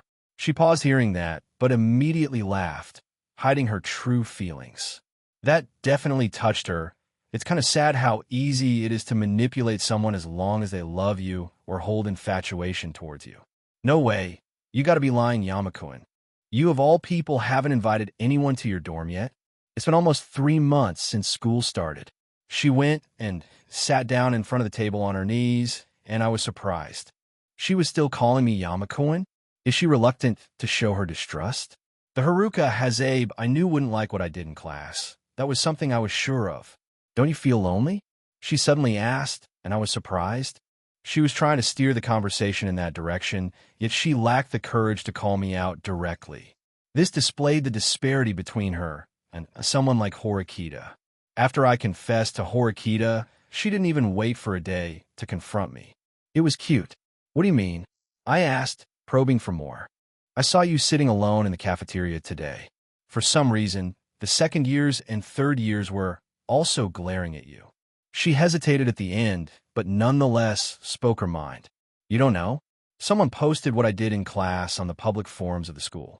Almost everyone was talking about it. How had she missed it? Huh? She let out a sound of surprise and quickly pulled out her phone. It didn't take her long to navigate to the public forums. Things were regularly posted there, but most of them were just a waste of time. I instructed her to check the most popular posts, and there it was, displayed brightly on the first position. Anon, Yamamoto Tatsuya of Class 1D has expelled 3 of his classmates using 3.1 million points. He used this vast amount to reduce their test scores. There were hundreds of replies to it. I don't know who it was, but I didn't really care. It could have been a random student who saw things yesterday, or maybe Arisu was intentionally stirring things up. Might also be Ryuen, but I don't think he'd do something like this. It wasn't like him to do something that would have no substantial effect on me. Haruka stayed silent for a second. She wasn't surprised by the message itself, and that was a given considering she was there to witness it live. She really was beautiful, and I really wanted to be close to her right then. There really wasn't much stopping me from doing that, but then it would cause the rest of my fun to disappear. It was often I had thoughts of doing something reckless using the invisibility cloak and disappear from this world, but I really wanted to spin the wheel more. Considering there was Dragon Ball on the list of worlds, I was seriously scared. What if those sexy angels thought I was an anomaly and had the God of Destructions use their Hakai on me? The fuck would Band's regeneration do in that case? And what would the main heroines of Dragon Ball even be? Kiki, Bulma, Android, 18 Vite. No way, I can't think of any more. Does this world have Dragon Ball? I really need to check on that. Yama-kun, Haruka questioned, and I returned from my delusions. I was lost in thought. Well, yeah, it's a bit annoying, but nothing I'm not used to. I cleared her doubts. Was she worrying about me? How adorable. Ironic you're calling me lonely, though. You've grown distant to Karuzawa's group? I asked and she nodded. I can't seem to keep up with them, or rather. She hesitated. I don't really like them. Why? It's fine. You don't have to worry about it, Yama-kun. She denied any further explanation. Every time we spoke, there would be an awkward silence immediately after. Haruka wanted to say something, but she kept hesitating before saying something else. Be brave. Hesitation will lead you nowhere. I also denied directly addressing the matter and forced her to be the one who would do it. She flinched. I don't know what exactly is holding her back or what happened in the past, but it's better to help her in regards to that. She parted her soft, supple lips. I really wanted to kiss her. Do you hate me, Yama-kun? Am I being annoying? There was a momentary silence after she spoke. I noticed how her fists clenched under the table. She was probably scared of what I was going to say. Why would you think of that, Haruka? My question stunned her, and she yelled. What? But you've been ignoring me for the past week. What else am I supposed to think? You don't greet me in class. You barely message me. You no longer invite me out. And even when I message you, you ghost me. She sounded agitated. Tell me, Yama-kun, what else am I supposed to think? She leaned further, and her eyes glistened once again. A bit more, and she might break out in tears. I was being really cruel, huh? Maybe I had forgotten to think of it from her perspective. Ignoring her just because she wasn't considered as someone from the main cast was pretty ridiculous. Anyway, I had to fix her mental state first. But everything I've done is for you, Haruka. I spoke softly, hoping to calm her down. What do you mean? She asked after a moment of bewilderment. Do you know why I've been acting distant towards you? Why I've purposefully put on an act of being distant from anyone in the class. I paused. Of course you don't, and really, it's not your fault. Please just explain clearly, Yama-kun. I didn't want you to lose your friends after I betrayed everyone in class. If you were still associated with me, the hate would carry over to you as well. But it just made me feel sad that you had become a loner for some reason. The reason I called you here was to ask why you weren't making friends. I wonder, had I ever thought so rapidly in my past life would I have been successful? Just what had changed after I came here? I've never spoken so many lies in such rapid succession. Sometimes even I think I'm telling the truth. Had breaking free from the shackles of morality somehow increased my intelligence, my IQ? It was an interesting thought to ponder over. Those three, they're perverts, Haruka. They wanted to spy on the girls' changing room with cameras. Just imagine the consequences of that. The moment I found out, I decided I would expel them, no longer caring about the consequences or the cost. How dare they even think of spying on the girls? Spying on you, Yama-kun? You, she muttered, tears filling the rim of her eyes, the fake agitation in my own voice stirring her up. I could almost hear her heartbeat. That was how loud it was. In the empty room, there was just me and her. Should I make a move right now? She would be completely under my control as long as I don't betray her in the future. No, as long as I gaslight her enough, I might even be able to convince her of letting me have more girls. It sounded scummy, but I didn't really care. Instead, I felt excited. Haruka lowered her head and sobbed. I went over and hugged her as she leaned into my chest, her soft body colliding with mine. I gently lifted her chin, and we stared at each other with mixed feelings. There wasn't much for her to say, or rather she was so overwhelmed by the sudden information that she couldn't make a coherent sentence. Sensing my intentions, she closed her eyes gently, and I held back the smirk threatening to break out on my face.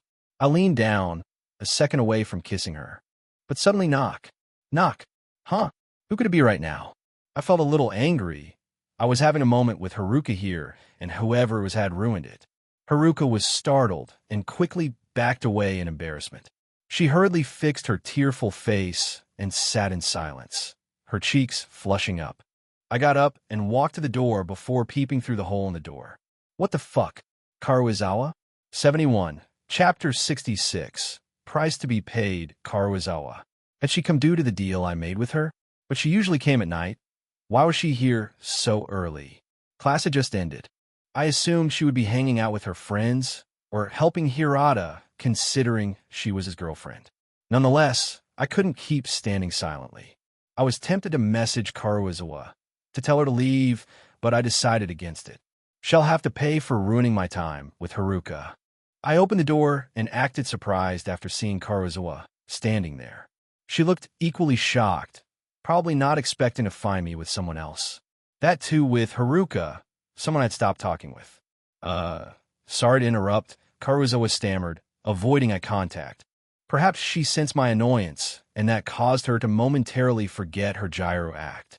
Haruka glanced at her, clearly curious about her behavior and a bit uncomfortable, wondering why Kazuha, Hirata's girlfriend of all people, would come to my dorm alone. To Haruka, this must be incredibly odd. Why was Karuizawa visiting the one that had broken her boyfriend, made him miserable? I motioned for Karuizawa to come in, deciding to address the awkward situation. I thought I told you to come at 6, I suddenly said, confusing her, but Karuizawa had her own talents. She quickly responded with a shake of her head, I'm sorry. I thought it would be better to come early. I guess I'm interrupting you, and hey, Sabe-san. She had Haruka. You don't say? For a moment I debated whether I should kill her, but considering she was a pretty girl, I'll let it slide. It was technically my own fault since I was forcing her to come and kiss me every day. Well, yes you were. Can you wait for a few minutes? Karuizawa nodded. Yeah, sure. I closed the door again and sat back down in front of Haruka. She still had a cute red face. She stuttered before taking a big breath. Karuizawa-san, don't worry about it. I wanted to talk to her regarding Hirata. My actions have hurt my friend, but it was a necessity. I really hope we'll be able to get him back to normal, and I think that Karuizawa, his girlfriend, would be of great help. Really? She sounded surprised. What? You thought I was some inhumane monster? Of course not. She let out a little laugh, clearly feeling better. She must feel relieved. After hearing my words, Haruka had an enlightened expression on her face. She had also noticed Hirata's behavior. I was sure of it. The class meant a lot to Hirata. That was evident. She got up and bowed slightly. Thank you for taking care of me, Yama-kun. She smiled brightly, and I was stunned for a second before I smiled back. Of course, Haru-chan. She froze, clearly surprised. Her face turned red for another moment. This was me acknowledging her feelings. For a long time, she was the only one calling me by a nickname, while I simply opted to use her first name. But now addressing her by a nickname, I was telling her that I wanted her, that I approved of her feelings. She felt that and quickened her pace, turning around at the door and smiling at me once more. I'll see you later, Yama-kun. She waved her pretty little hand at me. I waved back and she left, the beautiful smile on her face still present. As she left, I heard the faint sound of a conversation. Was she talking with Karuizawa? After a few seconds, the sounds disappeared. You can come in now, I spoke, and Karuizawa walked in. She had a distasteful expression on her face. What? You're seriously the worst, she said, and I chuckled. Took you long enough to realize.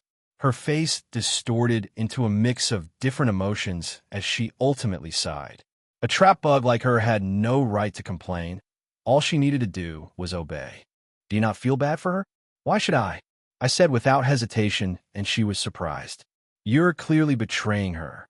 You're using me while trying to form a relationship with her. You're just fooling her. She sounded angry. Why do you care, Karuizawa? Why shouldn't I? She retorted. This girl needed a reality check. It seemed like I was being too soft on her. All right, then is it fine if I reveal your past to everyone? If you're fine with that, I'll be the best boyfriend Haruka could ever ask for. She flinched and lowered her head. Obviously, she wasn't going to accept that. You're just as selfish as me. Don't try to take the moral high ground while you bully other timid girls to maintain your status. Your past isn't an excuse for your actions, Karuizawa. She started trembling. I couldn't see her face, but I was sure any more and she might actually cry. Look at it from the bright side. As long as she doesn't know, isn't it fine? Don't we humans prefer a blissful dream to a cruel reality? I said softly, and she looked up in surprise. But, come on, Karuizawa. We both know you don't care much about Haruka. Are you mad about the fact that I used you and your group to raise the average of the class? Yes, I was finally beginning to understand her snappy behavior today. Usually, she wouldn't try to argue and just finish her task before leaving. It was a win-win scenario for both of us. You got to raise your status as someone reliable among your group, solidifying your status while I got rid of 3 eyesores. I made it painfully clear that she was benefiting from whatever I was doing and that she should absolutely not go against me. You don't have to fight against it. Just accept your role and go with the flow. Now come here. Ipikono Hill. Karuizawa nodded with a hint of relief and walked over to me. Maybe kissing me was something she was more used to than talking with me, since most of our talks were just me breaking her as much as I could. Maybe once she's more comfortable, I'll try to progress our relationship to friends. I patted my lap, and she quickly climbed on top of me, a movement she was quite used to now. I wrapped my hand around her waist and pulled her in closer. Her face turned red for a moment before she breathed in while closing her eyes, lowering her head in the process. Her soft, glossy lips met mine as her body trembled. Karuizawa Kei, who had a boyfriend, was now sitting in another man's dorm, kissing him for her future. But she was in for a surprise if she thought this kiss would end as usual. There was a price to be paid for disturbing me. 72. Chapter 67. Hesitation is for the weak. How many days has it been since this sneaky activity of ours began? If I were to count the days, then it would be about more than a week. And if I were to be precise, then including the day I gave her the question papers, we had kissed about 8 times. Our tongues intertwined. If one were to ignore the context behind our intimacy, then it might seem pretty passionate. I opened my eyes while we were kissing while hers were still closed. She didn't know how to kiss. I had to teach her that. Her tongue awkwardly met mine as she fidgeted on my lap.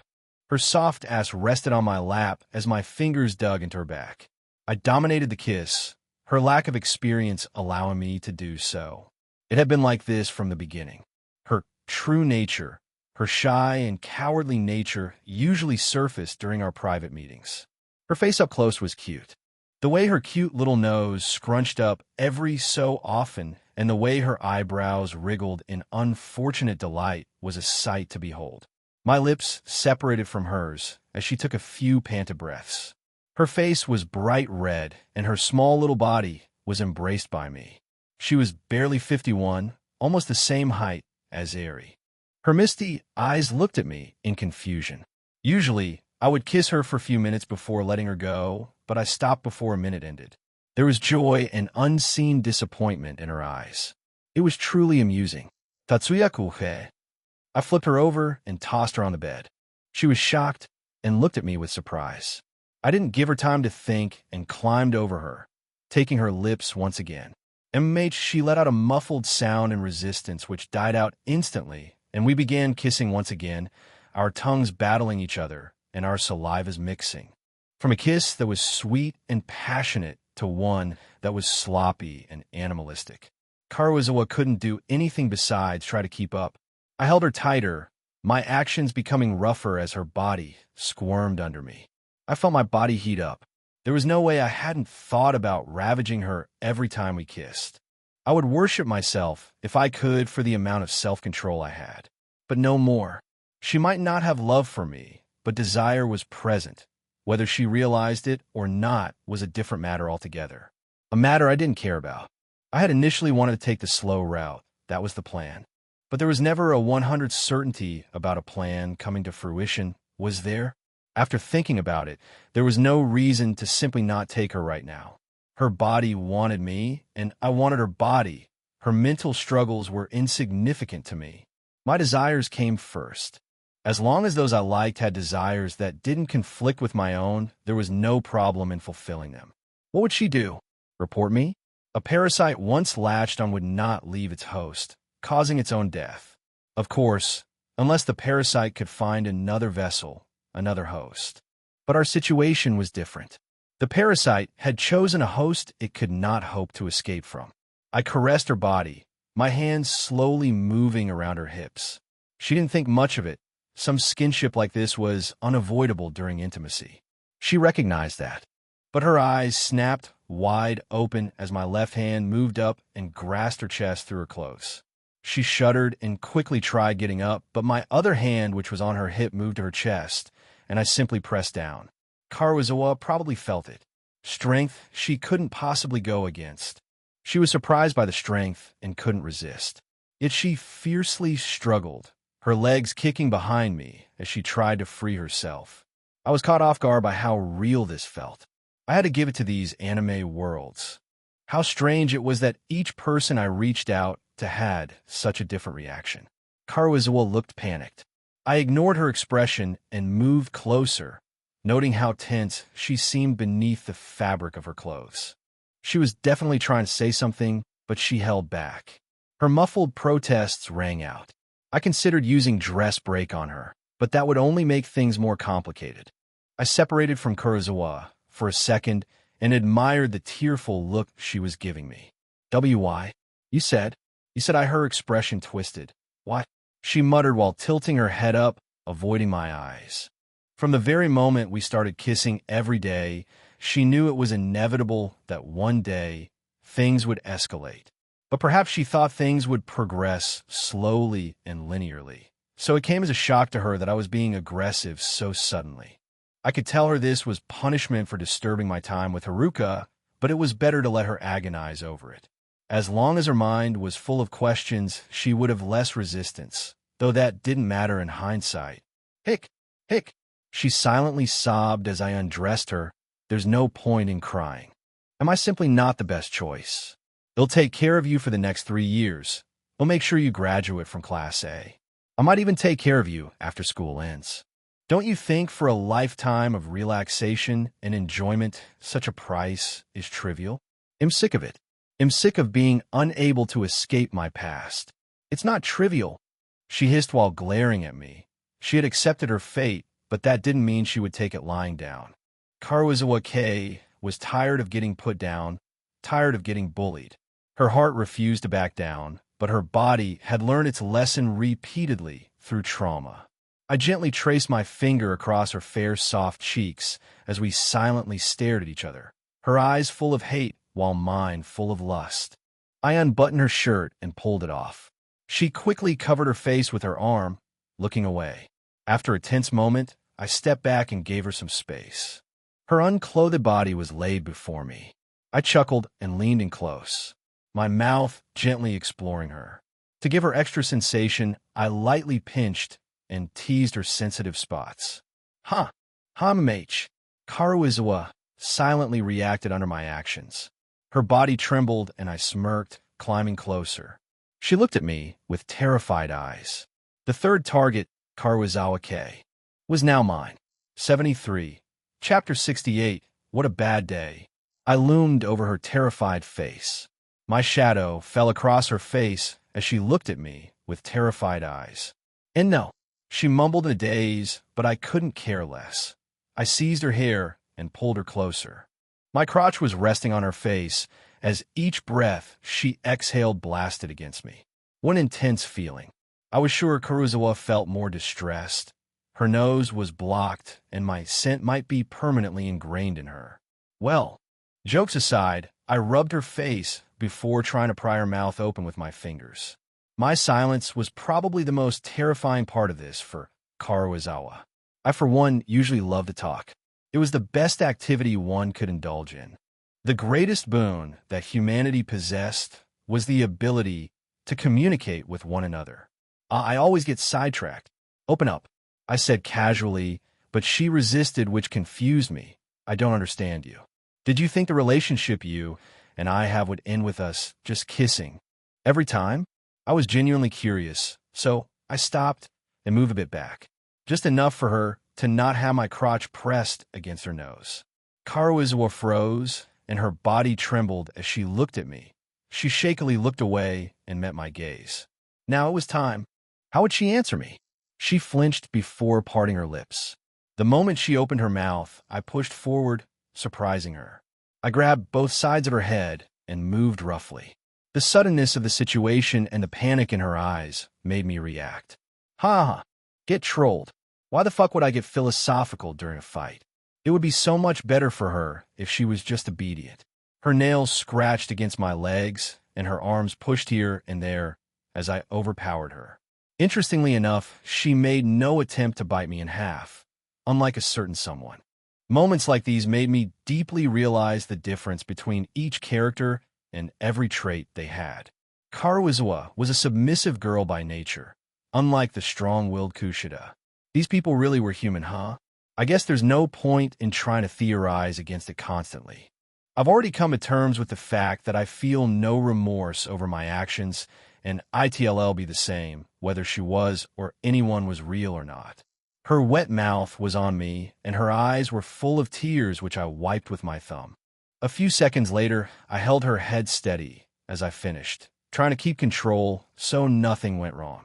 Karuizawa reacted in panic. Poor girl. That would just make the taste worse for her. I pulled back, and she reluctantly swallowed before breaking into a coughing fit.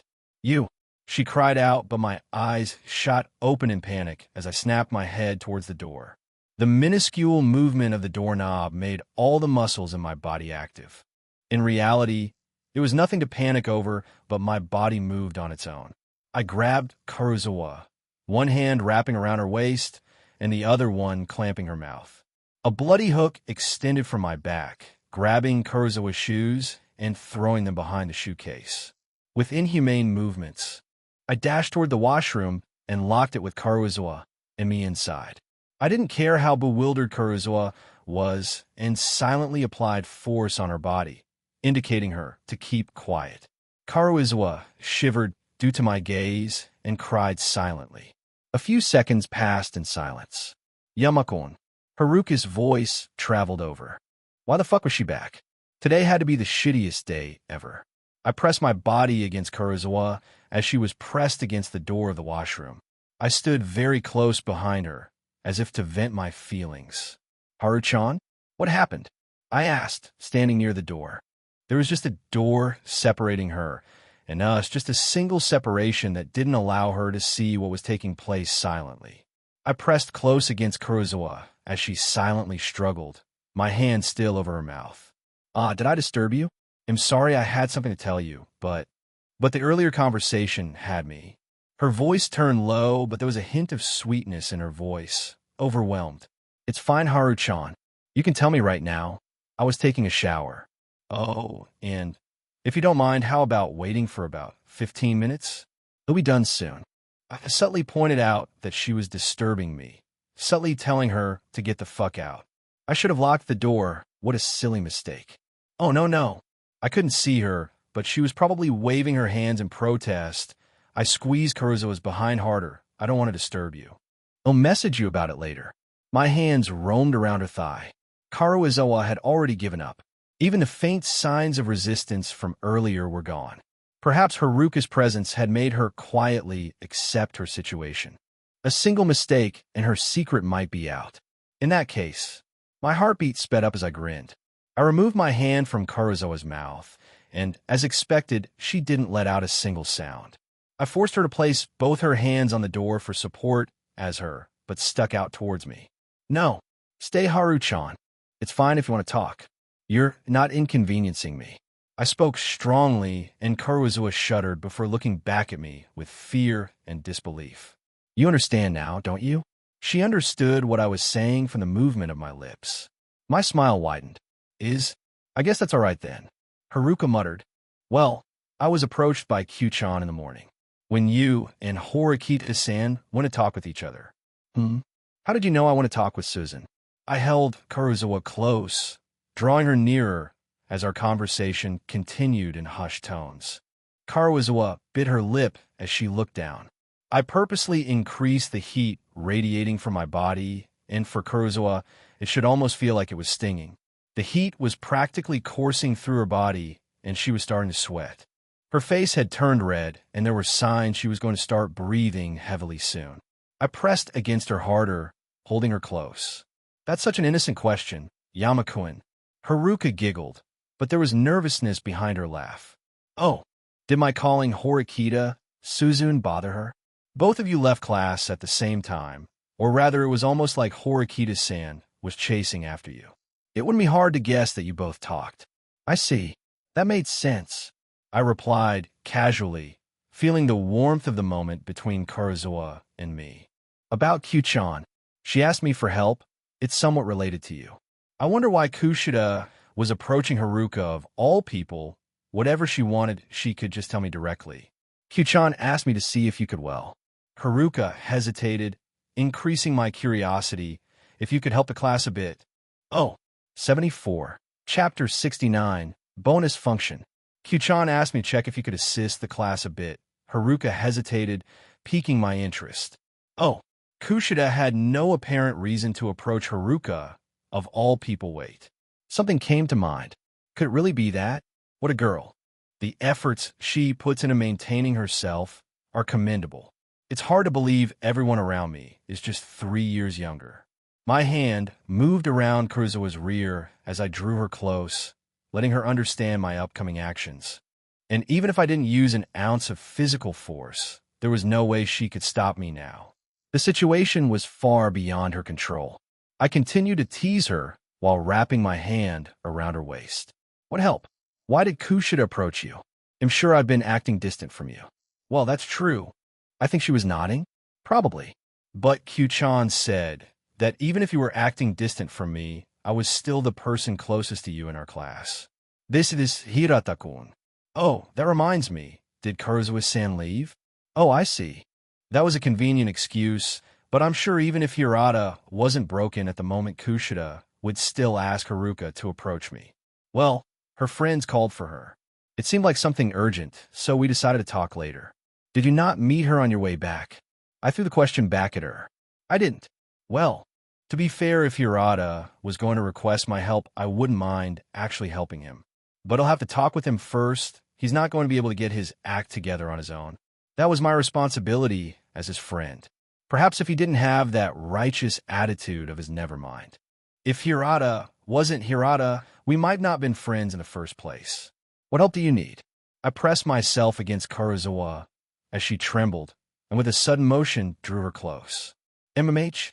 A muffled sound rang out, and Kurosawa covered her own mouth with her hand as her legs started shaking. I don't know how many private points you have, but Q-chan was asking if you could help the class a bit, at least till the next week, considering we'll get 9,100 private points. It didn't seem like she heard Kurosawa's voice, and I continued what I was doing, slowly but fully. I couldn't be fast, or the noise would make it obvious what was happening inside. It felt intense. If only I had some kind of time rewinding skill, then I would continue to go after her over and over again. We moved closer together as our conversation continued. She should have come herself if she wanted me to help the class instead of using you. Oh, Haruka's voice slipped, and I continued. But I guess she's smart enough to realize if she had come herself, I would have rejected her. Well, they'll see what I could do, Haru-chan. They'll do it if that's what you want. I consoled her, and Kurosawa's eyes shook as we continued our intimate moment together. You don't have to specifically do it for me. But if it won't be a problem, then I'd also like you to help the class, Yamakoan, she said, and I hummed. Noticing Kurosawa seemed a bit flustered and unsteady. I won't disturb you any longer, Yamakoan. See you tomorrow. Her cheerful voice echoed as I continued with my workout. CYA, I replied, and soon heard the clicking of the door. Thud, thud. The moment I heard that, I began to move vigorously, the sound echoing in the washroom. Ha Kurosawa also let herself exclaim loudly, unable to keep it in any longer. I pulled back entirely before moving forward and pressing close to her, holding her firmly against the door. Kurosawa's body trembled as she held onto the door for support. I couldn't see her expression, but that didn't matter. She slid down the door and fell to the ground. Had she fainted? I grabbed her by the collar and pulled her out of the washroom before throwing her on the bed. I cast clean on her and decided to deal with the multitude of system notifications I was getting. Thankfully, I had lowered the volume. First, intimate encounter with main, cast complete. Intimacy action, 500 SP, rough, first time bonus. First sexual encounter, 1500 500 SP, rough, first time bonus. Intimate finish, 100 SP, first time bonus. Ding. Detected pending condition 2. 3.5. Multiversal travel locked. 3600 podstawowej. I had already gotten 100 SP from kissing last week. It felt a bit low, but considering I hadn't done much with Kurosawa, it was reasonable, though I saw something interesting in the system menu. Bonus function unlocked. System store. Sitting down on the bed, I pulled Kurosawa into my lap, and my hands roamed her soft body. For a single second, my gaze traveled to the scar on her body. She was making too big of a deal out of it, or perhaps I was being insensitive. What might seem insignificant to me might be different from her perspective. System store. I opened it and was greeted by a bunch of unfamiliar icons. Status items. There are skill items too, including recovery and support options. How interesting, I muttered as I focused on the screen, reading through the descriptions carefully. But the items were all clustered. I had to sort them out first. I created 2 divisions which were mainly items and skills. This made the interface a bit more clean. After looking through it a bit more, I stopped groping Kurosawa. I laid her on the bed and covered her with the sheets while absent-mindedly stroking her soft blonde hair. Maybe ponytails weren't that bad after all. Nonetheless, I had a sneaky suspicion regarding the system. Had it intentionally selected Classroom of the Elite as my starting world because it had 0 degree of risk? This first travel of mine was eerily similar to a tutorial. The number of spins I was getting by just fucking one girl was insane. That too, considering the probability of bad rolls was almost non-existent. At least it seemed that way till now. Every important girl I fucked allowed me to gain a new function consistently. Were there more functions to be unlocked after fucking the 4th and 5th targets? 75, Chapter 70. Curry taking that concept in mind. Some might wonder why I wasn't rampaging through this world and farming system points. There was a reason I was not simply pursuing each and every main cast member. Though, that might seem like the best possible option considering I had no attachments to this world. Whether it got burned or destroyed was irrelevant to me. But there was just one tiny problem. The system wasn't telling me when I'd travel to the next world. It left the crucial details hanging, not giving me an answer regarding that. Yes, I know the condition. We all knew. Get intimate with 5 main cast members and leave. But what about the how? Would I forcefully be teleported, or did I have the choice to stay till I want? Would it teleport me the moment I finish my time with the 5th girl, or would it give me a day or 2? Again, the first condition was the sole reason I wasn't rushing through this world. And I don't intend to leave before I get the ability to strengthen my soul and mind.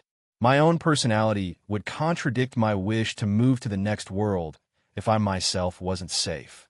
In the end, lust was just a means to pass time and enjoy myself. What really mattered was my own life. Things like emotions and desires were trivial. Sighing, I shook my head before playing with blood manipulation. I made various shapes and stuff to amuse myself. I had to be sure I didn't cause another supernatural incident. It wasn't hard to notice the increase in personnel in the school. The eyes that hovered on me might be mostly from students, but there were also eyes full of weariness and scrutiny. These people were not simple staff for the school, and I wasn't surprised.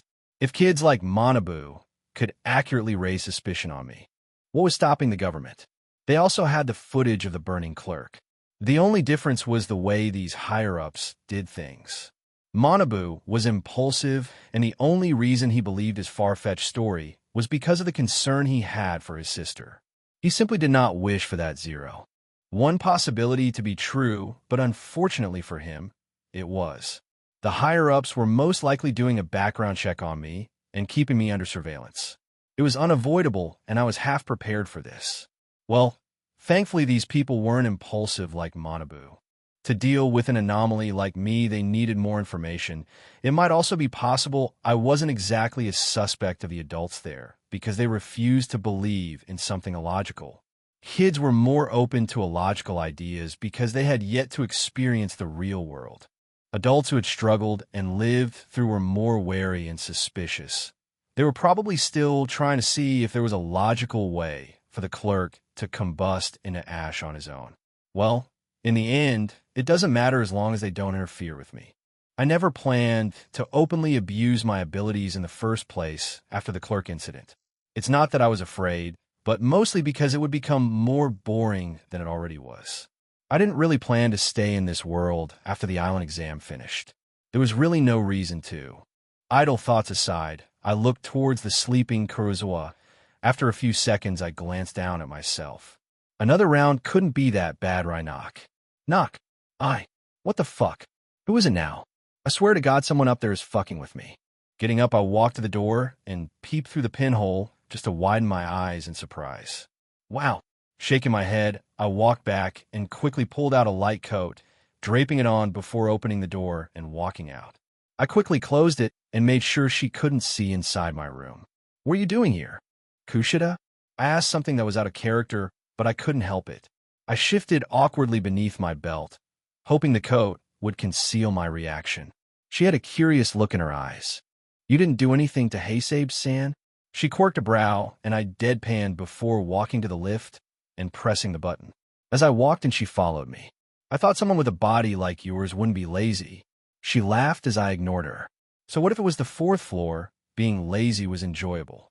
After we both exited the lift, I made my way to do some shopping as Kushida followed me. Where are we going? We? I don't recall inviting you. I turned a corner as a few eyes followed us. We were both popular individuals. You're a cheeky one, aren't you? What do you mean? Tatsuya-kun. I ignored her once again once we reached the inside of the shop. I hadn't had chicken curry yet, and I was missing it. It was probably the only dish I could cook the best.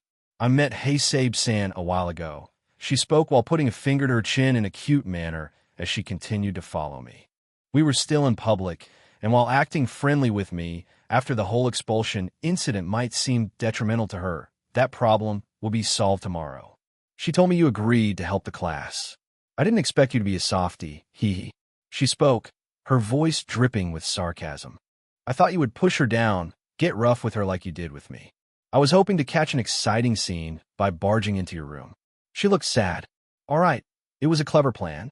I had to concede this. You wanted to use Hasabe as a leverage, huh? Did you think I'd do something like that to her as well? I said after making sure no one was around. Both Kushida and I were standing in the corner of the grocery store. It was as if we were browsing through the items. Well, I want to deny I was half expecting it.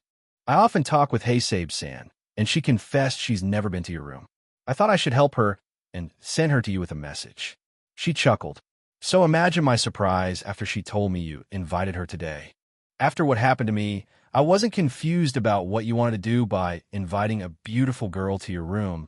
Alone, I started picking the few necessary condiments while listening to her. You're really stubborn, Kushida. Don't try to play these little tricks with me.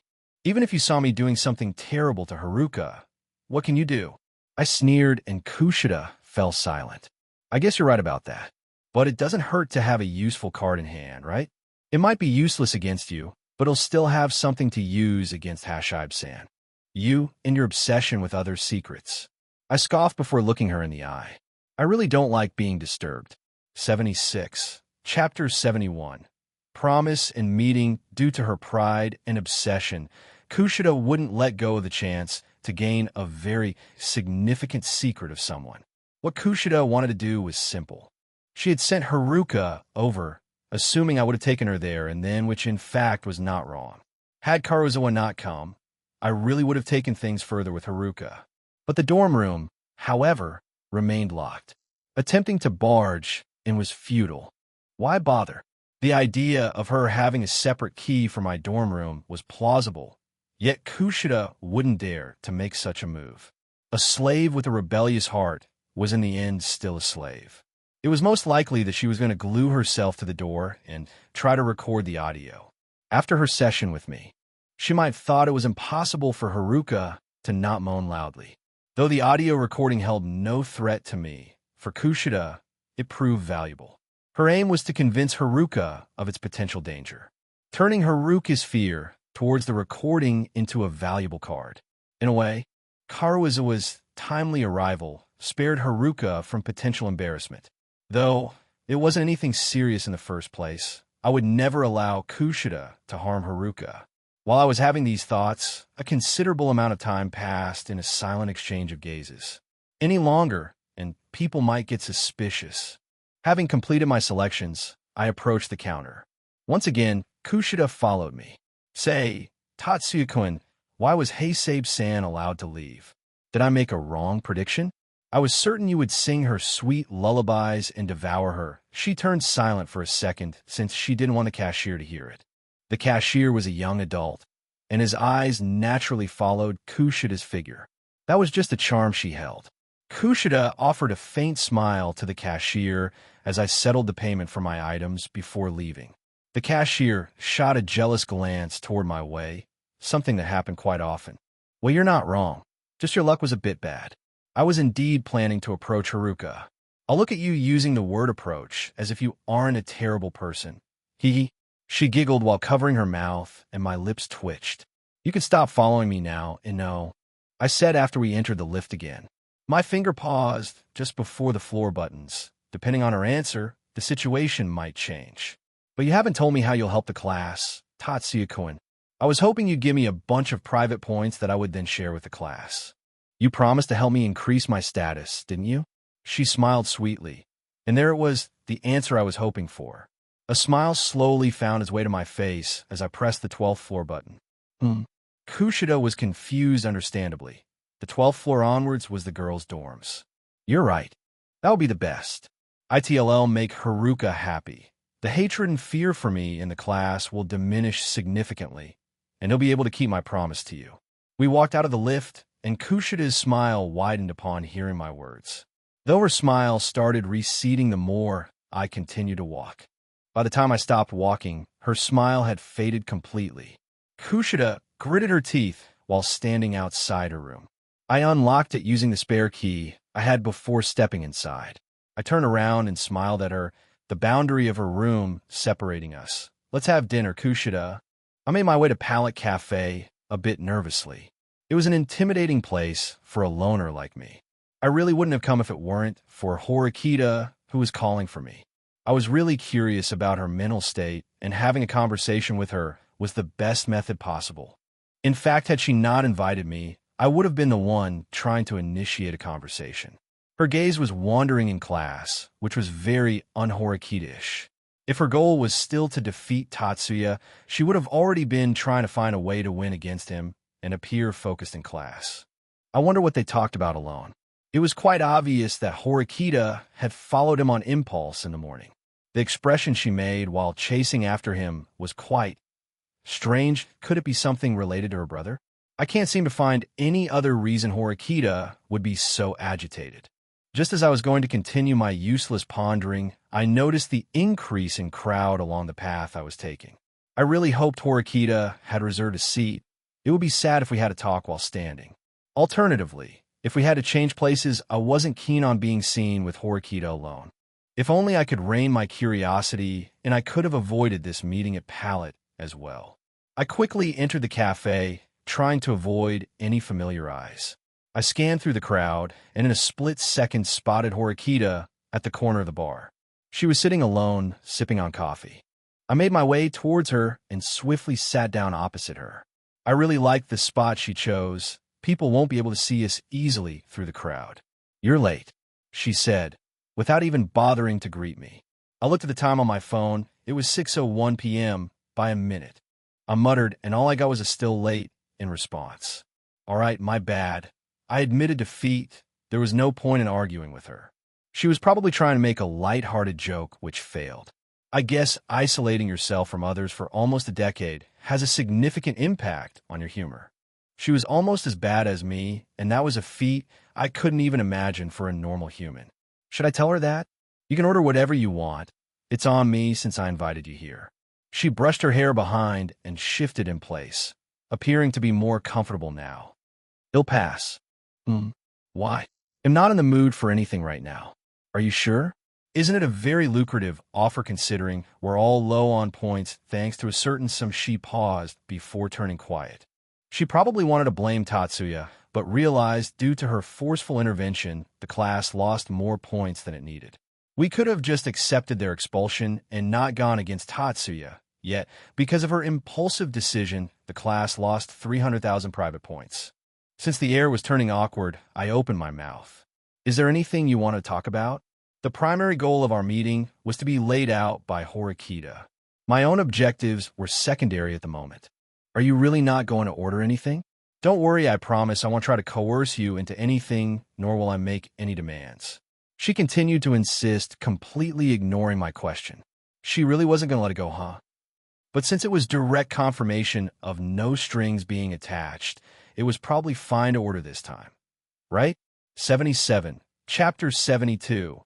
Horikita's Dilemma. Fool me once, shame on you. Fool me twice, shame on me. Succumbing to her offer once again, I ordered a French vanilla café. I was curious about it. Sweetened coffee was something I usually never had.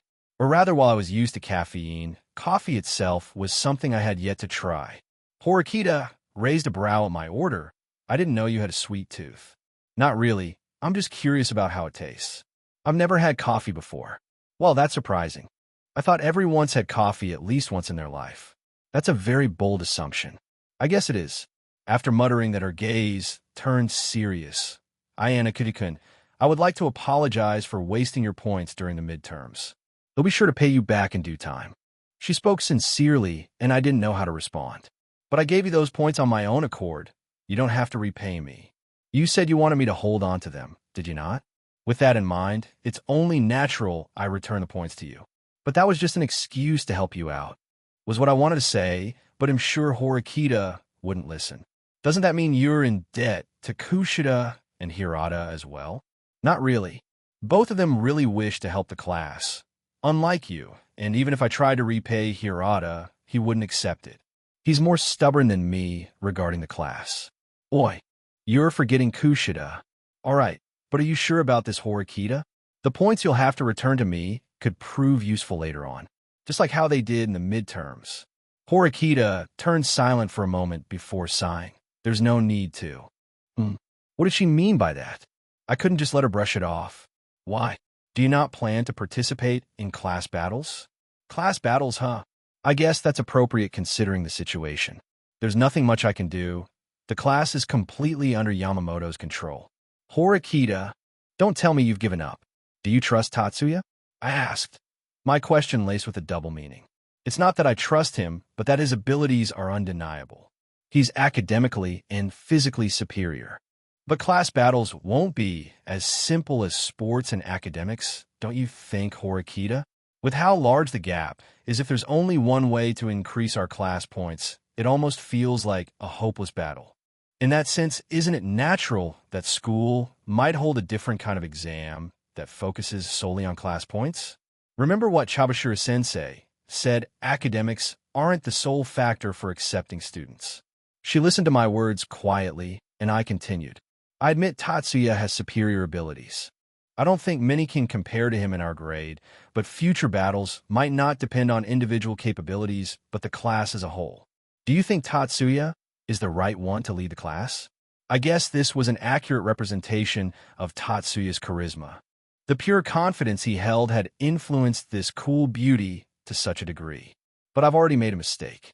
While we're here drinking coffee, most of our classmates are eating free meals in the cafeteria.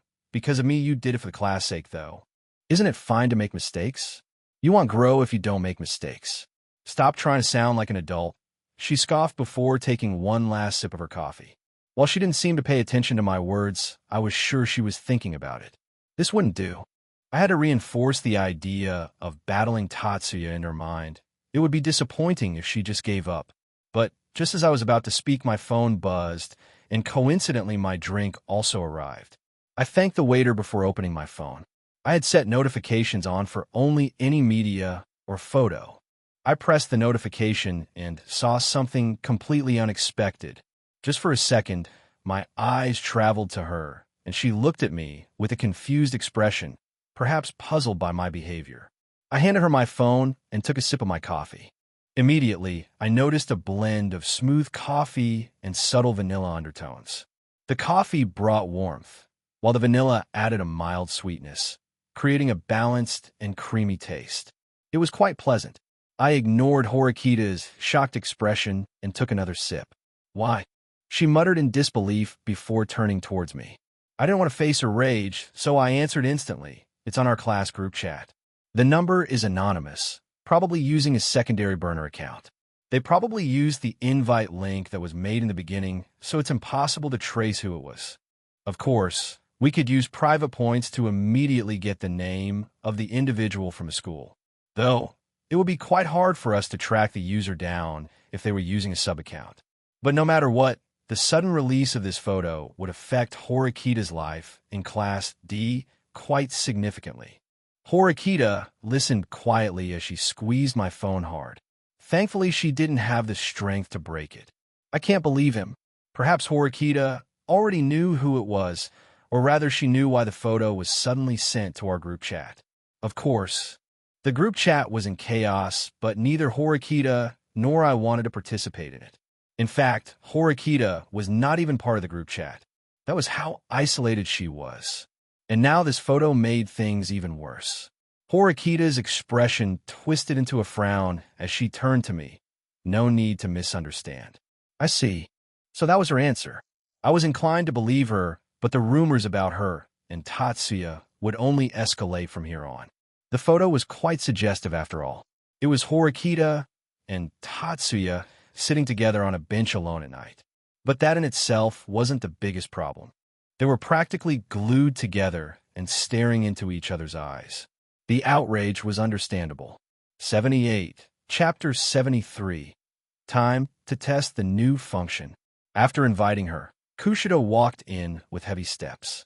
The option of refusing was long gone from the table. I also suspected that she might even be looking forward to it despite not realizing it herself. The way she acted last time was quite. While nonetheless, Kushida sat down and started scrolling her phone, ignoring me. I didn't mind it and went to the kitchen. It's been a long time since I've cooked chicken. Feels odd considering I made it every day due to the almost daily gym sessions. After washing the chicken, I started the cooking process. At the same time, I was wondering if I should join the gym back. It feels odd to have this much muscle without having put in the work for it. Maybe due to this reason. I haven't been very appreciative of it. At least looks wise. I loved the strength that came with it wholeheartedly though. I guess I'll check it out tomorrow. Soon the chicken was ready and the rice was cooked as well. After adding a serving of curd, I handed one portion to Kushida and sat down opposite to her with my own portion. Kushida looked at the food with a raised eyebrow. What's wrong? Nothing. It looks better than I expected. You thought I couldn't cook? I guess. You give the feeling of someone who's been spoiled from birth. That couldn't have been more false. Far from being spoiled, I've not even seen the faces of my parents for years. A single mistake had lost me and my family. They weren't really dead, but for me, it couldn't be any different. Of course, it didn't matter that much, and as such I've never really considered being sad or depressed over it. It's not like we cut contact, but our relationship got numb over time. I guess the only thing that kept them calling me was the love they still had for me as I was their child. Though, I guess Father wouldn't ever forgive me or her. I still can't believe he didn't separate from her. Maybe it was because we still hadn't crossed that line. Unfortunately, he caught me, and her why do you go silent? Kushida asked, interrupting my line of thought. There really was no point in thinking about the past. What mattered was to make the future. Nah, just reminiscing. Been a long time since I've seen them. Huh, they live overseas. Wait, so you're not from here? Kushida asked while chewing her food. She wouldn't compliment me, but considering she wasn't complaining, I guess the food was good. I am, but I've been living alone. They send me money. I also took a bite while answering her, and damn, I really am a good cook. Oh, that reminds me, I lifted my phone and I'd Kushida, the thing I asked you. Did you do it? I was going to do it today, but am still confused. How do you even convince her to meet with you so late at night after what happened in class? She looked especially curious. Perhaps due to knowing Horikita's nature from middle school, Kushida found Horikita's behavior even more ridiculous. Does it matter? Of course it does. Not knowing what could make Horikita-san curious enough to walk alone at night to meet you is heart-wrenching. They'll tell you later, but first upload the picture. I demanded, and Kushida rolled her eyes before asking. School forums or class group chat? I was about to say school forums, but paused. If that image was uploaded there, Manabu would annoy me to no end. I really did not want him to find a way to convince Horikita to leave school. It would ruin the fun I was having. Of course, I still have access to Horikita considering I didn't care about the school, but it was better to have her here. Class. I answered and silently finished my meal. Kushida used a burner account I prepared for her and used the group invite link that was made at the beginning of the school. I was the one who made the link and made it permanent so that it doesn't expire.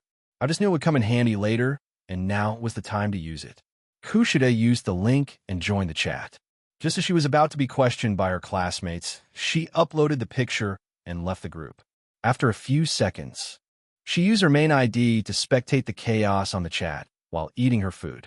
Guess she was having fun. I had secretly made her hide in a blind spot when I was talking with Horikita. My plan wasn't just to confuse Horikita with a confession. It was to let her know I was serious. I want to let her feel as if I had an obsession with her. Knowing Horikita, she wouldn't accept a normal confession. What's the point of doing this? Kushida asked suddenly, and I paused. I looked Kushida in the eyes for a few seconds, silently, as she started growing nervous, wondering what happened. I smiled softly. It's to expel her, of course. Kushida's eyes widened before her expression distorted into a frown. How is this going to help in any way? Love. I chuckled. There's not many other methods I can utilize at the moment to expel her.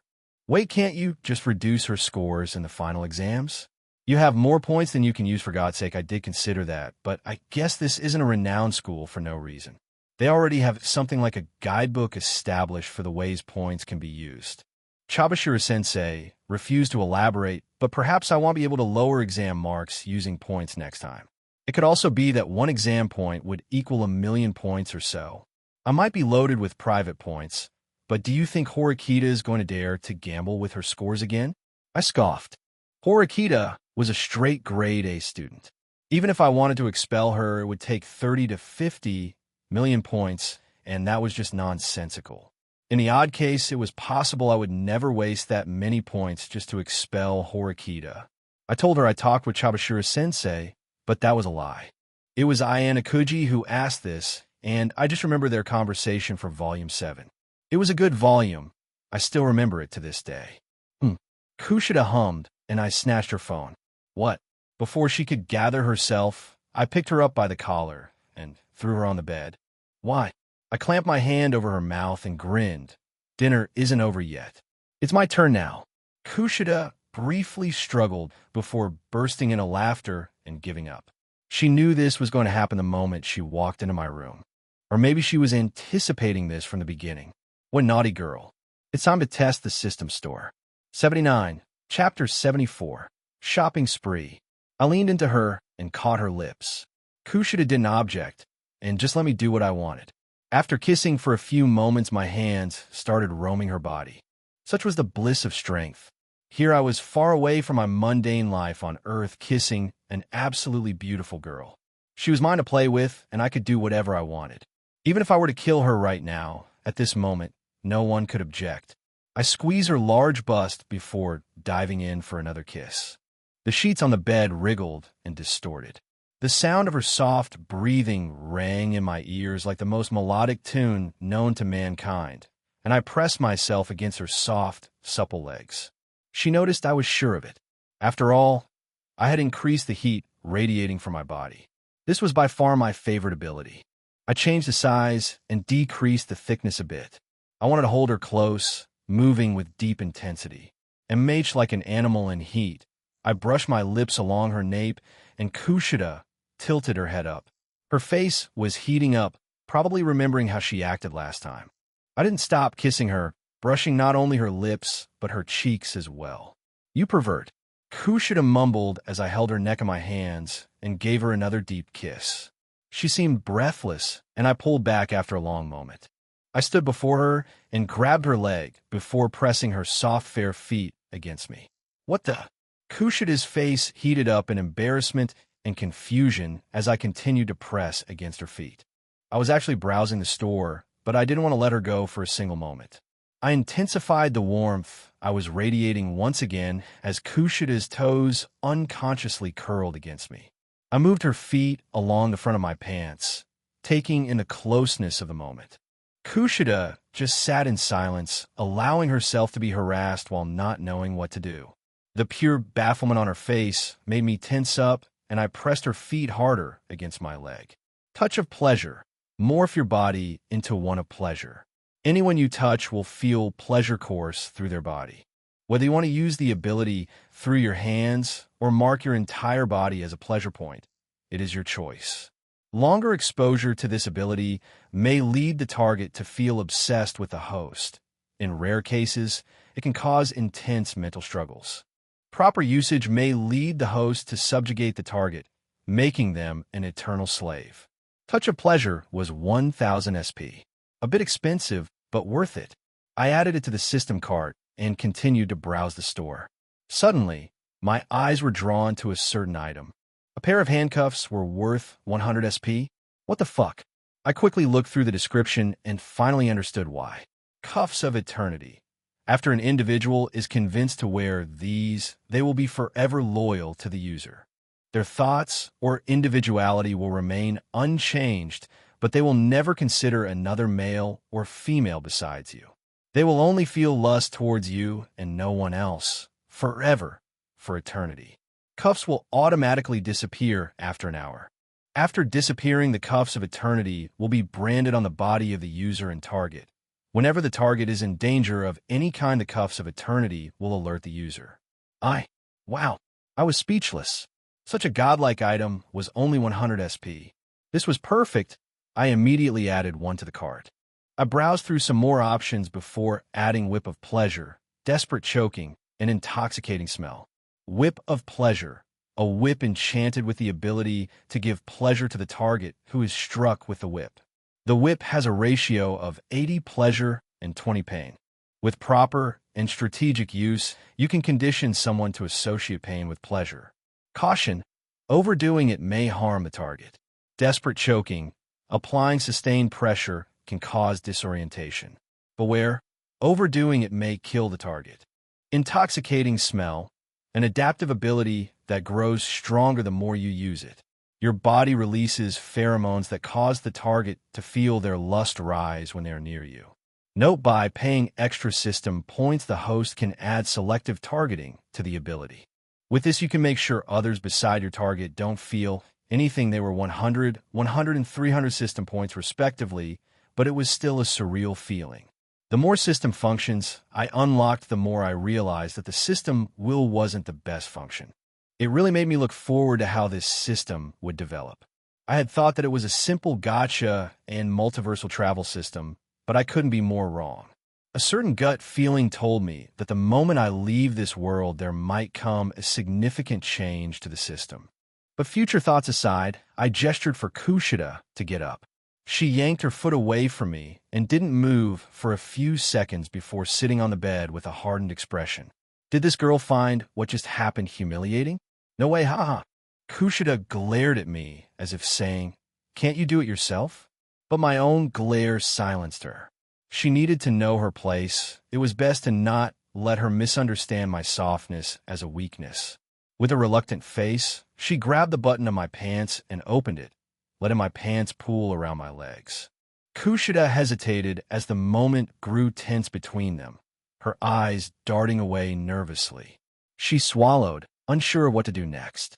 I suddenly exposed myself in front of Kushida, and she stared at me in a daze. This was the first time she was seeing me like this with focus. Last time on the bed, I hadn't let her get a good look, and there was no need to mention what happened on the rooftop. She was in so much panic at that time that she couldn't have possibly paid much attention to details. A smile leaked out on my face, and I instantly used Touch of Pleasure on myself, and also let Intoxicating Smell out. Immediately, I noticed Kushida's nose twitching as her body turned stiff. She looked at me with confusion, and my smile widened as I grabbed her hand and held it close, just like on the rooftop. Her dainty hand made contact with mine, and her soft, cold fingers wrapped around my hand. Just for a split second, I noticed her body jolt in surprise. This is going to be so much fun. 80. Chapter 75. Kushida's Fate. Her soft, cold hands reached for me, and she stared ahead in a daze. Even before I forced or instructed her to, she began moving slowly. It was clear her mind was not in the right place. Had I accidentally used too much of the abilities? The effects of Intoxicating Scent and Touch of Pleasure were clear to display. Maybe the effect on normal people was higher than I thought. I felt my mind go blank from the pleasure. I finally realized something. It was not the intimacy that was the most arousing or pleasing. It was the situation. This strong-willed girl with immense pride was on her knees, gazing up at me with misty eyes, not realizing that she was giving in to the one that she despised, the one she hated the most.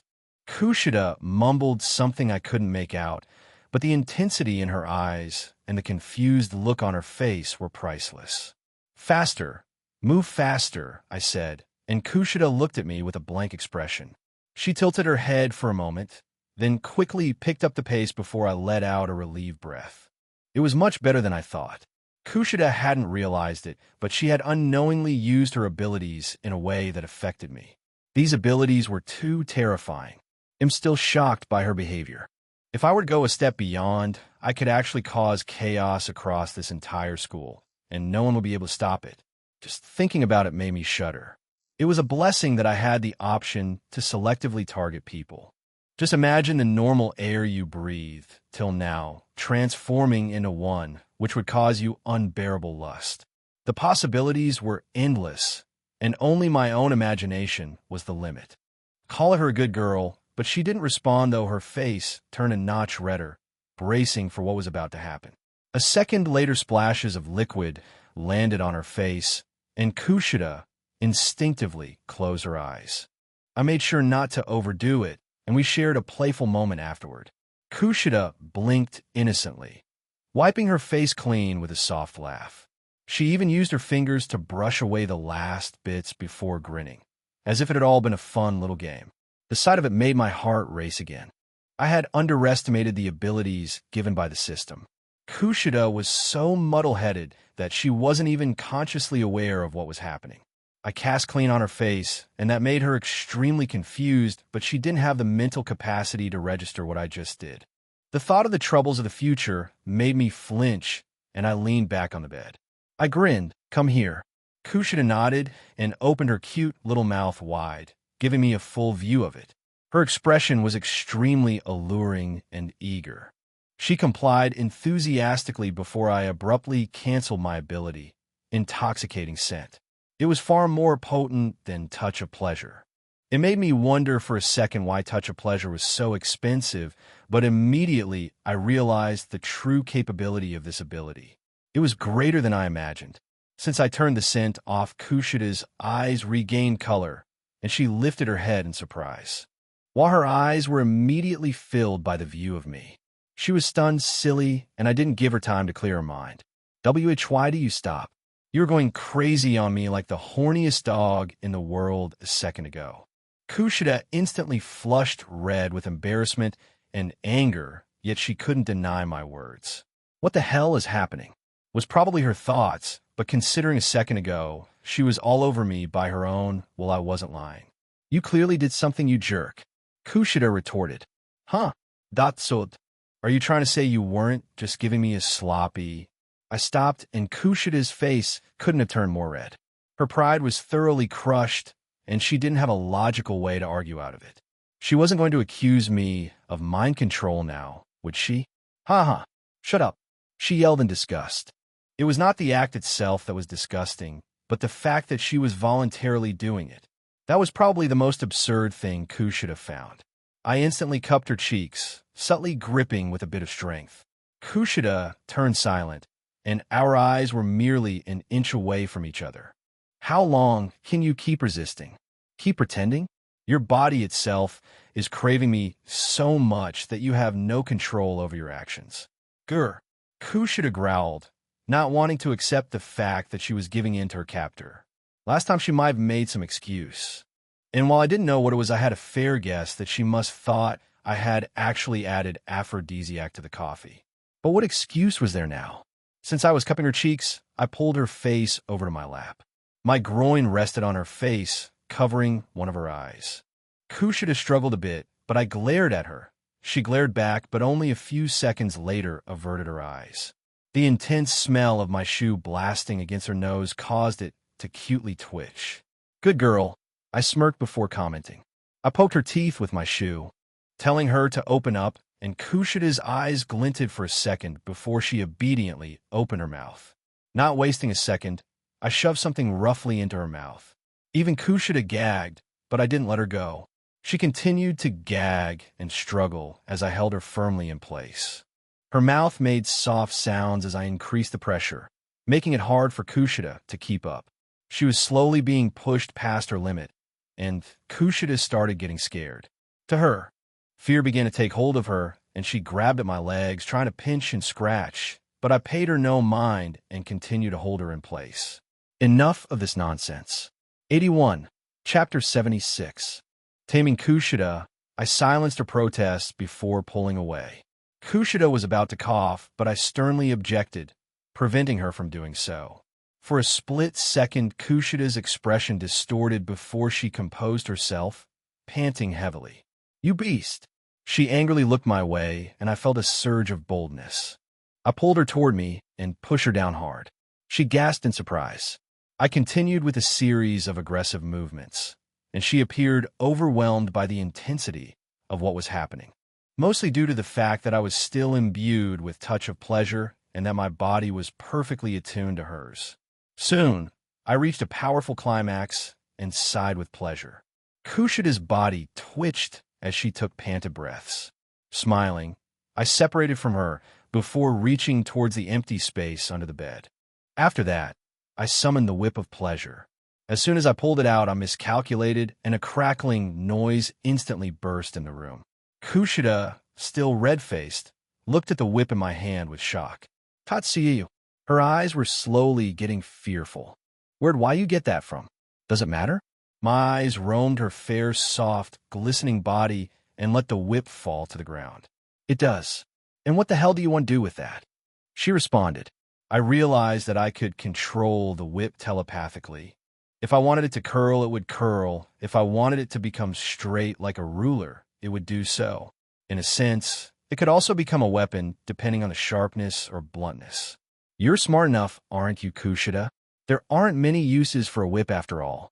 I paused and my eyes were fixed on her thighs. Kushida fell silent, but I could practically taste the growing fear in her. The strong-willed Kushida also had her limits. I don't care what you want to do, but I don't accept it. You're absolutely crazy, she yelled. How do you know I'm crazy?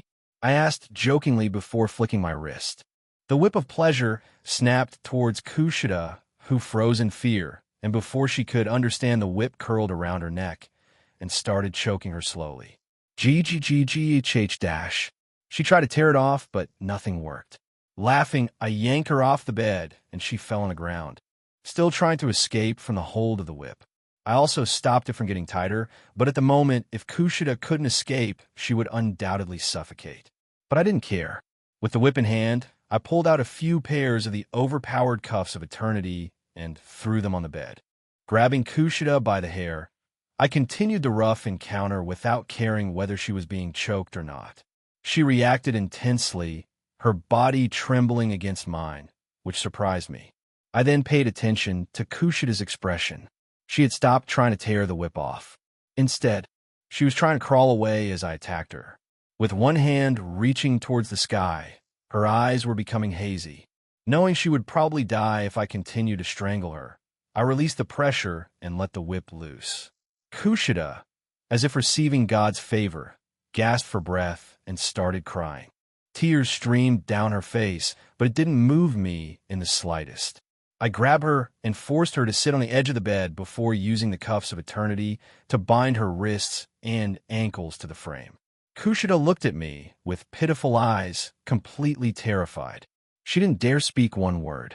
Her body trembled from the abuse, but if this was all she could take, then she was in for a wild ride. This woman was really trying to accuse me on the rooftop. How audacious. Please let me go. I'm sorry. Please. I won't try anything against you. Please. Tatsuya. Please. I took out a tape from the drawer of my study table and slapped it on her mouth, sealing it. I also cast clean while she was distracted. I wanted to test something. HMMP. HMMP dash. She was surprised, but I felt another wave of fear from Kushida. She was probably sinking deep into despair if her muffled cries were anything to go by. In this room, there was only me and her. With her mouth duct taped, she had no escape left. I was free to do whatever I wanted with her, and laws were something I didn't care about. That was something Kushida realized and understood. This was the source of her fear, the real reason the strong-willed Kushida listened to my whims. I was no different than a madman in her eyes. Snip! I snapped the whip in my hands, and it made a violent sound, causing Kushida to flinch and try to struggle, but how could she possibly escape from the cuffs of eternity? A lamb waiting to be slaughtered. Poor Kushida. I stood to the side and raised the whip while Kushida watched. I flicked my wrist. Snapped the whip struck her thigh, and Kushida's entire body tensed as she curled up. I don't really know how much pain she's feeling, but I was controlling my strength approximately enough to not make her bleed. I struck again, this time her right thigh. I also stepped closer, towering over her. Kushida was looking at me with fright. Her pitiful eyes were almost tired of crying. But that was weird. I had just started. Oomph, oomph, oomph. MMHB. Kushida was trembling, begging me with her eyes to stop. I guess I'll go easy on her. For the next hour, I continued to whip her from various angles, with sometimes more strength, sometimes less. Kushida's body was fully covered with red lines, showcasing the markings. The bed was also in complete disarray. The implement lived up to its name. While the red marks looked brutal, they may not have been as terrifying as they appeared. After all, I was controlling my strength, and the pain percentage was also only 20. Oi! I patted Kushida's face, but she had already fainted. I patted her a bit more, and Kushida finally came to her senses before looking at me. Oomph, oomph. She was trying to say something, but I sneered and let the cuffs loose.